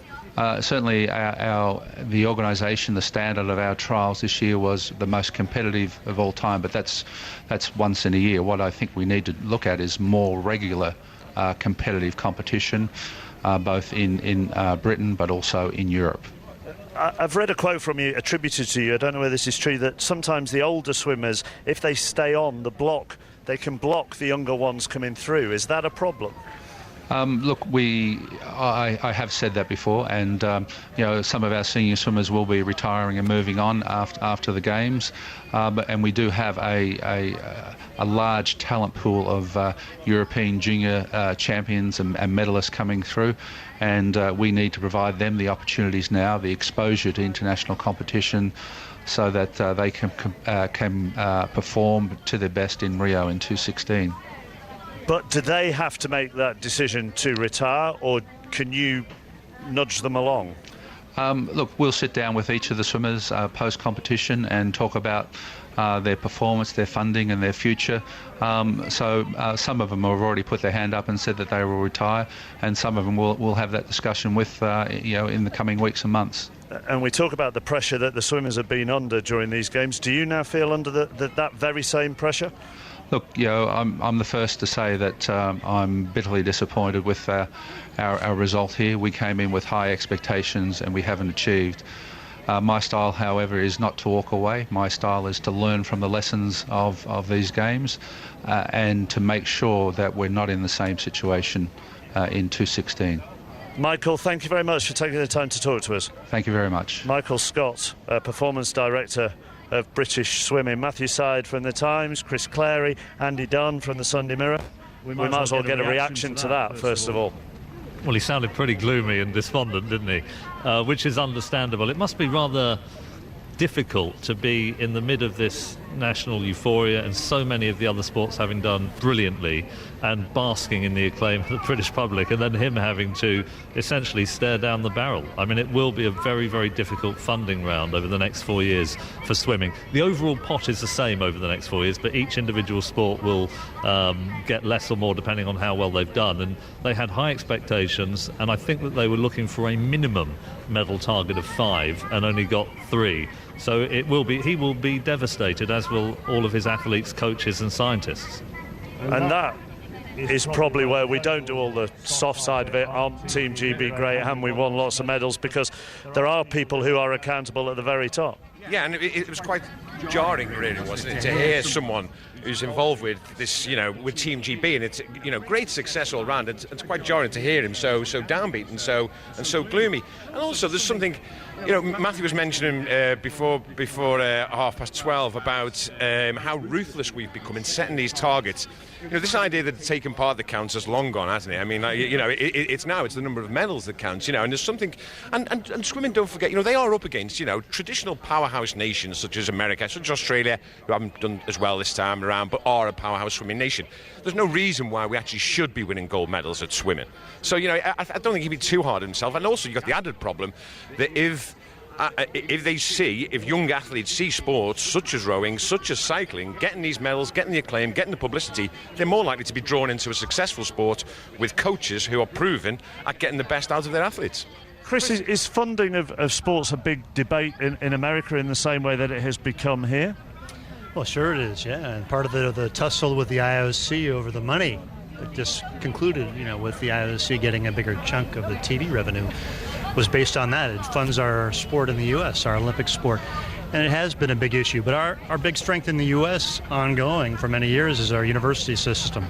You just have a very huge block of institutionalized quality coaches who get a chance to bring in athletes in big numbers, train them at the right age, at the right time in sports like swimming and track and field, which are not big sports in the U.S. in terms of media, but they still have that base. Well, I wonder then, Matthew Syed, when we're talking about competitive school in sports, whether at the same time we look at our university system and our college system and how sport is done at that level as well. I was talking to a former Olympian who said to me yesterday that he had the chance to go on a scholarship to UCLA, but his parents thought it was a bit far, so he ended up going to Reading. So nothing wrong with Reading. Nothing wrong with Reading, but maybe slightly different to UCLA. Yeah, quite right. But do you think we need to look at our university sport system as well? It would be lovely but universities are under extraordinary funding pressure already. I mean, they're struggling desperately to provide the academic system that they are supposed to for the students going in. Tuition fees is now an issue, so that the students themselves are having to pay for certain of the academic training that they need. I don't think that's ever going to happen. This deep and rich culture of collegiate sport in America is not transferable to this country, not in this age of austerity that we're having at the moment. What we do is we transfer money directly from the Exchequer and the lottery. But that elite, I mean, there are two very different things happening. There is a lot of money for elite sport, a tiny, trivial number of people who are being, as it were, turned into superhuman athletes in different sports that we've already discussed. Then there is a mass of people who play recreational sport. That number has flatlined for years, and I mean, I rather wonder whether it'll even go up after the Olympic Games. Right, let's turn to positive things. Let's talk about your moment of this Olympic Games. I'm hoping you've all been pre-warned I was going to ask this, because there is an awful lot to pick from, and so hopefully you've come with something in mind. In fact, I will give you time to think about that.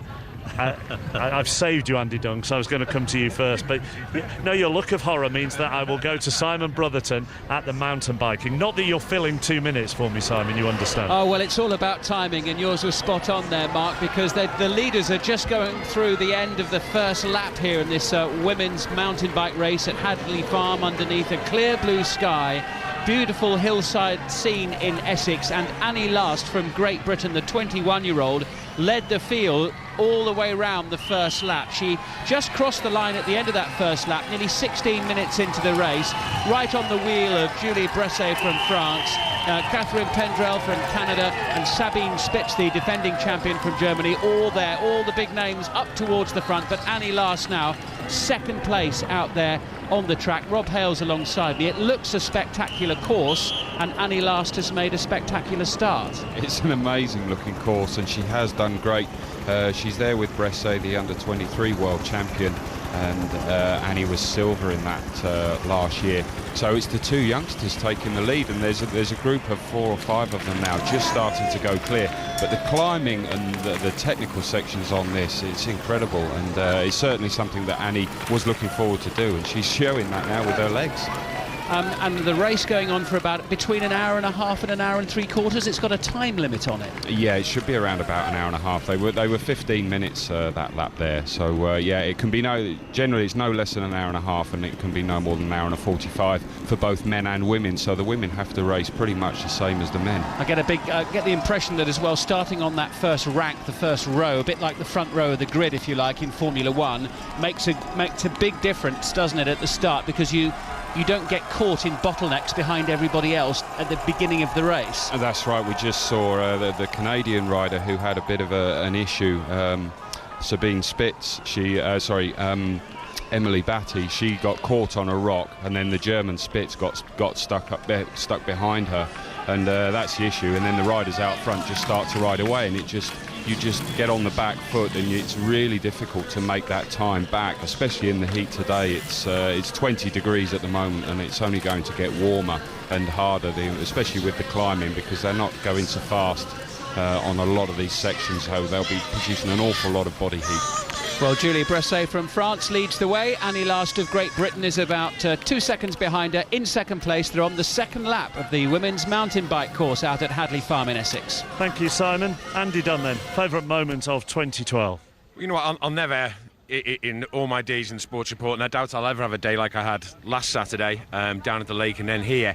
And you know what, strange as it may seem, the moments that I will remember of that day, more than any, is actually not a winning moment, but actually the moment when Mark Hunter, as he got out of the boat, well, he tried to get out of the boat, as he got out of the boat, the medal ceremony was going on for Kat Copeland and Sophie Hoskin. There was joyous tears from her on the big screen, and there he was basically just being lifted up, cuddled, hugged by Sir Steve Redgrave and his wife Anne. He was physically ill into the water. He then dragged himself across to us guys and said, "I'm sorry I've let everyone down." And at that moment you think, you know, to me that just sums up everything about the spirit of this Olympic Games, the spirit of these British athletes. A guy who hadn't won, but who given absolutely emptied everything onto that lake. It was a great moment. Yeah. And not for the first time, it left us with tears in our eyes at the Olympics. I don't know, never knew I was so emotional. Matthew Syed. For me, it's Gemma Gibbons in the judo, and she threw her opponent in the semi-final. Her shoulders hunched, and they started to shake, and she was crying, really letting it all go. And then she looked up to the heavens, and she said, "I love you, Mum." And her mother had died 8 years previously of leukemia, and yet in that supreme moment of vindication, the first person that she thought of was the heroine who had driven her to her competitions, had mentored her through her early days. And that, to me, is one of the great untold stories for every athlete. There are so many people who have given their lives to help them become what they have become. And that's parents, it's coaches, often unpaid. And I just thought that encapsulated it with such emotional power.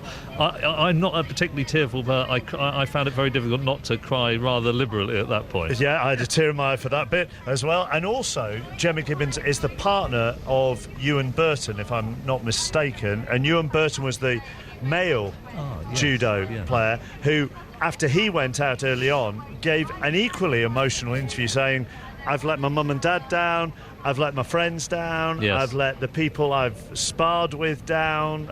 And again, it was another one of those, you really haven't. And I just wonder, from your time, and we asked Steve Keane this during the course of the Olympics, whether back in 92 or whatever, you didn't have that many people around you, so there were less people to let down, whereas now there is such a support staff around that you feel a greater responsibility. I think that's right, and I think that's one of the double-edged aspects of home advantage. When you're at home, you definitely have people cheering you on, but that makes you ever more aware of the weight of expectation and the number of people who will be very dejected if you lose. I mean, obviously, the fans in the stadium, but as you rightly say, you've got your family there. I didn't have that courtside in Sydney. I knew that they were watching on the telly. That was a certain type of pressure, and I actually found it very difficult to deal with that pressure. I didn't perform as I thought that I could have done. You're absolutely right. And I mean, at the rowing, at the judo, and all sorts of other venues, the people who have failed, they're thinking, my goodness, I've let all of those people down, and that must be emotionally so tough to deal with. I think I said Steve Keane there, didn't I? I meant Steve Peters. Oh, Steve Peters. I haven't been talking to... I was going to say, what would it be? He probably... We'll sing on to Steve Keane. Make no mistake about that. Oh, God, I hope there's a couple of months yet before I have to talk about Steve Keane again. Chris Clary, American journalist, your favourite moment of the Games? Hey, with your forgiveness, I'd like to pick two, I think. It's always the things that surprise us that really are the most powerful, I think, in a lot of ways. There's so much build-up, so the things that come along that you don't expect. But, you know, for me, it was the first was the other night on the 800. Everybody's waiting for Bolt to show up in the stadium. It's all Bolt's night. And then David Rudisha goes out, runs the 800 meters of his life, best ever run. And he did it fully aware that he needed something special to be able to, you know, carve a little bit of this night out for himself. And it was beautiful to watch, and he did it. I could see his eyes on the clock as he finishes the last 50 meters, comes down, does it, breaks 141. Goosebumps. Great stuff. Oh, let's see if we can repeat those goosebumps for you, because I think we might have the commentary of David Rudisha winning that gold and breaking the world record. And David Rudisha has broken the world record, just as he promised. He said he wanted to come here to do more than win gold. He wanted to break the world record. Another special performance by David Rudisha. He was billed before that race as the greatest athlete you've never heard of. I think now there is no doubt that the world is very well aware of David Rudisha. I think life will be good in Kenya for eternity for anybody named Rudisha. I think it'll be good, yeah. I mean, did the Americans react in the same way that we did to that race? Yeah, I don't think so. I mean, track and field in the States doesn't really have that profile that you're going to go really too far deep into looking at it. And I think people were looking at watching it. Bolton. And the other thing in the U.S., frankly, is it's a packaged night. We don't watch it live when we're in Europe like this. Everybody's seeing an NBC show that's coming on several hours later. It's all been emotionally primed to hit the right buttons, and you know it's working for them. They're getting record audiences, very, very good audiences. And does it work for them even in this day of social media and everything being immediate? The delay is still working for them. Well, if you look at people on Twitter and everywhere else, there's a lot of complaints about it. But I think either they're holding the audience hostage and they have no choice, and therefore that it works pretty well. But the ratings are good, and they feel like it's a destination chance for families to get together. It's that rare moment in the States. People can watch the Olympics, get together and watch these stories, and they do it together. So they package it that way. I personally feel they're missing out. I mean, it's crazy to see these things going on and know that in the U.S. they're not being experienced live. It's wild. There would be uproar if we did that here, wouldn't there? Delayed coverage of the Olympic Games. I mean, it is absolutely astonishing that it's going out 7 hours later. But the point that you make about track and field away from the Olympic Games barely registering, that's not quite an accurate description of here, where track and field does have a certain profile. But my goodness, after this is over, I don't think we're going to see full houses at Crystal Palace and at other athletic stadiums. There is a real dip in this country in terms of interest in athletics between Olympic Games. Yeah, I mean, I think as in a couple of weeks there's a Grand Prix meeting in Birmingham. It'll be interesting to see. I think you'll probably get you will get, a bit of a sort of positive kickback.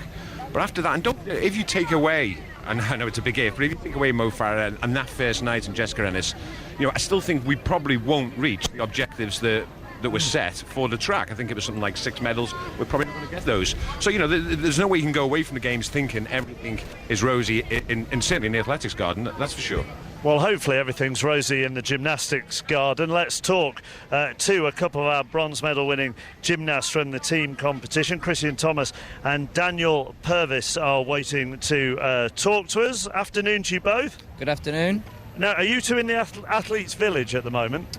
Right now we've just walked outside the Athletes Village, and then we're going to we've just walked across the bridge into the Olympic Village, so it's a pretty good atmosphere down here at the minute. What I was going to say, the Athletes Village, does it feel like last day at school time? Everybody ready for a massive party? Yeah, it seems that way. I mean, the vibe in here is just amazing. Like, everyone just seems really pumped up for it, so I think it's going to be really good. And what have you been doing, Daniel, since your competition finished? To be honest, I've just been relaxing, taking a much needed rest and trying to watch as many things as I can, so I've had a really great time. Are you able, Christian, just to walk to other events and sit down and support other athletes, other British Olympians? Unfortunately not. We have to apply for some tickets through the BOA, and it's a bit of a potluck whether you get them or not, but luckily for me I was able to get some for the 200 metre final the other night in the Athletic Stadium, and that was absolutely fantastic. The atmosphere in there, and the crowd really got behind every single athlete from every nation. Well, you were also lucky as well that the Duchess of Cambridge offered you her +1 as well for the gymnastics, weren't you? Yeah, I definitely struck gold with that one, didn't I? I don't even know how it came about, to be honest. But no, she was a lovely lady, very enthusiastic about gymnastics, and I just had to explain slightly to her about what to look out for, what was good, what was bad. So yeah, she was just like talking to a normal person, to be honest, just with a massive rock on her finger. Didn't you tweet as well that you had to put on your poshest voice? Yeah. Well, I'm from Wolverhampton, so I've got a bit of a black country accent, so I thought I better tried to put on my posh voice, but I don't know whether it came across, whether I did or not. Daniel, what's the plan now for you? Once the Olympics over, I'm fascinated by what all our athletes, whatever discipline they're in, whatever sport they're in, what their plan will be, say, for the next 2 months, 6 months, a year. To be honest, straight away I'm going on holiday, so that'll be the next thing for me, which I can't wait for. And then after that, I've got a couple of World Cup events at the end of the year, so I'll have to get back in the gym and lose my beer belly and that. And, so that'll be next for me. And you may have just heard the sort of tail end of our discussion about athletics and the importance of the crowds coming to Grand Prix events. What would you expect gymnastics crowds to be like, Christian, the next time you guys all perform in your home country? It's been absolutely fantastic so far, and yeah, if we can sort of replicate these sort of audiences for our smaller events, it'd be absolutely amazing. I really can't put into words really how amazing the crowd was in the North Greenwich Arena when I was competing the other night. Now, it was like having an extra team member there. Every Olympian that I've spoken to this morning, whether it be Shanaze Reid or the US women's water polo team, are all very excited, even though it's just a rumour, at seeing the Spice Girls at the closing ceremony tomorrow night. Are you going? Are you excited about seeing them, or is there somebody else you want to see? No, I'm so excited. I've still got a post on my wall, the Spice Girl. So this is a dream come true for me. Christian? Yep. Yeah. Well, probably not my number one group on my playlist on my iPod, but yeah, why not? I mean, it's history in the making here, really, isn't it? I mean, they're regrouping to perform at the closing ceremony, so I'm sure whoever's there will put on a great show, and it's going to be a great atmosphere, and either way, whoever's playing, I know is just going to love it. It's going to be one big party. Are you going to wear your bronze medals for it?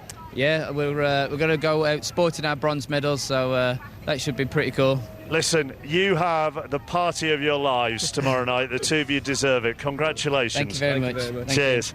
Christian Thomas and Daniel Purvis, who were part of the men's gymnastics team, which won bronze. That's that. I don't know about you, Matthew, but that's been one of the highlights for me of the last 2 weeks. It's just being able to have these chats and interviews with the most amazing array of people.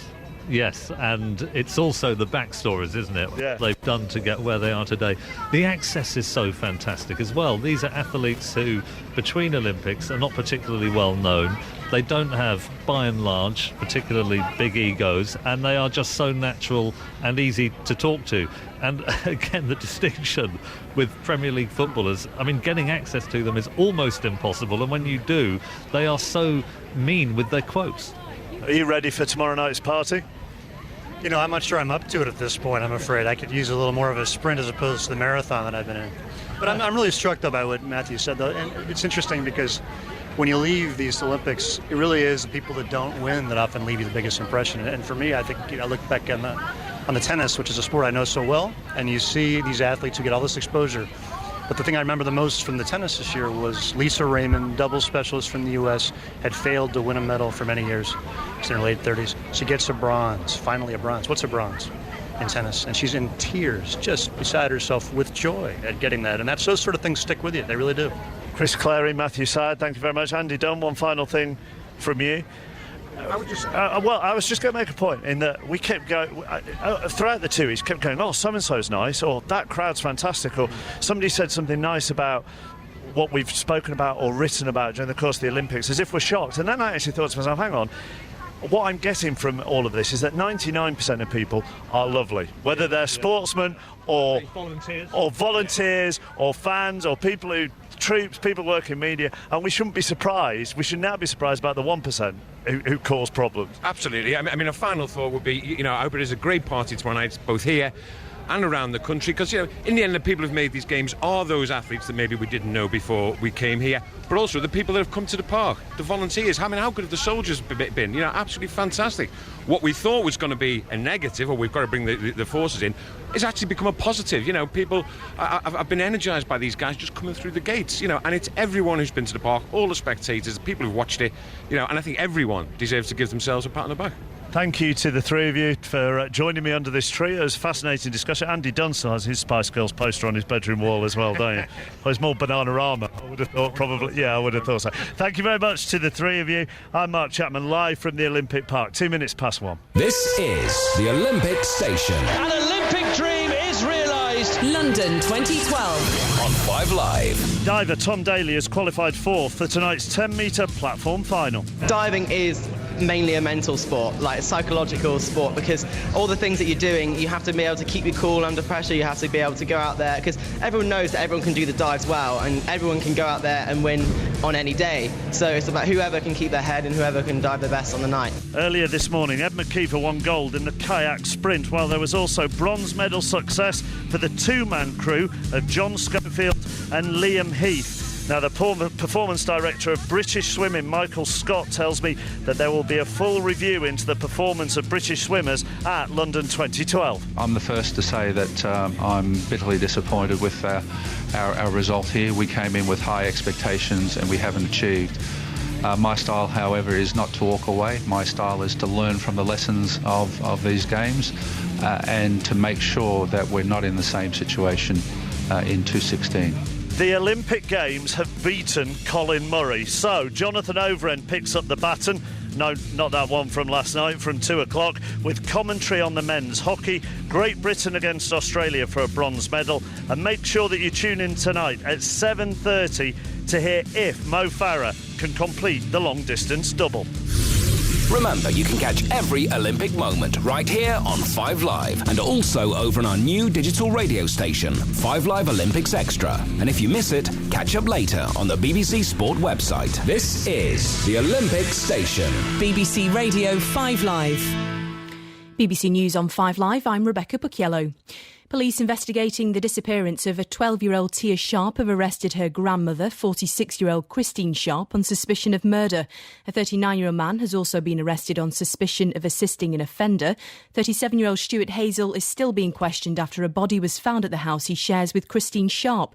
Police had searched the property 4 times. Our reporter Alexandra Mackenzie is there. It has been very solemn here this morning. People have been coming with flowers, they've been coming with teddies, they've been lighting candles, but there have been questions asked. And the question that people here have been asking, why has it taken so long to find a body? Alexandra Mackenzie reporting. In other news, there's been another gold for Britain at the Olympics, taking Team GB's tally to 26. Ed McKeever won the 200 metres kayak sprint at Eton Dorney, where Liam Heath and John Schofield took bronze in the double kayak sprint. Police investigating the murder of the businesswoman Carol Waugh have released on bail a 61-year-old woman arrested yesterday. Miss Waugh's body was found in a garage in southwest London earlier this month. She'd been missing since May. The chief NATO force spokesman in Afghanistan says the latest attacks by Afghans on coalition forces don't reflect the overall situation in the country. 6 US soldiers were killed in 2 attacks yesterday. David Cameron says competitive team sports are to be made compulsory for all primary school children in England. A draft new curriculum will mean children have to play sports such as football, hockey and netball. Damien Hines is Conservative MP for East Hampshire. We're focused on who are going to be the Olympic stars of 2020 and 2024, but we also have to think about fitness and health. And crucially, one of the things that some sports really contribute to more than others is about building character and life skills for the future. And some of those things you can only get from competitive team sport. The Republican US presidential candidate Mitt Romney has confirmed that he's chosen the Conservative Paul Ryan to be his running mate. The 42-year-old chairs the powerful Budget Committee in the House of Representatives. The director of the Olympics closing ceremony has been describing his plans to create a tribute to British music. Kim Gavin says the show at the Olympic Stadium will be an elegant mashup of anything from Adele to Elgar. George Michael, the Pet Shop Boys, Jessie J and the Spice Girls are expected to perform. And last night's Euro Millions jackpot, worth nearly £149 million, has been claimed. If confirmed, it's Britain's second biggest lottery win and the 7th Euro Millions jackpot won here so far this year. That's the latest on 5 Live. Let's get the sport now. Here's Will Perry. Rebecca, thank you. Well, it's another scorching afternoon here in the Olympic Park. Beautiful sunshine. There's a lady drinking a pint of beer next to me. I'm not quite sure whether I want to drink it or throw it over my head. It's very, very hot this afternoon. I'll refrain from both at the moment. So 2 more medals, I should say, as you heard in the news for Great Britain today, both in the canoe sprint. Ed McKeever led from start to finish to win gold in the men's K1 200 metres. John Schofield and Liam Heath took bronze in the K2 200 metres final, which was won by Russia. Britain's Jess Walker finished 7th in the women's K1 final. So Britain now with 59 medals in total, still 3rd in the table.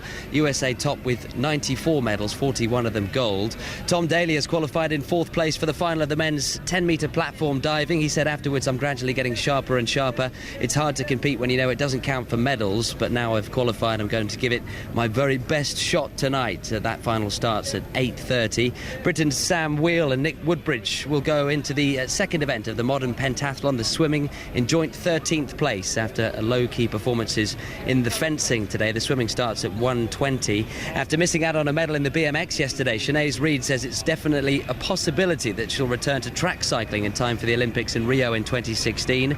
Russia's Sergei Kiryapkin has won the gold medal in the men's 50-kilometre walk today.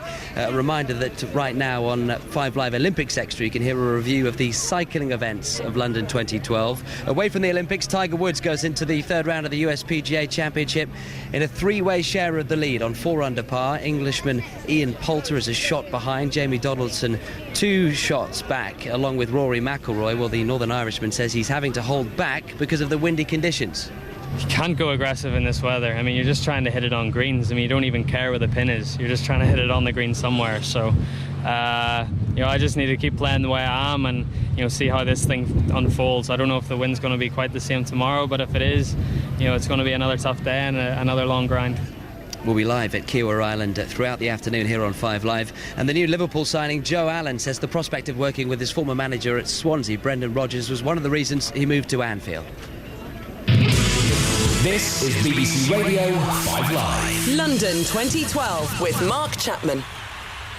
Jonathan Overend takes over at 2. He'll bring you full coverage of Team GB's men's hockey bronze match against Australia, and then later on tonight you've got the boxing. There's Mo Farah, there's Tom Daley in the final of the 10-metre platform, all with Mark Pougatch. Let's nip back to the mountain biking. Simon Brotherton, I'm not using you as a fill again, but I've been on air for 4 hours so far this morning. I've had 2 cups of coffee and 3 bottles of water, so if you could just do the next 3 or 4 minutes, that would help me immensely, if you know what I mean. I think we can manage that. Welcome to the mountain bike, to the women's race. They're on lap 3 of 6. Annie Last from Great Britain, 21 years of age, made an excellent start to the race. She led for most of the first lap. She's still up with the leading riders, but just dropped off the pace a little bit. The latest information I can give you, it's a very sunny day out at the course. Julie Bresset from France is leading at the moment. Sabine Spitz from Germany, the defending champion, is right behind her. Georgina Gould, the national champion of the United States, up to 3rd, just a couple of seconds back.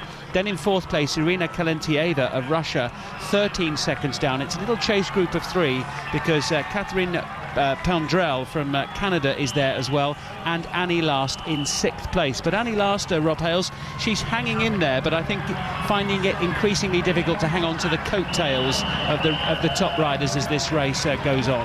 Yeah, we've got these 3 riders, Breslet, Spitz and Gould, who are just going clear, like you say, 13 seconds ahead of Pendrell, Kalentieva and Annie Last.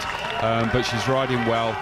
We're just on one of the technical sections now, but I'm really enjoying these sections. Dean's Drop, for instance, where it's these rocks and boulders are planted in the ground, and if you go over those, you gain around 10 seconds over the easier, the chicken run they call it, where you can go a little bit further, but it's easier. But that 10 so the seconds. riders have actually got a choice on part of the course. When they come to certain obstacles, they can either sort of chance it and save time and go for the harder route, or they can play safe. They can, but obviously if you go over the harder sections, you risk getting a puncture or crashing, or you choose the easier route, which will give you a 10-second deficit on some of the sections. And there's about 3 sections on the circuit where you can take that option.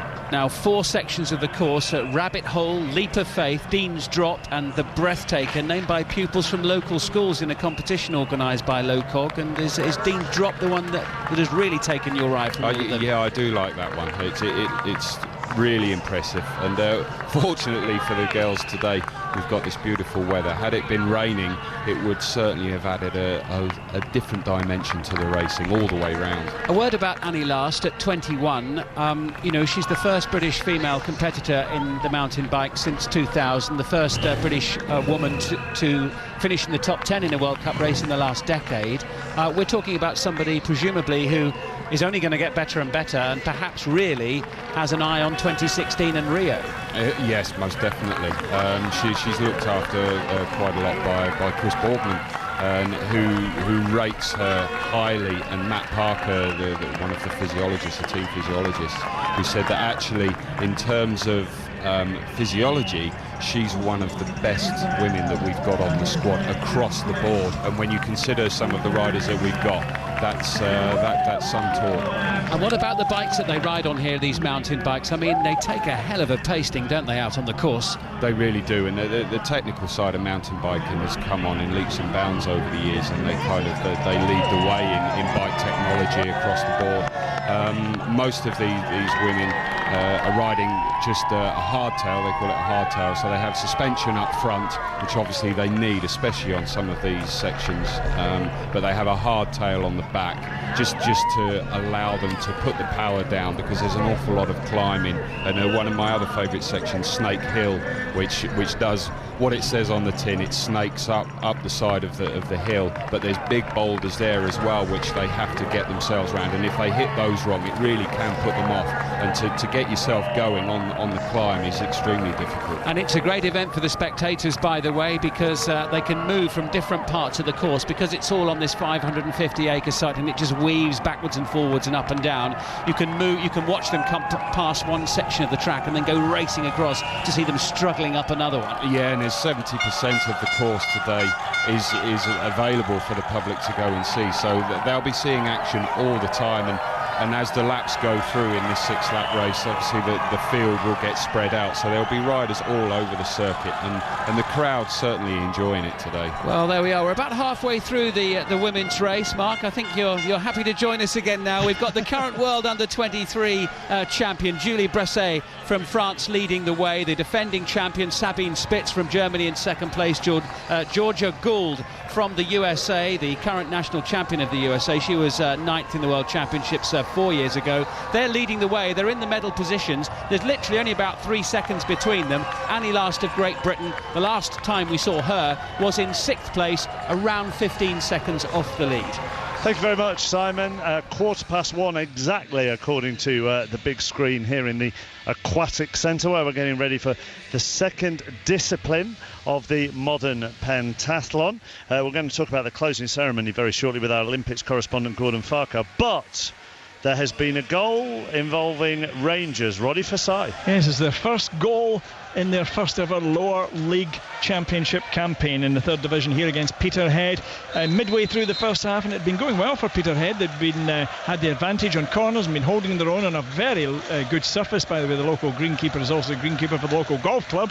That's why it's such a lovely surface. But Rangers finally took advantage of it. Simple enough. Long ball down, and there was Liam McCulloch heading down. Young Barry Mackay, who's made his way into the squad because of the sheer number of players who have left Rangers, striding on into the penalty area, and he beat Paul Javier low to the goalkeeper's left, and that is why it's now Peterhead 0, Rangers 1. Rangers' first ever goal in the lower leagues. Thank you very much, Roddy. So it's a gig like no other, an end of a show party to end all end of show parties. That's the ambition for the closing ceremony for the games tomorrow night. Our Olympics correspondent Gordon Farquhar has been hearing what's in store. Lots of rumours flying around. How much are you allowed to tell us, Gordon? Well, fortunately, at least something. This is good. This is which is always helpful on radio. Well, yes. Otherwise, this will be a very short chat. Thanks for joining us, Gordon. This is going to be a different proposition to the opening ceremony. Different but the same, if this makes sense. It's very visual. It's going to have spectacular moments, and although it's also like the opening ceremony, punctuated by formalities, there will be the closing hymn. There will be things like the handing over the flag and that sort of thing. It's really about the music. Kim Gavin is the director. He's taken over from Danny Boyle, who of course put on that amazing opening ceremony. So Kim Gavin is in charge of it. He's got a different brief. This time it's to make it a proper party with a symphony of British music at its core. No, I think you'll find that there's a hell of a lot of music. There's a hell of a lot of show in the show. I think it's two different shows. Danny's was a cultural. He wanted to say who we are and what was important to him. I wanted to make a very exciting after-show party. I wanted it to be a celebration. We've got 15 minutes of the athletes walking in. We do have a lot of music in there without giving too much away. As I said, it's in 3 parts. We start with a big opening scene saying we're in London. There is more than just music. It's not just the songs, it's visually creative. And then there's 8 minutes of Rio, which is their handover. In fact, when we ran the show the other day, it felt like there was very minimal amount of speeches and protocol. It flows really well. I'm very proud of that. We start with the Elgar and we go through to Waterloo Sunset in the first sequence. That gives you an idea, but any more than that, I don't want to spoil the surprise. He does make it sound like just a great after-show party, doesn't he, Gordon? There are going to be a lot of athletes, judging by the ones that I've spoken today, who are going to be very disappointed if the Spice Girls aren't there. I mean, they are. Seriously, if you weren't listening earlier, Sinead Reid, we've had Christian Thomas and Daniel Purvis, we've got the women's water polo team from America who won gold, all talking about seeing the Spice Girls. Do you know who the artists are yet? I can confirm that the artists are... do you know what? He was asked that question. He said, actually, do you know, I'm still finalising the lineup. I'm not sure whether that was true, but there was a sort of knowing nod amongst them. And I think there probably are 1 or 2 surprises that they really do want to keep. There have been some names put into the public domain. I actually said to him, are there any acts who, after seeing the opening ceremony, who turned you down previously, suddenly came back with dates free in their diaries? And he said, actually, there was one. He said, no, actually, thinking about it, there were 2. He said, I told them there was no more room. So, interestingly, I mean, he didn't really want to confirm things. He didn't really want to say who it was. A lot of this, interestingly, will be an artist doing other people's songs.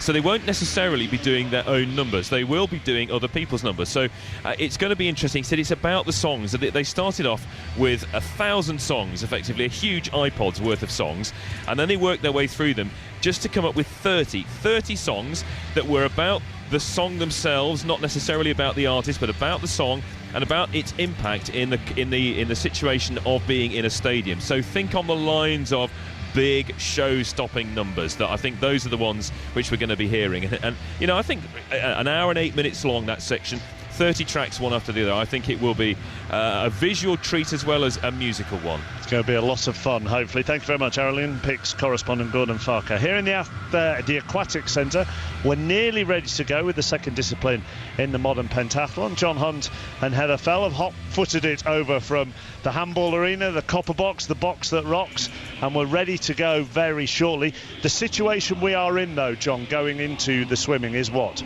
In terms of the British two athletes here, Nicholas Woodbridge and Sam Wheel, both have just average days in the fencing, really. They each won 17 of their bouts. They lost 18. They are a good couple of 100 points off the leader at the moment, the Czech athlete David Svoboda. And he will swim in the fourth heat, the leader Svoboda. And watching out for the British boys, Sam's in the third heat, and in heat 5, which will contain the fastest swimmers in this event, Nicholas Woodbridge, one of the fastest of all, so he needs a really good swim. And we'll bring you commentary of both the heats involving the two Britons in the modern pentathlon. And as far as this is concerned, Heather, this is just simply swimming against the clock. It's like Jessica Ennis doing the hurdles in the heptathlon. Yeah, it equates to 12 points per second, so each second's broken into 3 parts. So yeah, basically doesn't matter if you're winning, you want to win by as far as you can to clock up those points. So you could have somebody in heat 4 who will maybe finish third but could end up with more points because they were faster than the winner of heat. Yeah, occasionally you do see that. I mean, the heats are seeded, so we shouldn't do, but you might see someone who swims an incredibly good time and does end up getting more points than the heat after them, yes. OK, Lizzie Greenwood-Hughes is down below us somewhere. Who have you got with you, Lizzie? I actually have Nick Woodbridge's dad with me, John Woodbridge. John, not the ideal start for Nick or Sam either this morning, was it? No, the first few rounds he went really well and picked up some really good hits, but then tailed off in the middle, and it wasn't a disaster, but it's not where he would ideally want to be placed. Have you spoken to him? No, not had the chance, and to be honest, on competition days I generally don't get a chance to speak to him because they're so busy. It's so fast between the various disciplines, there just isn't a chance to talk to him. How will Nick be feeling after this morning? I suspect he will be feeling a little bit disappointed now because he got off to such a good start, and you could tell from his reaction in the first few rounds that he was really on a high, but then to have then started to lose, it naturally creates a bit of disappointment, but he knows he's got some strong events ahead of him still, so as I say, it's not lost by any means. And one of those strong events is what we're about to watch now. He's in the last heat of the swimming because he's very strong as a swimmer, isn't he? Yeah, probably the swimming is his strongest event, and this event particularly will be really interesting because in the final event it's Nick and Amro El Jaziri, the Egyptian, and those two, it's really a rematch for them from the Beijing Olympics when they were really going at it, and just at the finish Amro got the touch and took the Olympic record. So I think there will be a lot at stake here, not just on the points that they can get, but also from the fact that they will both want to break the Olympic record and beat each other. So it should be a good race. I'm fascinated by how people get into modern pentathlon. You live quite near Much Wenlock, which is, of course, where Pierre de Coubertin saw the old Olympics and fell in love with modern pentathlon, or what he thought was, then made modern pentathlon effectively. Yeah, that's purely a coincidence, really, but I don't think any kids wake up in the morning and say they want to become a modern pentathlete, because it has a low profile, for one thing. And I mean, nobody in their right mind would suddenly think, yeah, I think I'll do swimming, running, fencing, shooting and horse riding, and put them all together. And I think most people come into it because they have a skill and an aptitude at a number of sports, not all 5, but they have 3 or 4, and then they think, actually, if I do one more, I've got a pentathlon here. And that's what happened with Nick. He was a very strong runner and swimmer, and he was mad about horses. And when we eventually bought a horse, he went to Pony Club because we don't know much about horses, and we were keen for him to learn about horses properly. And in Pony Club, of course, they do a tetrathlon, which is run, swim, ride and shoot. So because he was strong with his run and swim, they were very keen to teach him to shoot, and that's where he got the tetrathlon. And once you got tetrathlon, you look around and you think, well, actually, doing the fencing, that takes it into the Olympic sport of modern pentathlon. So that was our route, or Nick's route into the sport. And here he is at his second Olympic Games. Let's hope for you and for all the British fans watching that he can make up some ground with the swimming. Yeah, I really hope so, and he will certainly pick up points and places in this event, and we'll see where it leads later in the afternoon. Thank you, John. Thank you very much, Lizzie. Let's get an update on the mountain biking with Simon. We had a little spill actually a few minutes ago. The defending champion from Germany, Sabine Spitz, crashed at Dean's Drop. She's okay though. She did hold up Georgia Gould of the United States momentarily in that incident, thus increasing Julie Bresset's lead, because those two were second and third on the track out at the moment. They're on lap 4 of 6. Bresset then in the gold medal position from France. Gould from the USA 20 seconds back in second place. In the bronze medal position now, the defending champion Spitz from Germany, 23 seconds back. Then fourth, Kalentieva of Russia, 41 seconds down. Then at 56 seconds in fifth place, Annie Last from Great Britain. Suss of Switzerland is sixth at 1:04. So on lap 4 of 6, Great Britain's Annie Last is 33 seconds outside the medal placings at the moment. Thank you very much, Simon. Let's look ahead to this afternoon, shall we? And this evening, here's what's coming up later. This is BBC Radio 5 Live. London 2012. With Victoria Derbyshire and Mark Chapman.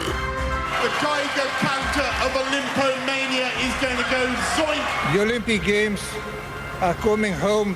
One day we will tell our children and our grandchildren that when our time came, we did it right. I declare open the Games of London, celebrating the 30th Olympiad of the modern era. The venues are ready, the stadium is ready, the aquatic centre is ready, the velodrome is ready, the security is ready, the police are ready, the transport system is ready, and our Team GB athletes are ready, aren't they?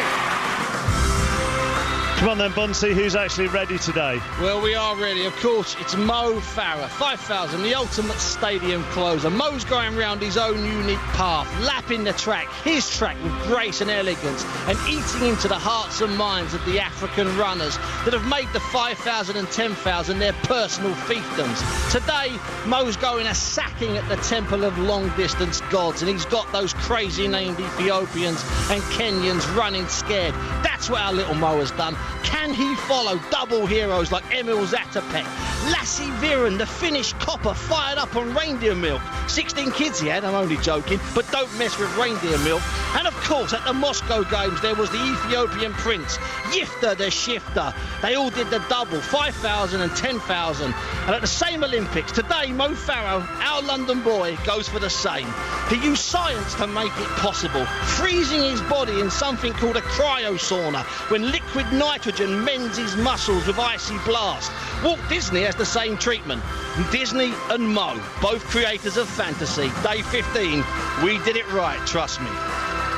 Very nicely woven together at the end. Speaking of reindeer milk, I've been tipped off that your pre-fight meal, pre-match meal today was liver and chips on the way to the venue. Yeah, it was actually reindeer liver in one of those fancy Shoreditch cafes. You can get it. I had to order it 3 months ago. So you focused on Mo Farah. Let me just ask you about John Joe Nevin against Luke Campbell tonight. Well, let me tell you something. This is a rematch from last year in Baku, and the big problem here, chappers, and you've been down to the boxing, is how do we get all of the Irish and all of the British fans inside that arena? When a BritBox, there's not a seat, and there's Union flags covering every single inch of the stadium. When an Irishman box, there's Irish flags covering every inch of the stadium. I have no idea what's going to happen. I have absolutely no idea. I know one thing. We set some decibel levels with Katie Taylor a couple of days ago. I predict that this evening Do you? Do you think it'll be louder? Do you think it'll be louder tonight? It will have to be louder, because there's no way either set of fans are going to play second place. No one wants to come second at these Olympics if they're in with half a shot of getting the gold. You know that, Mark. You've been everywhere. Not far off, it feels like, to be honest with you. I mean, who would you put as the slight favourite? Given Nevin's performance in knocking out the current world champion in the semi-finals, but Campbell winning... Campbell won on countback, didn't he, at the semi-final stage of the World Championships, but Nevin thrashed him at the EU Senior Championships in 2009. So is it really too close to call? Well, Campbell was having a bad year 2009. He lost in the domestic championship at a town hall in Scarborough, so it wasn't a vintage year for Luke Campbell. I'll tell you what I think. I think Nevin's just got a slight edge. You know why? Because he seems to be enjoying the atmosphere a bit more, and the fighter that enjoys the atmosphere gets a little bit of a leg up. That's the way I'm looking at it. I think it's 49-51, just slightly in favour of my favourite Irish boxer at the moment. 8:45 tonight. John Joe Nevin against Luke Campbell. Have your radio by you, get a plate of liver and chips, and listen to Darren Fletcher and Steve Bonds and Lennox Lewis, our boxing team, live from the XL. They hope to have a few gold medals to commentate on both tonight and tomorrow on 5 Live. We're in the Aquatic Centre this afternoon. Earlier we saw Tom Daly dive from the 10-metre platform to qualify for tonight's final. That'll be around 8:30. And now we're watching the swimming discipline of the modern pentathlon. We're looking, Heather Fell, people are setting times from 2 minutes 6 seconds down to about 2:11, 2:12. We expect each heat to go faster, do we? Very considerably, yeah. Right. We're going to see time. These guys with those sort of swims aren't going to be in contention after the points that they're scoring there. So we're going to see, we've got 3 heats left, and we're going to be finishing on 1:55s, hopefully quicker, for the Olympic record is going to be broken today. I reckon, I'm quite sure that I can say that it's going to go. The Olympic record overall, or the Olympic record as far as... the Olympic record for the swimming in modern pentathlon, yes. It's obviously big. We're not quite at the Phelps level yet, but no. It's still a record, and it's one that the boys are going to be wanting to beat. Well, if that happens, John Hunt will be your voice for it, because you're going to take us through this next heat, which does involve one of our Brits, John. It does, Mark. Yes, thank you very much. In lane number 3 is Sam Wheel. Sam Wheel, equal 13th after the fencing this morning. He goes for Great Britain. He's got a personal best time of 1:59.61, and his year's best is 2:05 dead. And he comes out as the first British athlete to appear in the pool this afternoon, and he's getting a really good cheer. But Heather Fell, lots of interest in the crowd from all over. We can see flags from Ireland, the Czech Republic, Germany, Japan, Australia, Guatemala we saw as well earlier on today. It's a really international event, this, isn't it? It definitely is, and more so in this final than normally, because there are some of the countries that we've seen in the earlier heats, and like you mentioned, Guatemala, who are maybe a little bit weaker, but they wouldn't always make a final at a World Championships or at a World Cup final. But as it's limited to 2 athletes per country, we're seeing a wider spread in this final. Sam Wheel just being introduced to the crowd, and very shortly in lane 5, so too will Alexander Lesun. Many people's idea of the winner of this entire event. He's a fractionally quicker swimmer than Sam this year, but his personal best is fractionally slower.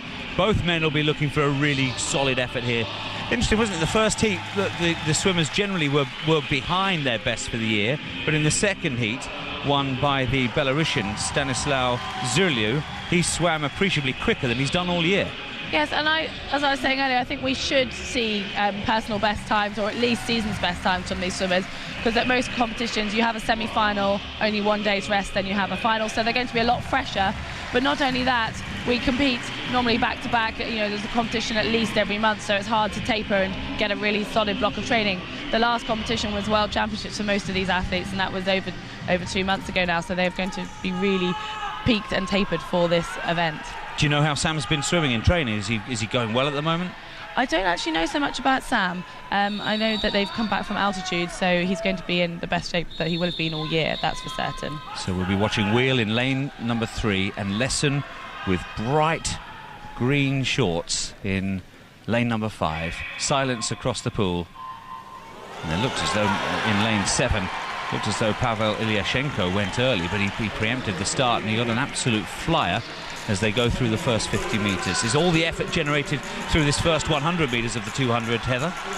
Well, they're going to be going out hard. I mean, everyone has slightly different tactics, but pretty much it's 200 metres and it is seen as it's a hard swim from the start. You won't see people coming back hard. They'll come back harder in effort, but the times will be slower on the second 100. Looked like Ilyashenko was the first to turn there. Wheel in 28.68, his first 50. Don't forget, we're looking for a time. It would be brilliant if he could get near his personal best.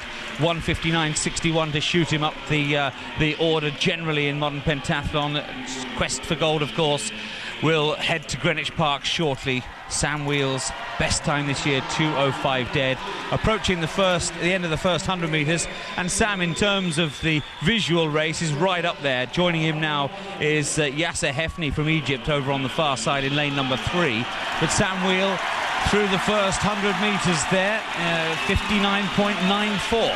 That's a pretty quick split. He's definitely gone out hard, but saying that, he's now pulling away even further. So I'm hoping that this is Font-Romeu and the altitude training they've been doing is really coming into play, and we're going to see a fast time from Sam. The way he's looking at the moment, So it's Lesson just in front here, Wheel alongside him, separated by an empty lane. That is Denis Sikovskis, who's now weakening off the pace. Wheel and Lesson were the first to turn there. They've moved ahead now of Hefni back in third position, and now it is all about watching the clock. 1:42 on the clock now, with just half a lap left to go. Wheel and Lesson, Wheel with the narrow advantage. Those numbers again we're looking for. 2:05, Wheel's season's best. 1:59.61. He's going to be well outside that, his personal best. Wheel's going to win this heat. He's just in front from Lesson, but now eyes on the clock. Wheel touches at 2:03.40, and Heather Fell bursts into applause because that's a year best, and that's exactly the sort of time you want to be achieving, Heather, in the Olympic pool. That is a great sign, and it's a great sign for the rest of our British athletes. They've all been training together, and Sam's the first one to go. We've got Nick later, and obviously the girls tomorrow, so they are in good shape, and that's just proven that. Mark, 2 heats to come, and Sam Wheel, for the moment, just up to 5th place, but a lot yet can happen. Great swim. Nick Woodbridge goes in heat 5, yes? The last one, yes, and that clash with the Egyptian Amro El Jaziri. They had a great battle in Beijing, and on their best times, there should be nothing to choose between them. We will have commentary of that. Half-time away from the Olympics. Rangers at Peterhead, Scottish Division 3. Roddy. Far away from the Olympics, way up in the northeast shoulder of Scotland, jutting into the North Sea, but it's not as perishing as it so often it is. But the sun shining a little on Rangers midway through the first half. Ali McCulloch header dropping down for young Barry Mackay, one of the cadets who's been brought into the side because of the mass exodus of senior players when Rangers went into administration and were liquidated in the summer. And the youngster rolled it past Jarvie for Rangers' first historic goal in the lower leagues. It's Peterhead 0, Rangers 1. Tell that across the Olympic Village.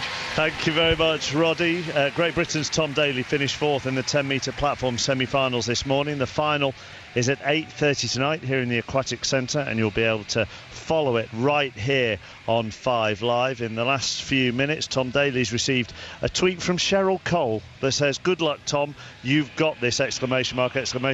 He has replied, "Thanks," with a smiley face and then a kiss. But getting a tweet from Cheryl Cole is one thing. I think he was more happy that he got to be interviewed by Karen Pickering.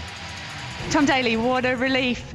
How are you feeling, and what did you do different today that brought out much better in those dives than from last night? Well, it was tough because last night was a late competition, it was a long competition, and for me it was about making sure that I went into that competition giving it my best shot and making sure that I was giving it everything, because last night myself and, for example, David Badaya, one of the American divers, we finished at the bottom end of the prelim results, and today we finished at the top end of the semi-final results. So for us now it's about going home, resting up and coming back for the final tonight and making sure we're fit, healthy and strong.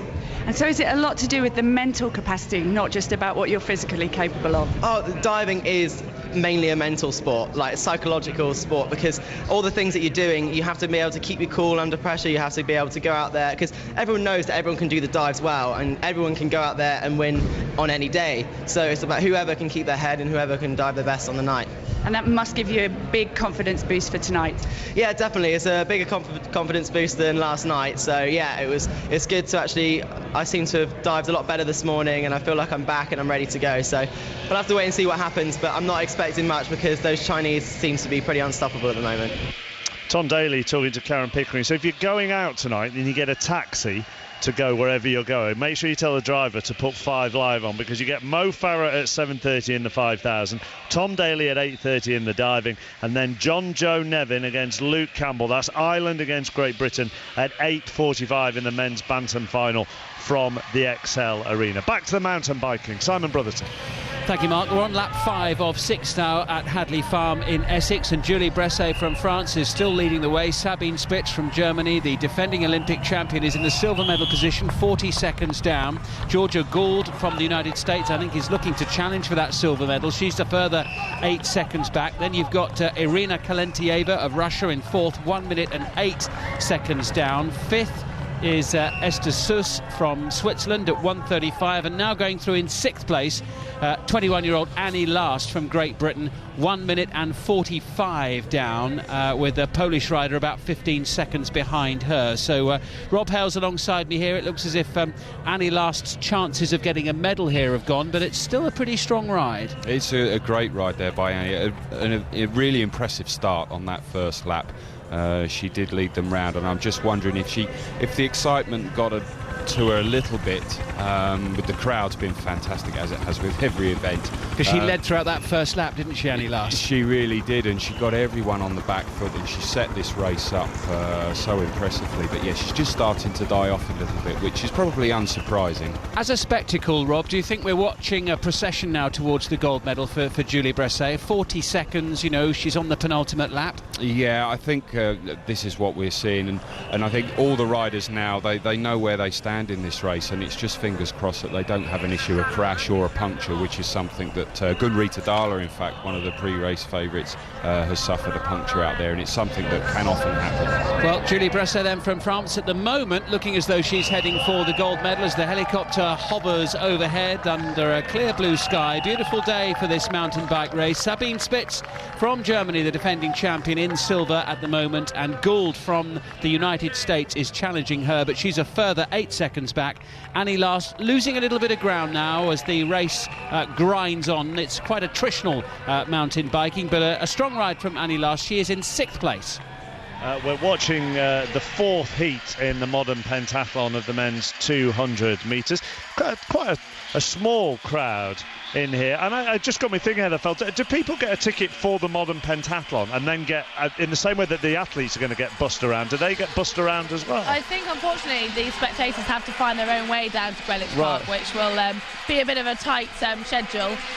But and another thing, obviously the tickets were sold as pentathlons. You couldn't buy swimming separately. Yeah. Therefore, the capacity in the copper box was the maximum capacity of people we're going to have watching the swimming, which is a bit of a shame, because I think people would have loved to come along and watch, just to get into the aquatic centre. Well, wouldn't they? Yeah, I was just thinking, because the park out there is rammed. It's a glorious day. It's lovely and sunny. You could have probably just said to them, do you know what, there are loads of spare seats here. Just come in and watch the swimming for half an hour. That helps the swimmers as well. So it would have been great. But still, the crowd who are here are very sportive, and as we're seeing, a lot of GB flags out and about, and they're about to come out for. Do friends and family get to get help in moving around between venues? So when your friends and family go and watch you do this, or do they need to find their own way between venues? They will all have to find their own way, as far as I know, so they'll be dashing out of the swim, although fingers crossed our boys will be in the second round of the riding, so even if you do get a little bit late to Greenwich, you'll still be there in time to cheer on the British. I'll tell you what, Lizzie, you have to be incredibly dedicated to be a follower of modern pentathlon.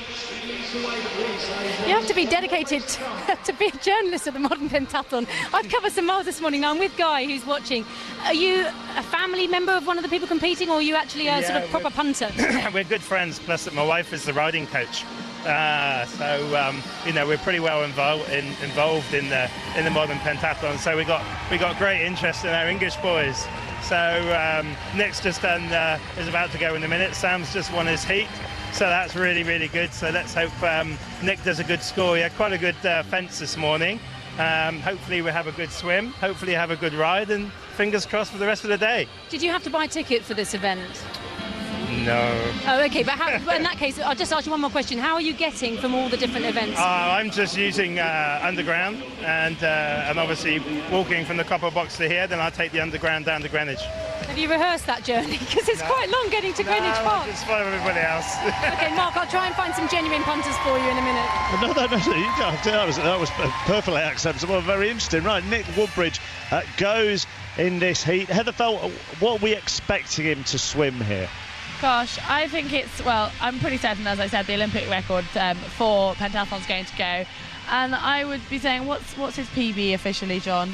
Nick's got a PB of 1:53.32 here. I think we should be equaling that, and the Olympic record is well over that, so as long as he equals, he's going to be breaking that. And actually the pentathlon world record for swimming is held by teammate Jamie Cook, who their British guide who was reserved for the Olympics. So that is a 1:54.25, so we could potentially see a world record and an Olympic record for pentathlon, obviously. But. Yes, yeah, and we have our little book with all the stats in to see whether the Olympic record or the world record will go. And John Hunt, he needs a good swim here after the fencing. He does, really. I think he'd be a bit disappointed with what happened in the fencing this morning. This is his strongest event, and yeah, he really needs to put it to El Jaziri and the rest of them. There's a lot in this heat, Mark, who could well be right in the thick of things when it comes to handing out the medals. In lane 3, for example, from Hungary, Adam Morosi comes into this heat in equal 6th place. The dual Olympic champion, Andrei Moisev, is in lane 8, perfectly capable of running well under 1:58 as well in the pool. So it's a really strong heat, and there's a bit of a surprise package developing. Zongrong Cao for China also in this heat. Lane number 6 for him. He's currently sitting 2nd overall, and he's again pretty quick. His personal best around 1:57. So this is going to have a big effect, I think, Heatherfeld, don't you, on certainly on morale heading to Greenwich in a few moments' time. It definitely will, and obviously they want to be in the second round for the riding as well, so that's another thing that makes the swim extra important. Those points, once added to the fence, will give you a ranking of where you are, and the higher ranked athletes get to ride in the second round. So silence at the pool. Nick Woodbridge for Great Britain, lane 5. Got a cracking start away from the blocks.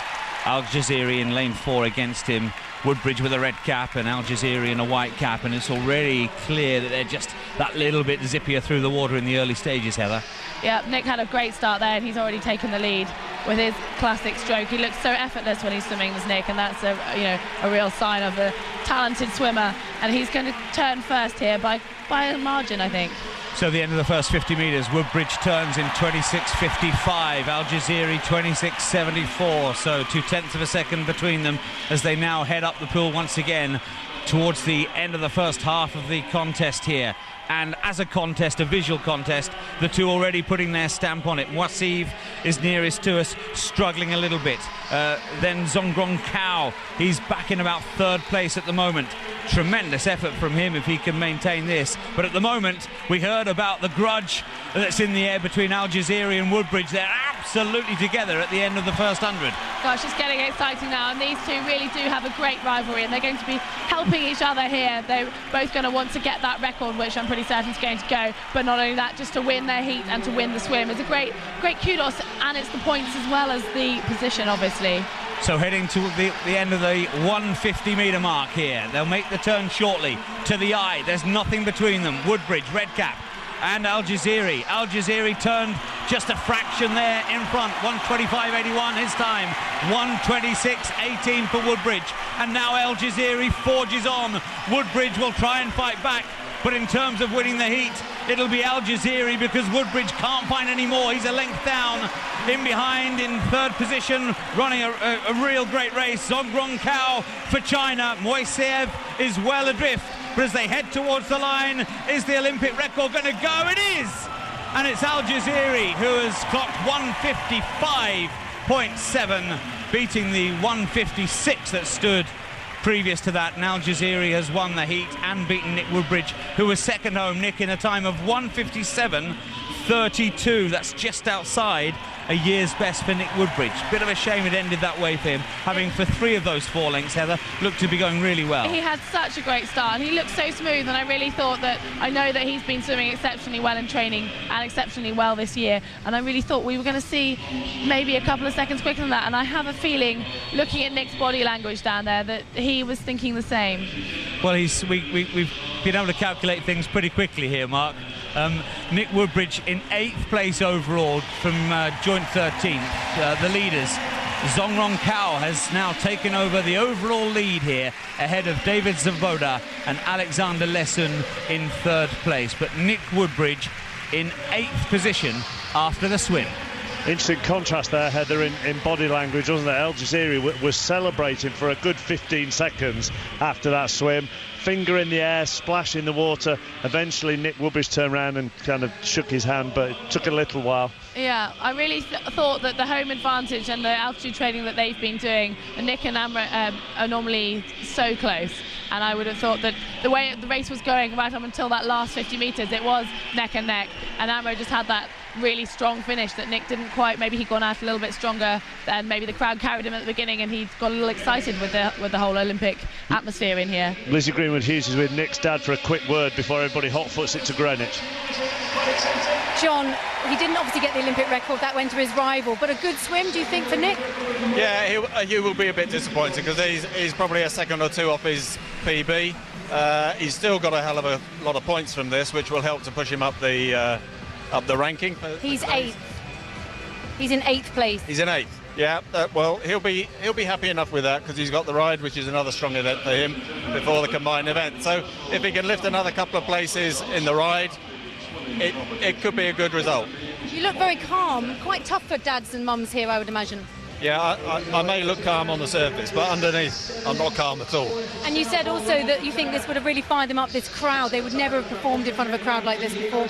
No, I mean, he has the benefit of the experience from Beijing where there was a big crowd, but normally modern pentathlon doesn't get big crowds. It's a Cinderella sport, if you like. The media tends to take an interest at Olympics, but then in between those 4-year cycle, we don't get a lot of coverage and we don't get the public support that we would love. And this is just a fantastic environment for the athletes. It will really lift them to be performing in these sort of crowds. Well, you've got it today. Fingers crossed and good luck with the ride. Thanks very much.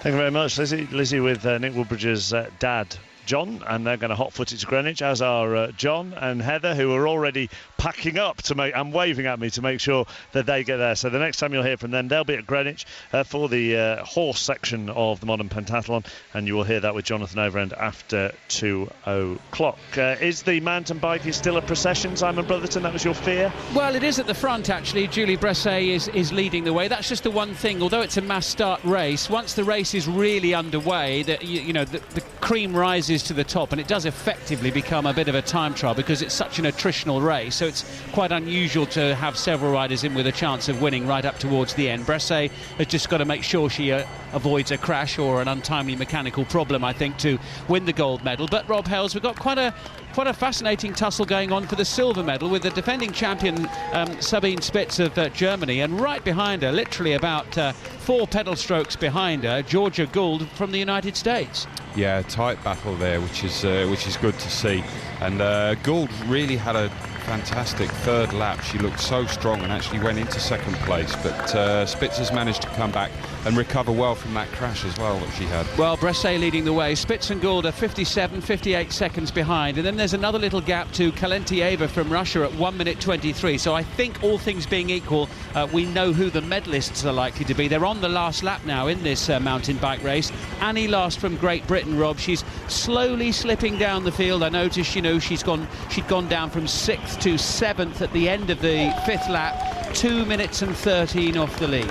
Yeah, I'm wondering if the heat's got to her a little bit. She really has started to slow up. She's in 7th place at the moment, just been overtaken by Dowidawic of Poland, and she's got Engen from Sweden just behind her, so she's going to have a little bit of a battle to stay in that 7th place, but a top 10 for her today is a good result. Well, there we are, Mark. Just half a lap to go then for Julie Bresset, the World Under-23 champion. At the moment, she's riding towards the gold medal in the sunshine, with Germany and the United States battling out for silver and bronze. Let's have a quick word about the football, shall we? It kicks off at 3 o'clock, Brazil against Mexico at Wembley Stadium in the gold medal match. John Murray, part of our commentary team. Another chance then for Brazil to get this elusive gold, John. Yes, it is. Beautiful day here, by the way, Mark. We've got cup final weather, which is quite fitting because it is effectively a cup final. And I must tell you as well, the walk-up from Wembley Park Underground today was a unique experience. Brazilians and Mexicans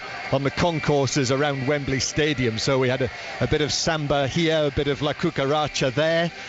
Scantily clad Brazilian women. I saw Mexicans having their photographs taken with policemen who were letting them wear their helmets. So I think that gives you an idea of the sort of atmosphere we have around here. But did you have your photo taken with anybody, John? Do you know, I let it all happen around me. Do you think that was wise? Probably best for all concerned. I think so. But of course, you know, people do keep telling me, colleagues keep telling me, well, no one's interested in the Olympic football. But, you know, people have kept turning up for these matches, particularly here at Wembley, in great numbers. And I'm expecting that the match that we've got here today will actually attract the biggest crowd for any single sporting event at these Olympics. And when you talk about taking it seriously, you've said it already. Brazil, I detect, are absolutely desperate to win this Olympic gold medal, simply because it's the big title. And again, you know, we should stress that around the world, the Olympic football title is given a much higher profile than perhaps we give it in this country. Brazil desperately want to win it. And the worrying thing for those of us at 5 Live is that our senior football reporter Ian Dennis tipped Mexico before the start of the Olympic tournament. So if they win this, we'll never hear the last of it. No, well, that would be entirely in keeping with the aforementioned person's character, wouldn't it? But, you know, he's done that because this Mexican squad finished first in the Olympic qualifiers. They won all their games, and the bulk of this squad won the Toulon tournament in May and June. So, you know, they're on the up and up. But, you know, with Brazil, the squad that they've got, their coach Mano Menezes has suggested that this squad that he has here will make up something like 70% of the squad that he will have, if indeed he is still in charge, for the World Cup in 2 years' time.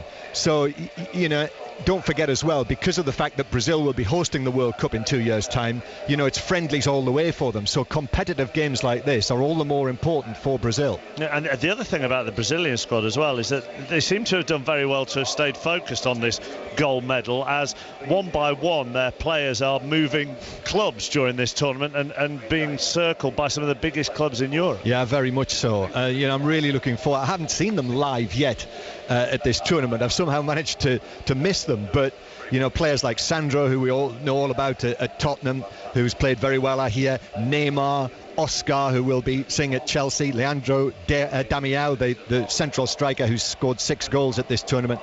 We'll be hearing a great deal more about these talented young Brazilians, I'm sure. And if I'm led to believe it, Sepp Blatter isn't going to hand the medals out, is he, at the men's one? I've just seen that. Yeah, I have heard that here today, having been at the women's game the other night when, you know, I've already mentioned the crowds at the Olympic football. They are the friendliest crowds that you will ever see at football matches.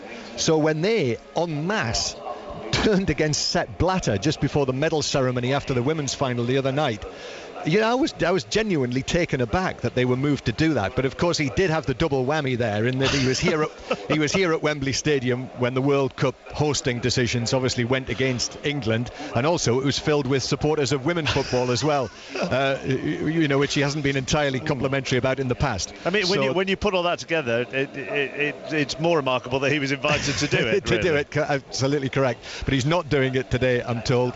But he will be here, as will Pele, I'm told, which makes me wonder whether he might be involved in some part of the closing ceremony tomorrow night when the handover towards Brazil takes place. Very clever. Well done, Sherlock. Thank you. Thank you. John Murray then will have... I'm assuming that's going to be on Olympics Extra, but I'm not 100% sure. The men's gold medal match, Brazil against Mexico. Yes, I've just been told. Simon Brotherton at the mountain biking. Well, Julia Bresset is still riding really strongly. She's on the last lap. An hour and 27 minutes in the saddle so far. Big crowds at the venue to watch the mountain bikers. A beautiful day, quite a stiff breeze blowing across parts of the track. I can see flags fluttering away there alongside the posts, alongside the track. But Bresset, Rob Hales now, I don't think anything's going to stop her. She just turned left and had a little sight of the finishing area. There's a few twists and turns yet before she can claim that gold medal, but she's almost there. Yeah, she just needs to keep it upright. The under-23 world champion from last year, riding herself into gold medal. Spitz, the German, she's defending champion. Looks like she's going to be in the medal still, but that gold, not today. Well, Gould from the United States has been chasing her and has been no more than a second or two behind for several laps now, but it seems as if anything, the German rider just almost seems to be sort of gapping her, getting rid of her on numerous occasions each lap. It's as though Gould is on a piece of elastic just trying to keep up. Yeah, I think Gould here, she's riding it out of her skin here. She's the US champ, but I think she's only got inside the top 8 once at World Championship level, so really is doing a ride for here, the American. But Sabine Spitz, what a rider she is, the German, 40 years of age, the Olympic Games champion from Beijing 4 years ago, the bronze medalist from the Games in Athens in 2004. She also won the World Championship back in 2003 in Switzerland, so she's been racing for a long time, and she's still pretty much on top of her game. A lot of people now just running from one part of the course to another to get a look at Julie Bresset from France, who now just disappears amongst some trees, a very narrow, gnarly little stretch of the course with some tree roots, a tight U-turn, a really strength-sapping exercise here for these mountain bikers. At various parts of the course they are going almost at walking pace, such are the gradients they're having to deal with here. Yeah, and Bresset, she's just come out of a shaded area under the trees, which will be a nice respite for them under this sun. And I really can't believe the weather that we're having over this Olympic period. It really is incredible. And fortunately for these riders, it's not wet. Because it changes the characteristic of the course a lot, doesn't it? I mean, if you'd have held the race about 4 weeks ago, I mean, it would have been a mud bath, wouldn't it? Yeah, it would have. And on some of the grassy Glastonbury areas, on 2 wheels. Oh, blimey, yeah. And some of the tracks that you would have caused with the tyres would have added a massively different dimension to the race. Well, Bresset comes swooping down out of the trees. It's still narrow and gravelly where she is at the moment, but she's just beating her chest now because she knows that she is going to be the Olympic champion. And Bresset from France at 23 years of age, the under-23 world champion, the French national champion, the winner of 4 World Cup races. She was ranked 5 in the World Cup Series this year now, is just seconds away from winning the gold medal. She's just getting out of the saddle. White Olympic rings painted on the grass to her left. And what a wonderful moment for her in the sunshine in Essex at Hadley Farm. A big, beaming smile. She's got time to take it all in because she's not being challenged here. It's a glorious ride, a lone ride to victory, and a well-deserved victory it's going to be as well for Julie Bresset of France. She blows kisses to the crowd, and my word, what a crowd. She takes the French tricolour from one of the spectators, arms off the handlebars, crosses the line, gold medal to France and Julie Bresset. And now, Rob Hales, we just wait for this battle for silver, which will be within the next minute or so. Yeah, we're going to see Spitz from Germany and Gould from the USA coming in around about the next minute and a half or so. And it'll be interesting to see how Gould has come on in this last lap, but I think she may have faded somewhat. Well, it looks as though Sabine Spitz from Germany now, she's sprinting out of the saddle up the hill. Sabine Spitz from Germany now is going to claim that silver medal. She's got a big enough gap, probably about 3 or 4 seconds advantage over Georgia Gould from Baltimore, the United States. So Sabine Spitz, the defending champion, she's her face a picture of pain, gritting her teeth coming up to the line. Spitz is going to claim the silver medal in the next 3 or 4 seconds. Gould will take the bronze, and we wait to see where Annie Last finishes for Great Britain, having made such a good start to the race. Thank you very much, Simon and Rob. You might wince over the next 3 or 4 minutes, because we're going to talk to the American 400-metre runner Manio Mitchell, who ran a leg of their relay heat a couple of nights ago with a broken leg. He joins me now from the Athletes Village. Afternoon, Manio. Hello, how are you doing? Well, I'm probably doing better than you, to be honest. You ran a 400-metre relay leg with a broken leg. Yeah, that's me. And your time was, what, 45 seconds? I believe officially it was like 46 flat, so... Right, yeah. OK. I mean, I can't do that with 2 working legs, let alone with one of them broken. Just explain how, well, at what stage you felt that you'd broken your leg. It had to be the 200-meter mark. I just felt a complete snap. It felt like somebody just took my leg and just broke it in half. And literally that did happen. So it was very excruciating pain. But I just couldn't let my teammates down or my country, so I just continued to run on it. Very painful, step after step. But, the grace of God just kept me through, so I made it.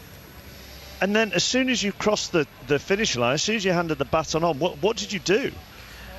Well, I wanted to just lay down and, beg for help, but I guess it was adrenaline. I stayed up and actually watched the other 3 legs come in, and we celebrated shortly after when they came to me, and they were like, why are you, hopping around? And I was like, well, I just have a bad cramp in my foot. But little did they know, I knew that it was broken. I just didn't want to take away from the moment that, they had. We just ran the fastest time in the world, and the fastest time for a young group as such as us. So I didn't want to take away from their moment. So even during the celebrations, you kind of kept up the pretense that everything was all right? Yeah. Going through the mix zone after the race, I just hopped along and limped along, and all the doctors were trying to help me out, and I was just like, no, I'm fine. I just have a cramp. I'll be fine. Try not to show my weakness. That's something my dad, which is my coach, Danny Williamson, he taught me to never show weakness, so I didn't want to show that. So. And at what stage did you eventually admit or find out that you'd broken your leg? Which isn't a weakness, by the way, Manio. It really isn't. Yeah, I understand that.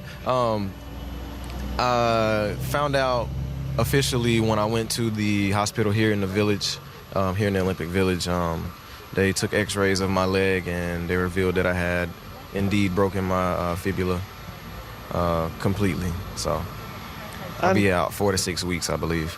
And are you in plaster? And I'm in a boot and on crutches right now. Luckily for me, it was a clean break and the bone wasn't displaced, so it'll actually grow on its own and heal on its own, so I'm happy about that. Are you able to kind of go to the closing ceremony tomorrow and enjoy that? Or?